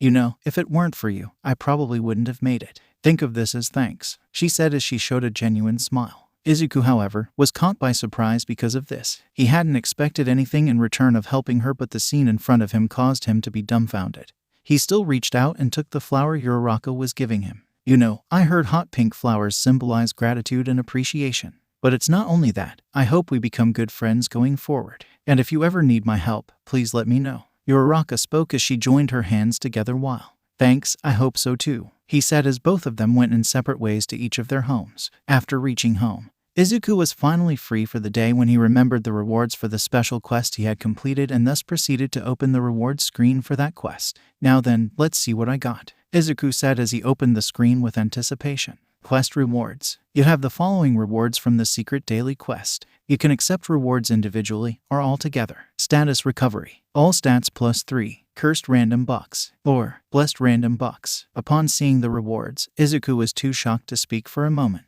These rewards were of much higher value than the regular rewards. But this he gets a total of 18 stat points, even if he doesn't get to allocate them freely. That alone is more than enough to make this secret quest worth it. What intrigued Izuku more, however, was the fact that this time he had a choice while selecting his rewards. Blessed and cursed random boxes. Now what exactly makes you different from regular ones? Let's see, Izuku said as he observed the screen to make his decision. What intrigued Izuku more, however, was the fact that this time he had a choice while selecting his rewards. Blessed and cursed random boxes. Now what exactly makes you different from regular ones? Let's see, Izuku said as he observed the screen to make his decision. First-person perspective. Blessed or cursed? I have only one option from both of them, so before I choose any, I should know what's the difference, I said as I started looking at the description of both of the boxes one by one. Item, blessed random box. Item class, S. Item type, random box. A special type of random box of the highest rarity. It gives you something that you would truly desire. Item, cursed random box. Item class, S. Item type, random box. A special type of random box of the highest rarity. It gives you something that you would truly need.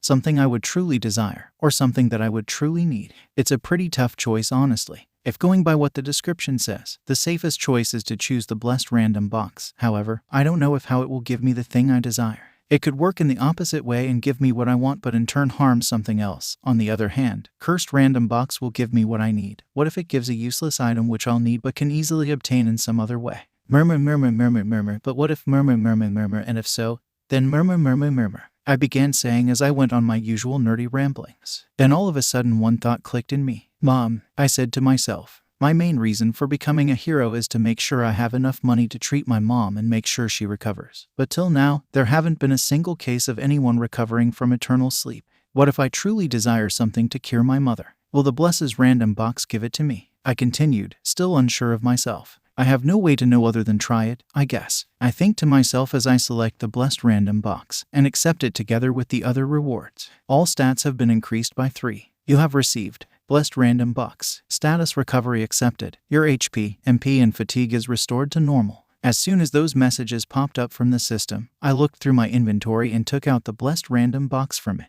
The chance for me to make sure my mom recovers from this cursed illness. All I need to do now is think clearly about wanting to heal mom. Hesitantly, I opened the box with closed eyes and hope with all my heart that I am correct in my assumption. The box began to glow as I opened it, different from the rest of the random boxes, and as I checked what was in the box, the feelings I had were a mix of confusion and sadness. What came out from the box wasn't anything that can cure Mom of her illness, but something completely different. It was a key, but not just any key, the key of an S-ranked dungeon.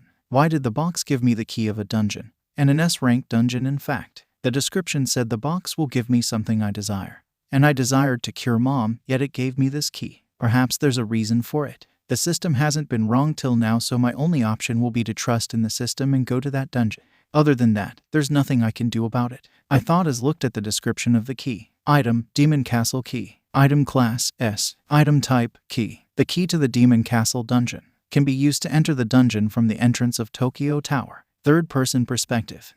This key, the location of this dungeon is in Tokyo. That's pretty far from here. Would take a day to come and go normally. Not to mention I'll have to come up with some sort of excuse for me being missing for the time I am in that dungeon. I'll probably try this sometime later when I have the spare time. Izuku was talking to himself on his bed when he heard a knock on the door of his room. "Nai-san, are you busy?" Izumi's voice spoke from the other side. "No, it's okay, you can come in," Aruka said as he put the dungeon key back into his inventory and Izumi entered his room. She was dressed up as if she was going out somewhere. "Nai-san, did you know? The Marukane's Performance Agency is holding a concert in the city because of their new branch building being built here," Izumi asked. "I didn't know about it, but I believe that has something to do with how you're dressed at the moment," Izuku asked suspiciously. Hee. You see, I just thought of trying this lottery that was in the shopping area yesterday when I was with my friends, and would you believe it? I won, and what I won were 3 tickets to the concert of today," Izumi replied with a smirk on her face. "That's fine, but how are you planning to go there? It's late already and it'll be even late by the time it ends," Izuku asked. "Don't worry about that. Saki's mom said she'll drop us and pick us up. I'm going with her and Mizuko." Just as she was finished saying this, she got a call on her phone, which she turned around to answer. "Yes, Mizuko. What happened? Are you guys here?" she asked. "Wait, why? But, fine. It's okay. Don't worry about it. Okay, well, take care. Bye." After her call finished, she immediately called someone else. "Hey Saki, listen, Mizuko isn't coming. She told me she had somewhere else she had to go. Do you have anyone else you want to invite?" "Well, I don't think anyone else will be ready at the moment." Okay, then I'll try asking him. See you in a few minutes." Just as the second call had finished, she turned around to face her brother. "Nai-san, you're free, right? Then do you want to come with us to the concert?" Izumi asked his brother. Third-person perspective. We see that Izuku and Izumi both are waiting outside of their homes after changing into clothes fit for attending a concert and waiting for Izumi's friend to arrive. "To remind me why I let you bring me along. I'm not even interested in concerts," Izuku says with a sigh. "Oh, shut up and don't be so negative. You never go out at all. This'll be fun. You don't have to be so serious all the time," Izumi replied in a snap. Earlier when she had asked Izuku to come to the concert with her and he refused, she had gotten pretty angry at him and said that even she won't go if Izuku refused, which is what forced Izuku to go along with them. In a few minutes, came along Saki's car. Her father was the one driving it. At first he was concerned seeing a boy along with them, but that concern faded away when he came to know that Izuku was Izumi's brother, and so they began heading towards the concert.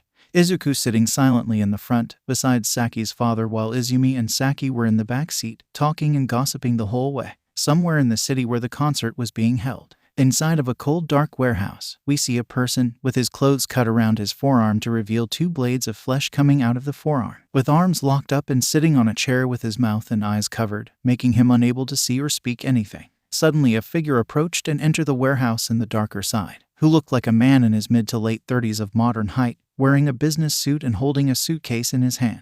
Well, now whatever shall we do with you? Your dosage has finally arrived," the person who entered said as he kept his suitcase on a table and opened it as he started laughing like a maniac. "This version of the trigger is still in the testing phase, so it might not work properly, but that's why we're testing it out on you. Thank you for willingly offering yourself for testing." As the person said this and loaded up the syringe into a machine connected to the other man's arm, who was shaking and trying to speak, but he wasn't able to say anything because of his mouth being muffled. Now, no need to worry. You won't even notice when it happens, and so I'll be going now. I definitely don't want to be anywhere close to you when it takes effect. I'll check on you later," the person said as the syringe was loaded up. He then took a remote with a button on it and exited the building. After a while, he hit the button on the remote and the syringe started pouring the fluid into the man's body. Wrestling and thrashing to free himself, the man's body eventually stopped moving after all of the fluid was inserted in him. In a few seconds, his body started to twist and bend as it started to transform. arms growing longer, a few more legs popping out of his body, and the blades of flesh getting joined to his hands. Eventually, he resembled a giant praying mantis, almost as if he was a monster coming out of the gates. The man had lost all of his precious human cognition, which was now replaced with pure animalistic instinct to hunt and eat. This new form of the person was closely similar to a giant muscly 8 feet tall praying mantis. The previous bindings attached to the guy had been too small to accommodate this new form of him and broke, leaving the guy free to do whatever it pleased.